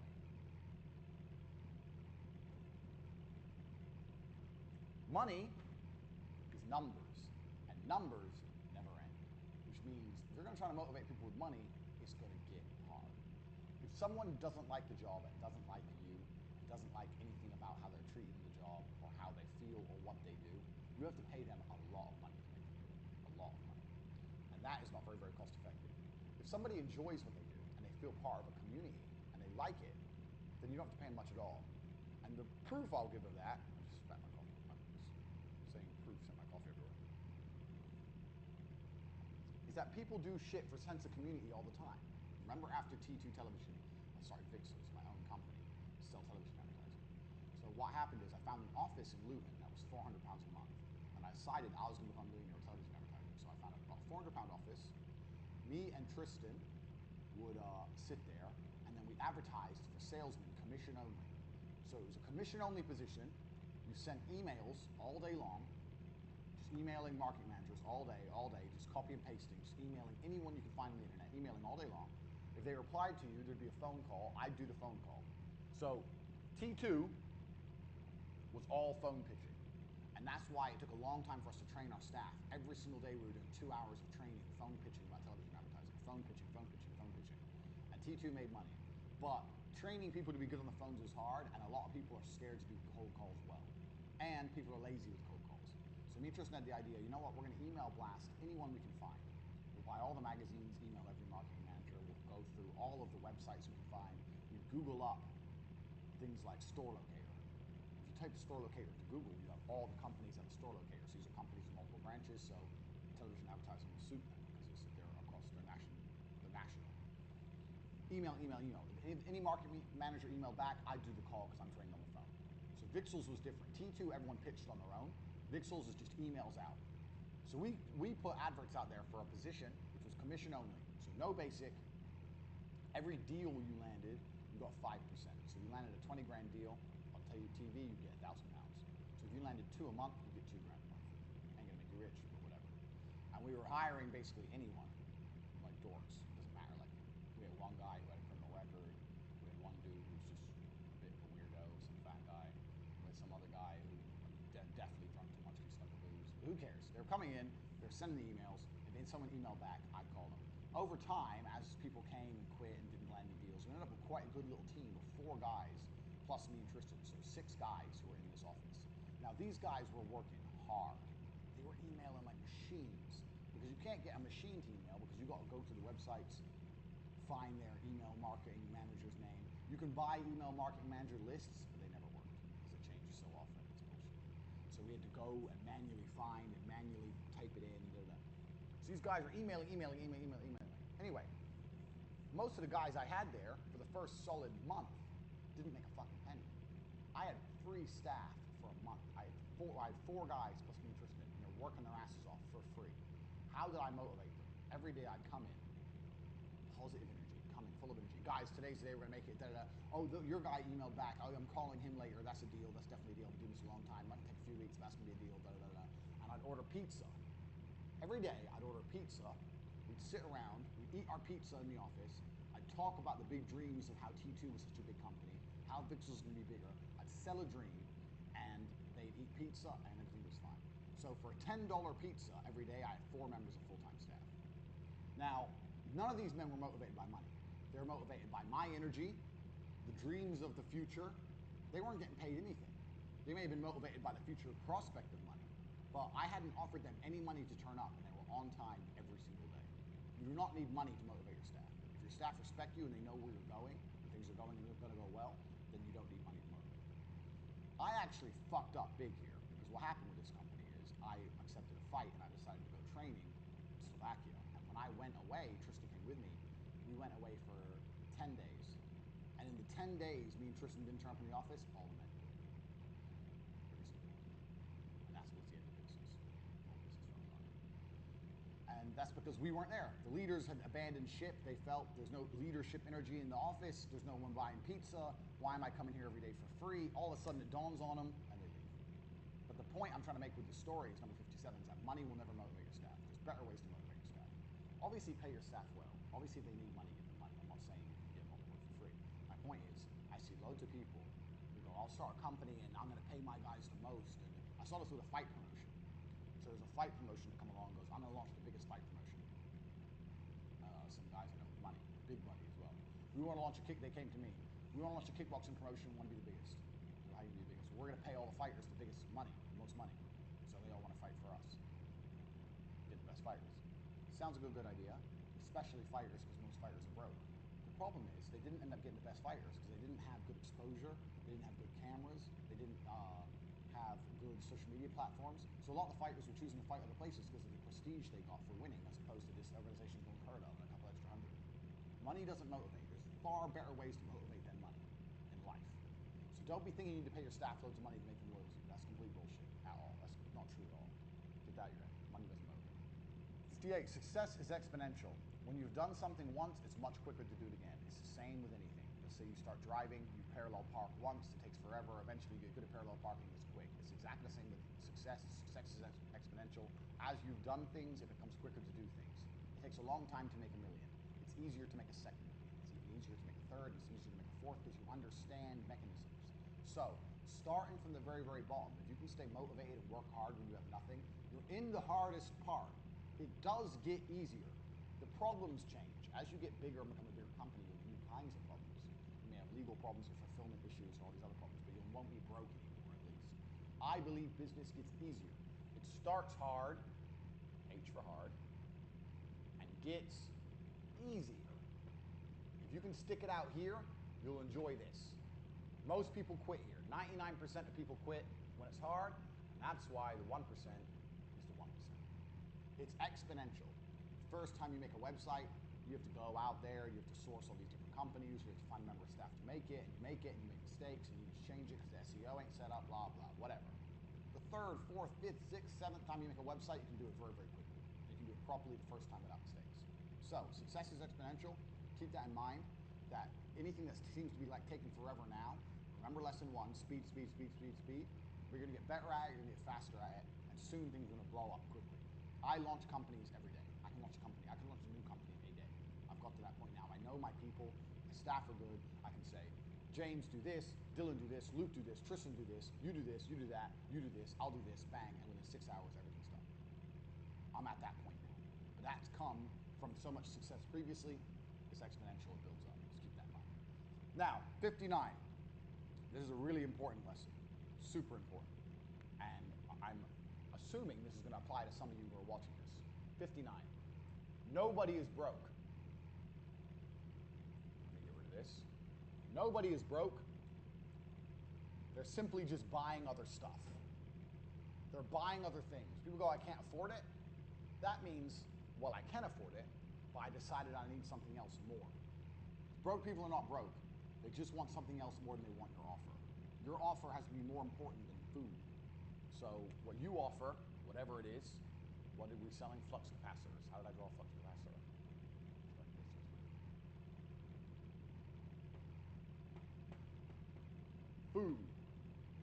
No matter what it is, has to be more important than food. Because when broke people say they can't afford it, unless they're literally crackheads on the street, which is quite rare, they're still buying food, and they're probably still paying for their car, paying for their rent, they're going out at the weekend with their friends, they're still socializing, they're still paying for that ski trip next month.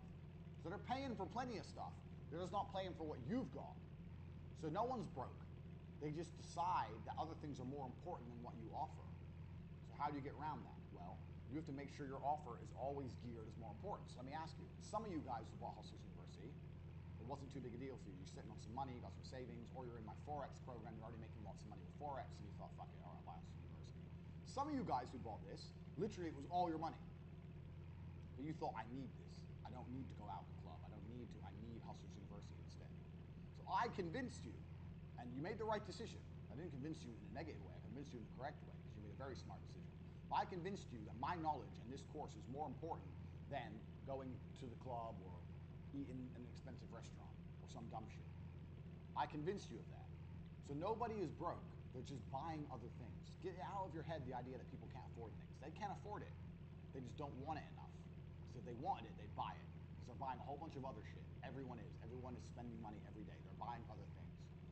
So how do you convince people your offer is worth more than something as basic as food? Well, that's very, very simple. You just promise it's going to lead to more food later. Done. So, and that's the truth with Hustlers University. So why is Hustlers University worth more than anything else you could do? Because if you listen to the advice in here and start your own business, you can do that shit later more. exactly the point. So let's say you sell flux capacitors, and you say to somebody, buy one. Can't afford it. Yeah, you can. No, I can't. I've got to pay my rent, blah, blah, blah, blah. Say, well, if you buy a flux capacitor, your rent's going to reduce. So in the long run, you're not going to pay as much rent, for example. Or if you buy a flux capacitor, you're going to have more food. Or you're going to make more money so you can buy more food. Or you're going to have your own farm. Who gives a shit what? Find a way to get around people's objections so that they understand that buying your product is more important than doing any of the other dumb shit they do. Nobody is poor. Everybody's a customer and everybody has some money. Everybody. You have to get around it. So let's say you're selling, fucking, I don't know. There's a dude in the war room right now that's just launched his own company. He's selling gas and oil supplies. I don't know anything about gas and oil supplies.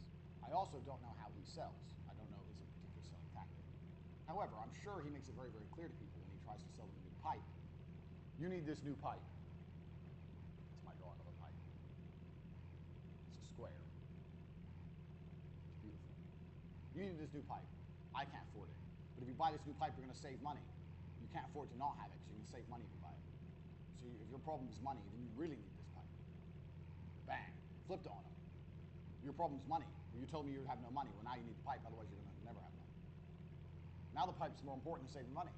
Don't buy the pipe. You have to make everyone understand that your offer is more important than anything else they can possibly buy. If they put something else above it, more important, like food, air, water, promise them more food, air, and water if they buy your product. Nobody is broke. They just need to want it. And you have to make people want it. That is your goal. So get out your idea. Oh, right now, I hear all the time from business owners, oh, it's a slow period right now. Why? Oh, the recession, or people ain't got much money right now. Complete garbage, complete bullshit. You know what? I ran cam girls in the height of the recession. When all these businesses were going out of business because of the recession, there was dudes sending me millions of dollars while jerking off. You know why? Because they really wanted to see some titties while they jerked off. They wanted it. They wanted titties more than they wanted anything else. So why are some businesses recession-proof? Why, you think during a recession, things like gambling, things like smoking, drinking, cam girls, you think vices would disappear. Oh, it's a recession, we have to cut back all the dumb shit and focus on the necessities. Why does that not happen? Why does the dumb shit grow? Because people go, oh, okay, it's a recession, I'm gonna save my money, and they start being tight and being stupid about other things, but they still can't control their vices, and they end up blowing more money on their vices. Because with vices, people want it. And this proves my point absolutely. Even during an international recession, people are not broke. You just have to make them want what you have. Get that out of your head that people are broke. It's completely untrue.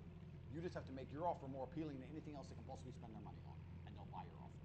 And you do that by either promising more of something else or positioning yourself above something else. Very, very easy. Next, nothing ever fixed itself. Point 60. Wipe my board quickly. Point 60. Nothing ever fixes itself. This is the same with anything inside of any company, and we're all adults and we should know this. So you're an adult. When's the last time your car broke down and you did nothing about it and it fixed itself? When's the last time you had a flat tire and instead of going to the mechanic, you came out a few months later and the tire was fixed? Never. Nothing fixes itself. If you have a problem inside of your company or a problem making money, you better do something about it quickly. I see people come along and go, oh yeah, it's been a slow couple of months. I'm like, okay, so what have you been doing? Oh, well, it's been a slow couple of months. We're going to place some more adverts. Wait, it's been months of slow, and now you're thinking of placing adverts. After the second slow day, I would have been in a panic. I'm like, whoa, what the fuck's going on? It's been 2 days. Where's the fucking money? Oh, but sometimes it can vary from day to day. Nah, don't buy it. Change something now. Speed. Nothing is ever going to fix itself in any company. Same with all your tech stuff.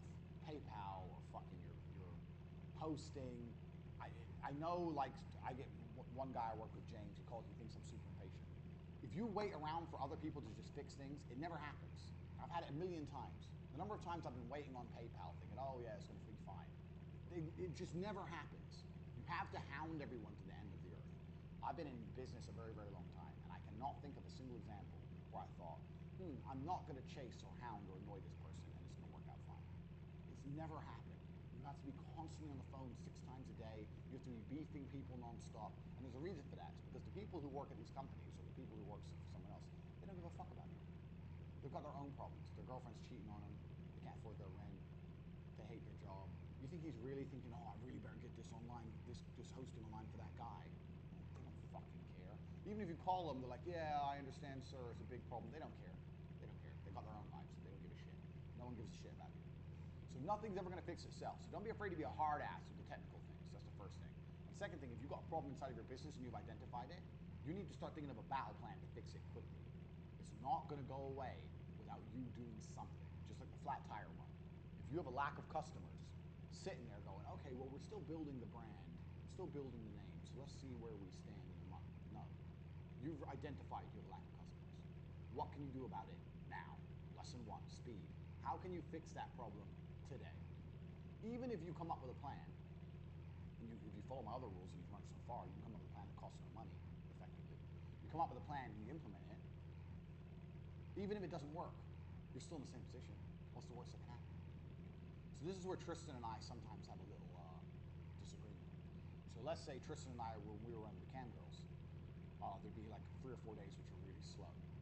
And I'd say to Tristan, where the fuck's the money? He'd go, oh, it happens. There was a big football game. Guys are busy, blah, blah.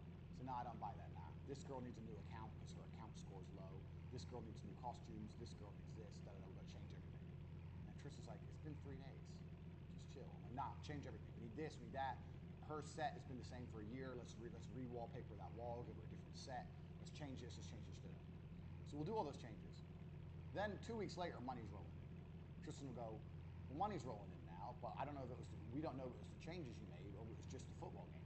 The money might have rolled in anyway, and we've gone through all that, and we don't know why. I say, look, what I know is this, the money is now rolling in.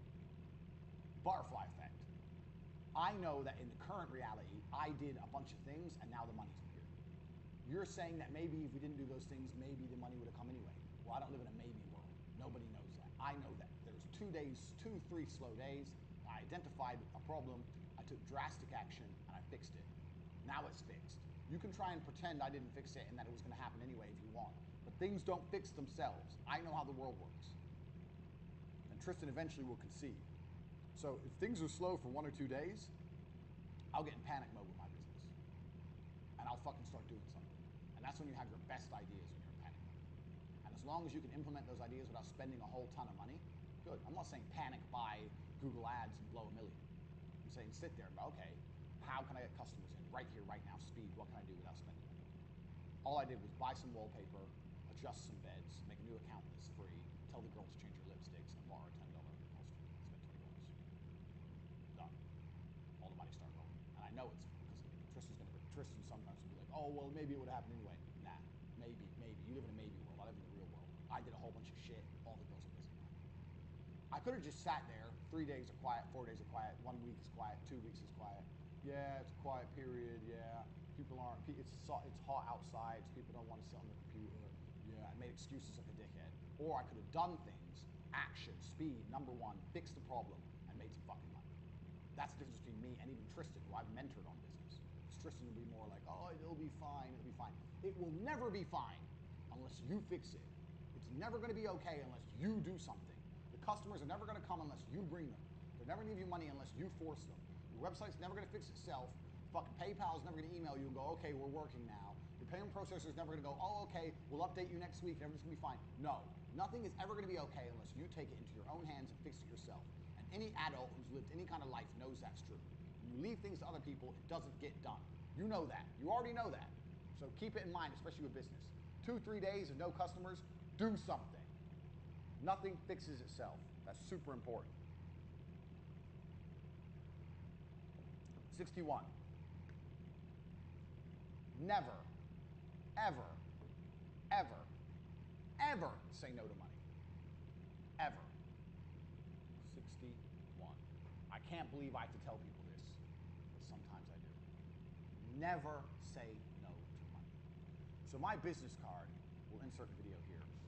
People ask me all the time about my business card, and they take it off me and go, is this a joke? Joke, motherfucker, I ain't fucking joking. It's not a joke. I hand this out multi-million-dollar business deals. This isn't a fucking joke. This is my business card. Take enterprises unlimited. Because there's no limits to what I can do. What, like a limited company? Oh, we're limited. There's certain things. There's nothing I can't fucking do. The whole point of the card. Kickboxing world champion. Also a millionaire and all around a nice guy. Now most people probably know those facts, but I thought I must put them on the card anyway. Now when you flip the card to the back, there's a whole list of activities I can complete for a fee. This is why people get the idea of insinuation. No, I'm joking. Difficult done immediately, the impossible takes a little longer, miracles by appointment. Wars fall. That's right, wars fall. You don't need to be hiring no army. Have you not seen Rambo? Only takes one dude who's pissed off. You can hire me. If you want to go to war, hire me, I'll get it done. Assassinations plotted. Revolutions started. Uprisings quelled. I can start a revolution or I can quell an uprising. Either way you want it done. I can do both. Dragon slaying. Dragon comes along, called Big Daddy Tate. Jet charter. Ventriloquist. Sexual athlete. The list goes on and on. But the basis behind this card, the reason this card is important and it isn't a joke, this is what I'm basically saying is, if you're prepared to pay me, I'm prepared to get it done. That's my basic business philosophy. Even if I don't know how to do it, that's not the problem. The problem is how much you can pay me. Someone comes along and goes, Andrew, I need you to build an oil rig in the most dangerous, rough seas where oil rigs can't be built. And I make up my price. I send them an invoice for $6.6 billion. If they pay my invoice, I'll find a way to get it done. Maybe I have to hire someone else, maybe I have to outsource it, whatever. But if you're prepared to pay me, there's no job I will not take. If you're prepared to pay the fee. There's a dragon and no one can beat it, and it's killing, it's destroying the whole city. Godzilla's here. Wire me the money. I'll get it done. It's my basic business philosophy. So I put some examples here which may seem a little bit extreme to you losers, but they're not extreme because they're proving a point. I dictate my prices. If you pay the invoice, regardless of what needs doing, I'm the man for the job. I'm currently building an army. I'm building an army in my war room. My war room is a dedicated group of like-minded individuals who are out here looking to get paid, looking to raise funds, looking to change their entire worldview. I've said in my other videos how important it is to only sit and talk about money. When the war room, all we do is sit and talk about money. And a few other things, but mainly money. Besides the explicit images. But war room will be soon added to my new business cards which are coming. I'm gonna have some new ones made, and they're gonna be embossed with real gold, worth about $6 or $7 each card. Give them out to girls in the club, throw my money away, you know how it is. But the war room's the real deal. So if you're thinking you want a card as awesome as mine, don't worry about that. The first thing you do is get in the war room, get some soldiers, meet some like-minded individuals, and then you can worry about trying to be a G, like Big Daddy T. So you'll see the lesson in my business card is very, very simple. My business card is basically, I'll do anything if you pay me. You want me to tame crocodiles? You want me to overthrow a government? You want me to fucking lead a rebellion in a nation? You want me to become a pirate? I don't give a fuck. How much are you paying me? 2.2 bill? Okay, here's the bank details. You send me billions of dollars, I'll get it done. I don't care if I have to outsource it to someone else. I don't care if I have to fucking, I don't know what I'll do. If you want a rocket on the moon, you're gonna pay me billions of dollars, I will find a way to put a rocket on the moon. Pay me my price. My price may be too much. I may be overpriced, but if you decide to pay me, and I have to go speak to Elon afterwards at some billionaire's party and say, bro, I need a rocket on the moon. Here's $5 bill. And you paid me $6 bill. I'll get it done. And this is the point. Never say no to money. I see companies all the time saying no to money. You don't realize even you say no to money. Oh, we don't take Bitcoin. Why? Oh, we don't like it. It's still money. It's still some money. You may not like it. You may prefer other forms of currency, but it's still money. There's someone out there who wants to pay in Bitcoin. You need to create a golden bridge for people to pay you money. It has to be very, very easy to give you money. So if you want to buy any of my services, you can buy in any currency in the world. You can buy in Bitcoin. If you don't want to buy through the website, you can send me a direct bank transfer. If you want to come meet me in person and give me cash, I've done this for war room members. Hey, I'm in Romania next week. Can I give you cash? No problem. Meet up and have a coffee. I will take your money any way you want to send it. If you want to give me Iraqi dinars, fine. Let me check the exchange rate. Bang, yeah. 18 million Iraqi dinars, please. If you want to give me Iraqi dinars, you want to give me gold bars.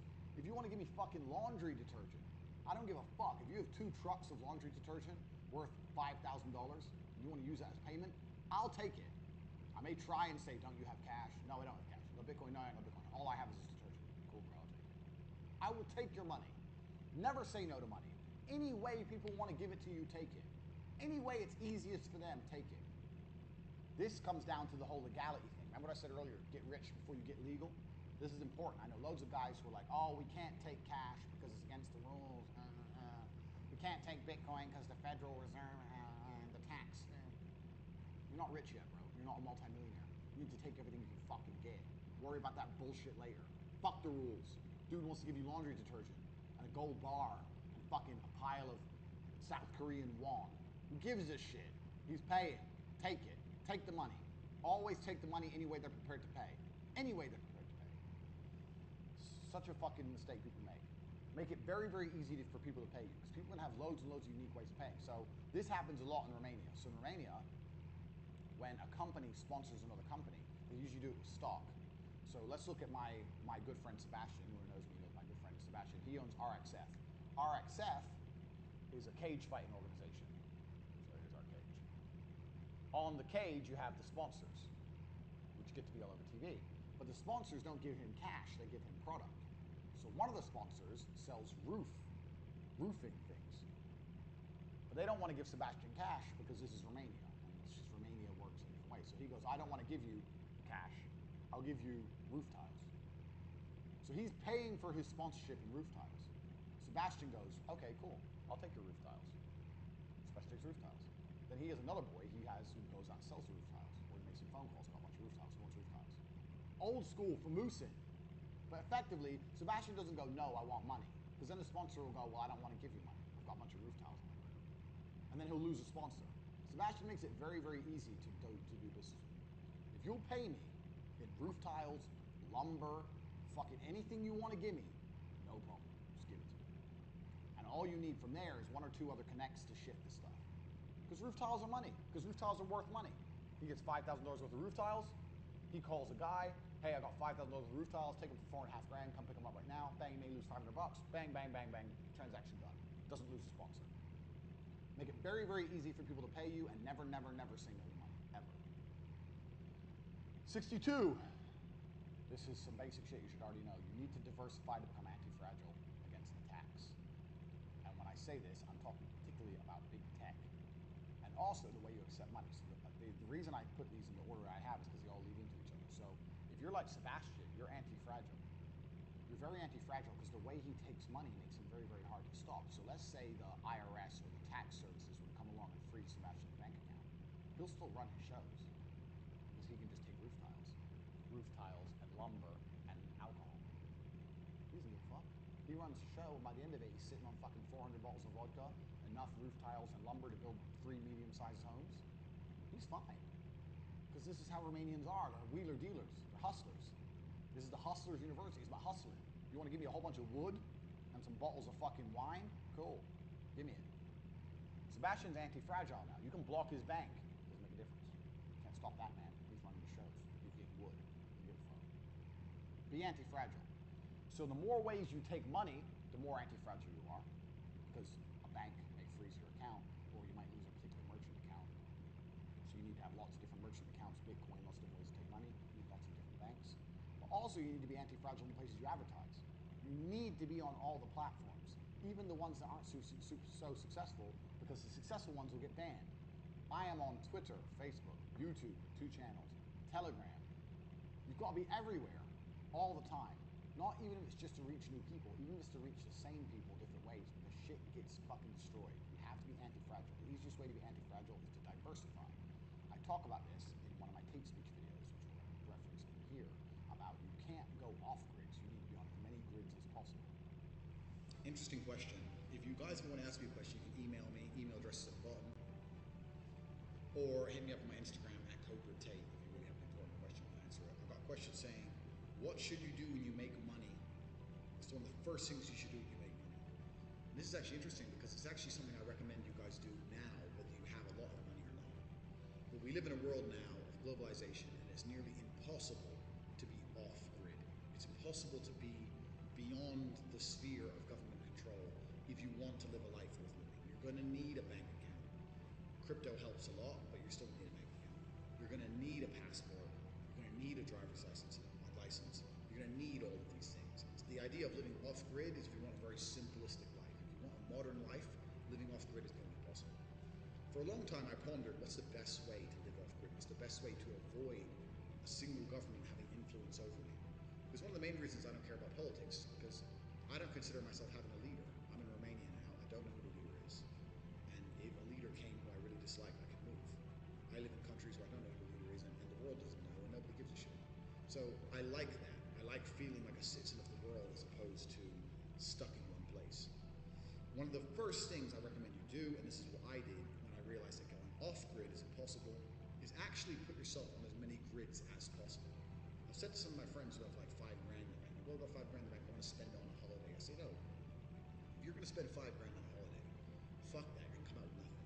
You just spend that $5 grand going to another country, going into the local DVLA or the Department of Driving or whatever it is, and find out what it takes to get a driver's license. I say this to people and people call me crazy, but I think it's far more crazy that people don't do this. We live in a world now where if you're American, you can fly to England, or for England, you can fly to America. You can go into the office that issues driver's licenses. You can say, what do I need to get a driver's license? I've just moved to the country. They can say you need proof of residence, you need a bank account, you need X, Y, Z. And you can spend a couple weeks going through the fucking process, getting what you need, doing a driving test, and passing a driving test, and having a license in a foreign country. When I say people do this, they go, why? What do you mean why? If you have one driver's license, then that country can take your license at a whim and restrict you from moving and making money for going 10 miles an hour over the speed limit. People call me crazy unless I have 7 driver's licenses. I have 7 licenses from 7 countries. And each year, I take 2 weeks out of my year to go to a country, park up. If I have to get a rental agreement, I get a rental agreement. If I need to get a bank account, I get a bank account. Anything it takes to go through the motions. Sometimes I haven't even got to do a test. Sometimes if I prove I have another license, they just give me a license.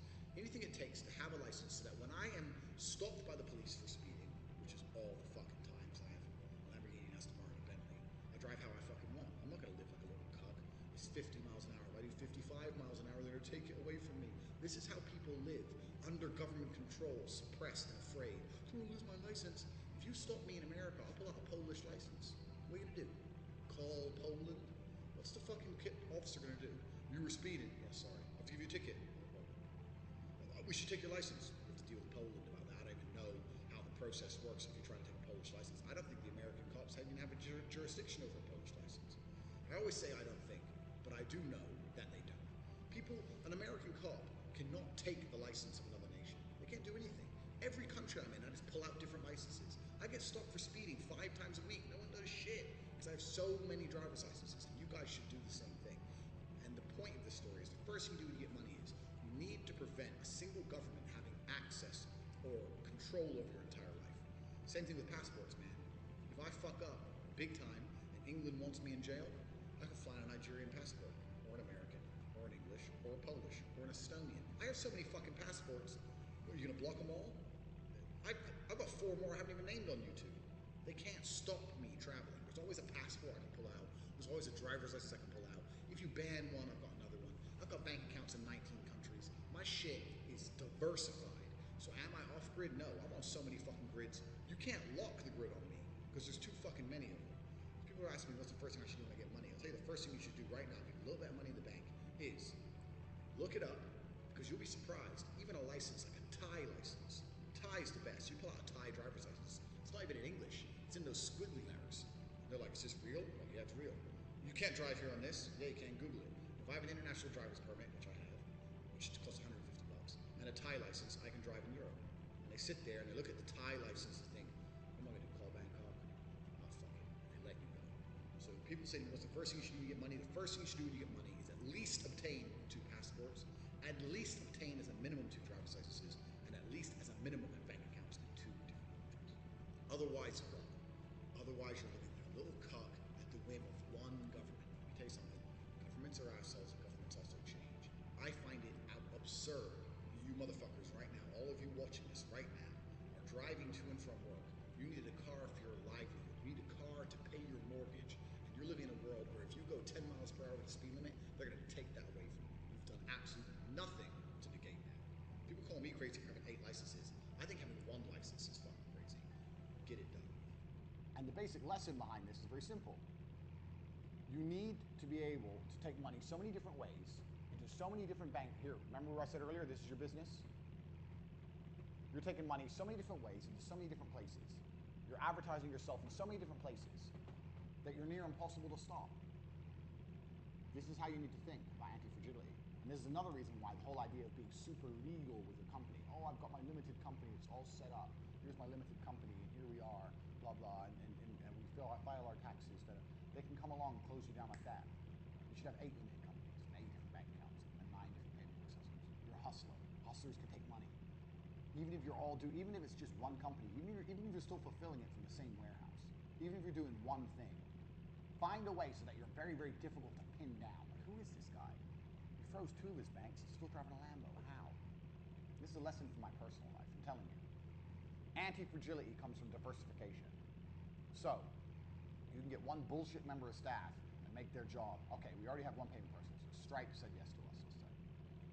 I want to be on every other payment processor. Sign us up for them all. Get them all approved. Put them all on websites, the exact clones of our current website, on domains that we don't make active yet. Be ready to roll.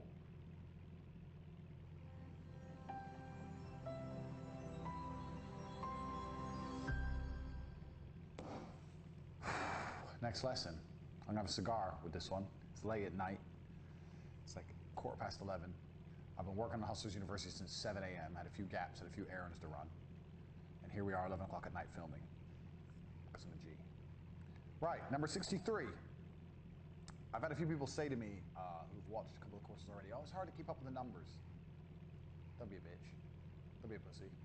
There's 100 lessons, okay? So just pay attention. Maybe I didn't say the number. Maybe you feel like one's missing. Watch it again. You should learn more than 100 things from my beautiful knowledge. Right, 63. Also, at this point, if you're serious about getting rich, and I mean serious, what I would do is stop right here, go back and start again, and watch it again from the beginning. Because a lot of the lessons I'm going to start teaching you are heavily correlated with the things you're supposed to have already learned, and if you forgot them, you're not going to get the most out of this. So if you're watching this now, feel free to stop right now, go back to the start, and start watching it again. I'm going to light my cigar, give you some time to think about that.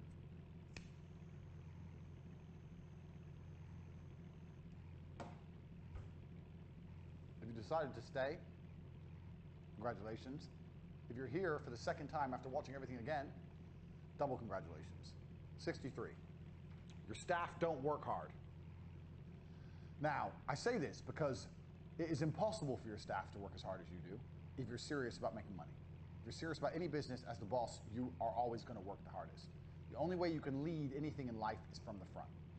So when I had the cam girls would complain about how hard they worked. But I worked harder. I did all the hours they did off cam, plus all the hours they didn't do off cam, plus sorting out all the technical stuff, plus thinking of the ideas, plus telling them what costumes to wear, plus dealing with their emotional bullshit.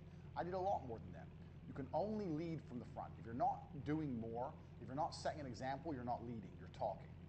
Leading is by setting an example. So therefore, if you're running your company correctly and you're leading it as a boss, you're always going to be working the hardest. That's normal.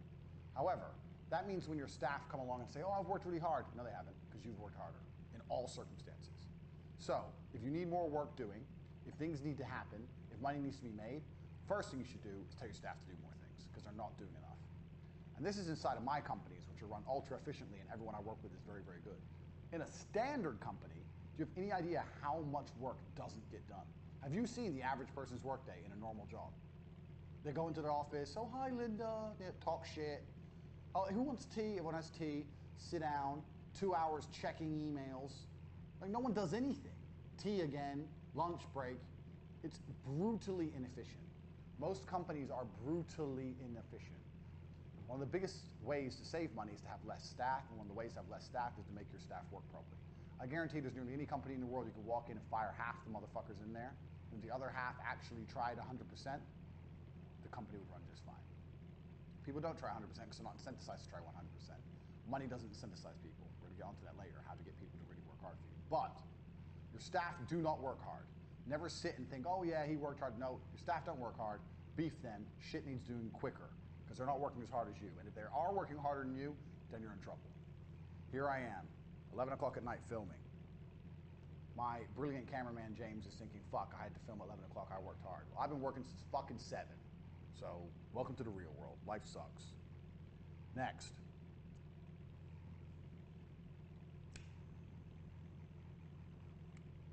People always say this to me.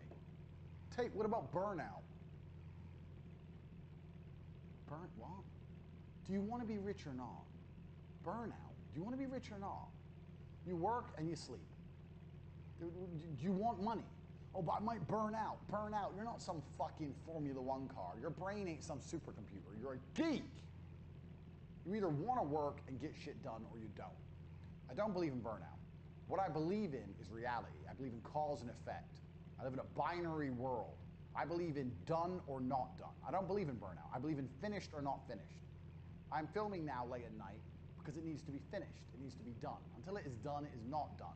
There's no such thing as burnout. There's such thing as not doing stuff because you're a little coward.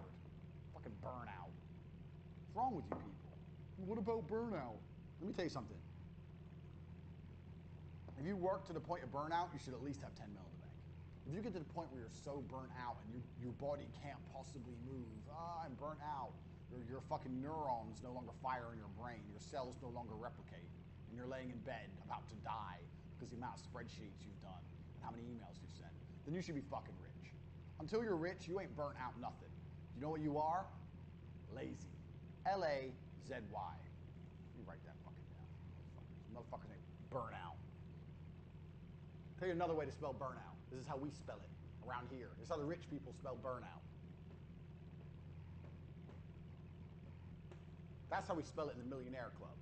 When you become a multimillionaire yourself, you'll soon learn that this is the easiest way to spell burnout. Because everyone starts talking about burnout as some fucking 19-year-old dork who ain't achieved shit. At 19, I had so much energy, I was running to work, running home, running to the gym, training 3 hours, then running home. And you're talking about burnout from sending some emails? You look like a geek. Burnout ain't real. Get out your fucking head. There's no such thing as overworking. The only way you can overwork is if you do so much work you don't enjoy your life. And you only deserve to enjoy your life when you've earned it. So if you get to the point where you're sitting on 10 mil and you're not spending any of your money or enjoying your life because all you do is work, then fine, you can say you're overworking. There's no such thing as overworking when you're broke because you got a fucking mountain to climb. So burnout ain't real. Overworking ain't real. Taking time out to de-stress, none of that's real. If I'm awake, I work. All I do is work. The female around me complains because all I'm doing is working. If I'm awake, I'm working. If I go for lunch, I'm meeting someone to discuss work. Everything I do is networking. Every single thing I do is work. Life is work. That's how you get to the top. There's no other way to do it. You ain't gonna do it fucking with this burnout bullshit. It's garbage and it ain't real. So fucking forget it. Next. This actually ties into the lesson before. You're never tired when you're winning. This is a lesson from professional fighting. Whenever I was whooping someone's ass, I was never out of breath. When I was taking an ass kicking, I was always out of breath. This is a lesson for life. You're never tired when you're winning. If you're finding yourself struggling to find the motivation to work, that's because you're not making money. If you had money coming in and you were tearing through the orders and you were getting contract after contract, you were making money, I guarantee you'd be up early, bang, making money, working. You'd have all the energy in the world because you're winning. You're only gonna struggle to find energy to work hard when things are not going well. And this is the most important period in any business. Let's take it back to cam girls. So cam girls always start slow because like every other company, every other business, they gotta build it up. And I say to my guys who I'm training all the time, if you can get a girl to sit through the slow, quiet days, the empty rooms, the no tokens, and you can get them to do it without complaining, they're never gonna complain when the room's busy, full of guys sending them money. This is the same with any other business. When I've got money pouring in from my companies, I got all the time in the world and I have never run out of energy. When it's hard to make money, when things are wrong, I don't know what it is, then you get pissed off, you get negged out, you don't wanna do it anymore. If you find yourself low on energy or you find yourself low on motivation, that's because you're not making money. This is the time to push harder, start getting some money in, and you'll find unlimited motivation. It's easy to get 3/4 to the top and do the final push. It's hard to get 3/4 to the top. You're never tired when you're winning. So when people say to me, oh, what do I do about motivation? Or what do I should do about my business mindset? I'll tell you what you should do with your business mindset after I take my jacket off because I'm hot. So here's what you do for your fucking business mindset. You start making money. If you start making money and money starts pouring in the door, I guarantee your mindset is fine. Just like that cam girl has all the energy in the world to shake her ass once tokens start flying in, you're going to have all the energy in the world to do the work once money starts flying in. If you're struggling with motivation and mindset, what you're really struggling with is cash flow. Remember what we said earlier. What's your business? The money in, nothing else. Fix this, you can fix anything else, including your mindset. So a lot of people say to me, well, what's the biggest mindset hack for business? Do you need to think like a millionaire to be a millionaire? You need to make some motherfucking money, because you ain't got shit without money. Like I said in my earlier lessons, I've got an accountant, I've got my tax code, I've registered the company, I've got a copyright, I've got trademark, you ain't got shit if you ain't got this, including mindset. If you want a better mindset, if you want to enjoy your company more, if you want to feel happier, more motivated, you never are tired when you're winning. What you do is you start making some more fucking money. Next lesson. I learned this in the cam girl business, and it's proved to be true across nearly every business I've ever run. Unless you're going to end up running some big ass operation, which I actually highly doubt, because we live in a world where people are very efficient. If you have one member of staff who's efficient and does their job properly, maybe in the olden days you'd need 5 members of staff to do your X, Y, Z. One man now with a laptop and a phone can get a lot of shit done. You do not want an army, you want special forces. This ties into what I was saying earlier about staff being lazy and motivating them properly. So I'll give you an example. Height in my cam business, I had 72 girls in the books. 72. I turned over, I don't know, 600 grand that month. It was crazy. But I couldn't give the girls the attention they needed to work properly. Half of them barely knew who I was. I was trying to motivate them with money by giving them huge percentages. I had a management structure. It was very, very expensive. I had huge turnover, but huge overheads, paying them big rents for all these girls everywhere, et cetera, et cetera. I actually enjoyed my company more, and in the end was far more profitable when I fired nearly all of them and kept the top 10. A small group of special forces soldiers is better than an army, and it's the same with your business. Any staff you get on board, make sure you're ruthless with your staff, fire anyone who's shit, get the best out of them, and make sure they're good, and build a small elite team. If you do that, you're going to do well.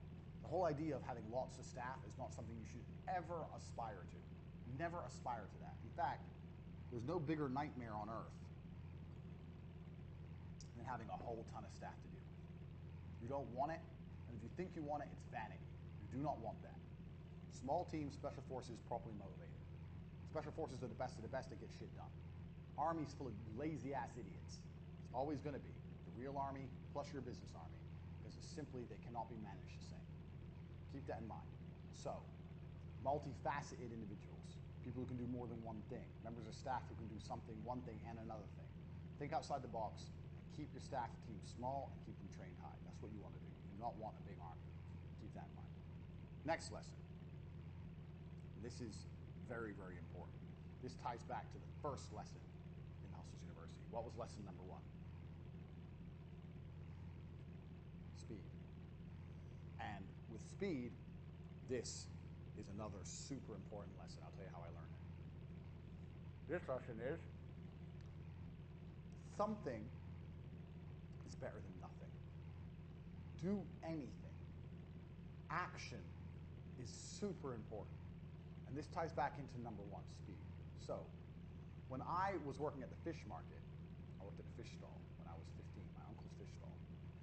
And my jobs were moving boxes of ice. When I'd moved all the boxes, I'd stand around, and my uncle would say, "What are you doing?" I'd say, "Well, I'm done working." He goes, "There's always work to do. Find work to do." I'd say, "Like what?" He goes, "Do something. Wipe the wall, sweep the floor. Do something. There's always work to do." It's the same in your company. There's no such thing as you completing your work. There's always work to do. You can go on Reddit and post the link to your company 10,000 times in a row. You can go on Twitter and retweet things. You can go through your website and tweak copy. You can interview new members of staff for jobs that don't exist yet to see if they have any insight from their previous companies that you can apply with your new business. There's a million different things you can do, and it's better to do something than nothing.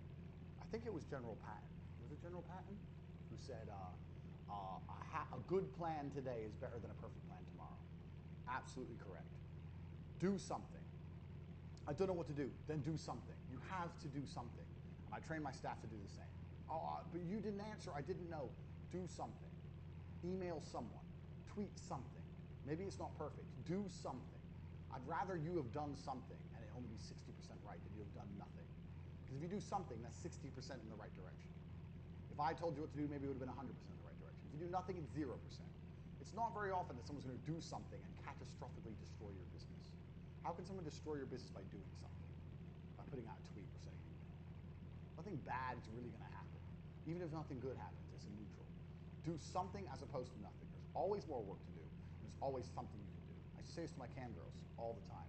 They'd say, oh, it's really quiet online. I don't know what to do. I'm like, do something. Like what? Dance. My guys don't like dancing. So what, you're going to do nothing? Your room's quiet. No one's tipping. Jump up and down on the bed. Shake your titties around. Have a pillow fight with yourself. I don't give a fuck. Do something. Doing nothing obviously isn't going to work. When's the last time a problem has fixed itself? When's the last time money's walked in your door by itself? Never. You have to do something at all times. So train your staff this one especially. Do something as opposed to nothing. I cannot stress that enough. That is nearly as important as speed. Too many people are sitting around going, what do I do? Something. Edit something. Produce something. Do something. It's much better than doing nothing. Sitting around waiting for answers is bullshit. I don't like it. It's a waste of time. You can't stick to the #1 business principle of Hustlers University, speed, if you're sitting around wondering what you should do. Do things all the time. Super important. Next, mystery sells. So when I say mystery sells, you have to get people curious about who you are and about your products. The reason you're watching Hustlers University is because I said, look, 100 business secrets. Secrets. Hacks. Tricks. Tips. That's interesting. Secrets, not lessons. Secrets. You have to get people curious about who you are and what you sell and what you know. Even if you sell the most boring bullshit in the world. Even if you sell balls. Let's say you sell fucking, not those kind of balls, bouncy balls. You sell boring ass bouncy balls. How can you get people curious about bouncy balls? Come see why our balls are different to the others. How can a ball be different? Okay, well, I'll go look. It's different, supposedly. Even if it is no different.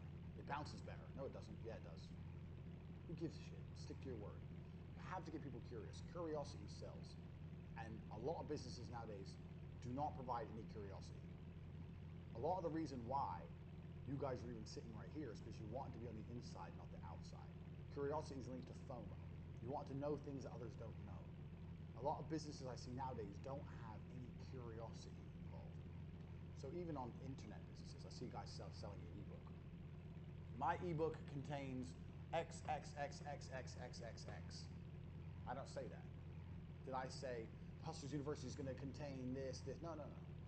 I'll sell the results. I'll sell the end result. I'm going to tell you the secrets that'll make you money. My ebook contains everything you need to know about this. But there's curiosity. Do you understand? There's an underlying curiosity element that people are interested in. Same thing with the cam girls. Let's go back to the cam girls. If a guy would come along and go, what do you do in private? And she said, oh, I dildo my ass and I dance around and I show you my tits. He will never take her private. What do you do in private? Oh, I love privates. You'll have to wait and see. So they go, she loves privates? What does she do that she enjoys so much? I have to wait and see. Private. Why? Because he's nosy. People are nosy. Curiosity kills. All the time. It killed the cat. It's going to kill these motherfuckers as well. Do not be putting out any kind of advertising or marketing or any kind of company messaging that doesn't have a tinge of curiosity. Even you can be simple. Buy my book, XYXYXY, and get a free special gift. What's the gift? Buy the book, you'll find out. People will buy your dumbass book to find out what the gift is, even if the gift is shit. Curiosity is one of the biggest motivators for people to purchase. And I'm telling you, this is super, super important, especially with high-end items. And it's very, very rarely used. It's extremely underused. Curiosity is extremely important because people are nosy. People like to know shit. Next. This is super important again. Because you know what? All these lessons are super important. Every time I see the next lesson, I'm like, oh yeah, that's important. Oh yeah, that's important. They're all fucking important. Because I know so damn much. Next lesson. Pay attention. You guys should be writing this shit down. If you're watching this, you need to watch it over and over and over again. You need to internalize what I'm saying to you. This needs to become second nature, what I'm saying to you. It's very, very important. Next, always take all of the credit, even if you were lucky. So this can apply to lots of things. This can apply to having a successful business in the first place. Yeah, all me. Oh yeah, but the credit crunch helped you. No, no, no. All me. I knew to be there at the right time. All me. Or even if you're providing things to a customer. So even, I don't know, you provide your customer with a bouncy ball. He comes along and goes, oh, that bouncy ball actually worked really, really well because I didn't realize, but it bounced 2 millimeters higher than the previous one. You say, yeah, I thought that might be the case, yeah. Always take the credit. You'll be surprised how many times in life credit is thrown your way and people don't take it. They go, oh, okay, that's good. No, it's not good. I knew that. I did that. I did that. I made the sun shine. Me, Andrew Tate. The sun is shining because of me. I did it. Prove I didn't. Take the credit. So many times in life, credit's thrown people's way and they just don't take it because they're fucking, I don't know. Modest isn't even the word. Dumb is the word. You're going to get lucky. You're going to get unlucky. When you get unlucky, you have to own it, and it's your fault. If your business fails and you say, oh, it failed, but I was unlucky, do you think people look and go, oh, he was unlucky, or do they think people look and go, he doesn't know what he's doing? They'll blame you when it fails. So they'll blame you for the bad luck. So you may as well fucking take the good luck and take the fucking credit for that as well. There's no such thing as good luck. There's smart business moves that you manage to subconsciously know because you can tell the future. Congratulations. Keep that in mind. You're never lucky. You're successful. You're smart. You saw it. Take the fucking credit because people like working with people who seem to have superhuman powers. If you took the credit for being lucky and it seems like you can tell the future, tell you, your clients will like that. This dude, yeah, he saw that coming. Yeah, this dude, yeah, get Tate. Because Tate, he just, I don't know, Tate always works it out. Maybe I got lucky. Who knows? They're paying me again. That's the key. If I would have said, oh, well, that was lucky. No, it's bullshit. Next. Ideally, you want smart workers. But guess what's more important than a smart worker? A loyal worker. This is not about workers. This is not about employees. This is about life. This is about people. This is about cam girls and girlfriends and everything. Without loyalty, people ain't worth shit. And it goes both ways. I'm loyal to everyone who works for me. I will always make sure they get paid. If I have 1,000 in my bank and I owe them 1,000, I'll go without mine. I do my part. They do their part.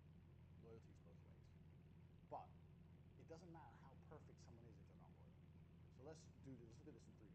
We'll look at it as, first we're going to look at it in the girlfriend perspective, then we're looking at it in the cam girl perspective, because that's kind of mixed, and then we'll look at the employee perspective. We'll delete the ball. The ball's gone. No more ball. Ball company's finished. So if you have a girlfriend, what's the number one thing you want from her? It should be loyalty. If your girl's crazy, and she's a dickhead, and she fucking doesn't listen, even if she's ugly, who cares? But if you know she will never fuck another guy, you have to keep her. Even if she's a fucking pain in the ass. If she's those things, and there's a chance she might fuck someone else, get rid of her. If she's smart, beautiful, kind, nice to be around, perfect for you in every way, but she might fuck some other dude, you still have to get rid of her. Do you not understand that her beauty and how kind she is and how pleasant she is, none of that matters if she's not loyal to you? Without loyalty, it's the foundation of a building. Without the foundation of the relationship based on loyalty, it isn't. Nothing is worth anything without loyalty. This is super important for girlfriends. So I've had girls in the past who were fucking crazy bitches, but I knew they'd never cheat, so I kept them. I've had other girls who were perfect, but I didn't trust them, and I knew a few things about them if they had to go. Without loyalty, nobody's worth anything. Let's look at the cam girls. What kind of cam girl would I prefer? This is a genuine question. This is a test. It's a pretty fucking easy question, but it's still a test. Would I rather have some bitch who's a fucking 10, sucks dick, is hot, pleasant to be around, makes big money, but if another studio messages her, she'll message back, or a girl who's average, ain't all that, doesn't make that much money, but is super dedicated to my company, to my cause, and when other studios message her, she ignores them because she only wants to work for me? The answer is the second girl. Loyalty gives you a foundation that you can rely on. If you don't have loyalty, you never have anything you can rely on. And this is super key. You're running a company, you get sick, you get in a car crash, a member of your family gets sick, there's an emergency in Hong Kong, whatever. You need to know your staff are loyal to the cause. And if you have to choose, because sometimes you do have to choose between loyalty and brains, choose loyalty. If you have to choose between loyalty and work ethic, still choose loyalty. Now, I'm not saying have loyal morons. Obviously, you want people who are good at more than one thing. But if you're going to go in a binary choice and you're forced to choose, loyalty is the most important thing. Because if you don't have loyal staff and loyal people, you ain't got shit. Same as if you ain't got a loyal wife, you ain't got a marriage. You ain't got loyal cam girls, you ain't got a cam business. Loyalty is the most important thing with people. And if you're going to look at how to promote people and how to treat people, you can base a lot of it on loyalty. I'll promote and look after my most loyal people. Even if other people are better, let's say. Let's say I have two people doing the same job, one's better. Is that my phone? Say I have two people doing the same job, but one's better. Right. Doesn't matter. I'll promote the loyal one, the one who's been there longest and the one I know ain't gonna leave.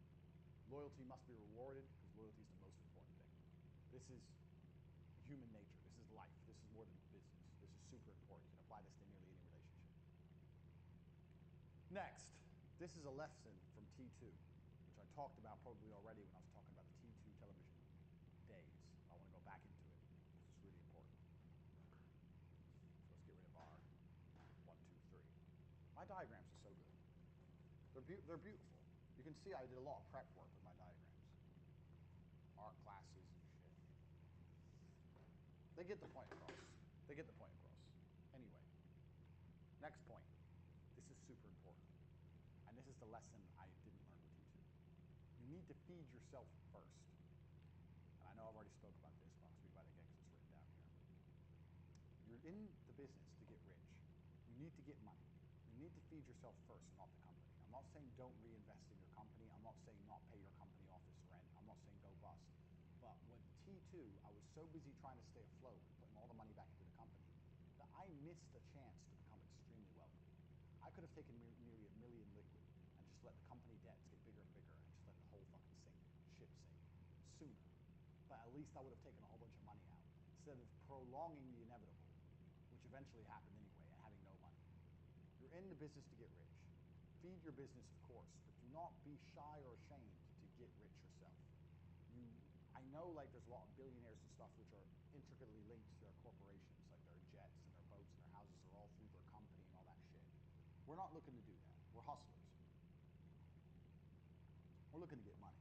So if there's money sitting in the company account, it should be in your account. Maybe you don't want to pay the taxes, but you should find a way around that anyway, because trust me, there's ways. You can investigate that yourself. But you need to be you need to be in a position where after a few years of running your business, if something happens in the industry or the business goes wrong, you're sitting on money. You don't want to be like I was in T2, where when the business went wrong, I put everything back in and I had no fucking money. And it all blew up in my face and I was broke. Look after yourself. You're in this to get rich. Don't be afraid to fucking take the cash. A lot of people are like, oh, my company, my company, my company. And because it's their baby, it's their child, they put all the money back into their company and they look after the company first. Look after yourself first. The company ain't real. The company's pieces of papers and a website. You're a real person. You got fucking bills to pay. You got fucking a mouth to feed. Look after yourself before the company. That's what a hustler will do. I'm not saying neglect your company. I'm saying keep that in mind.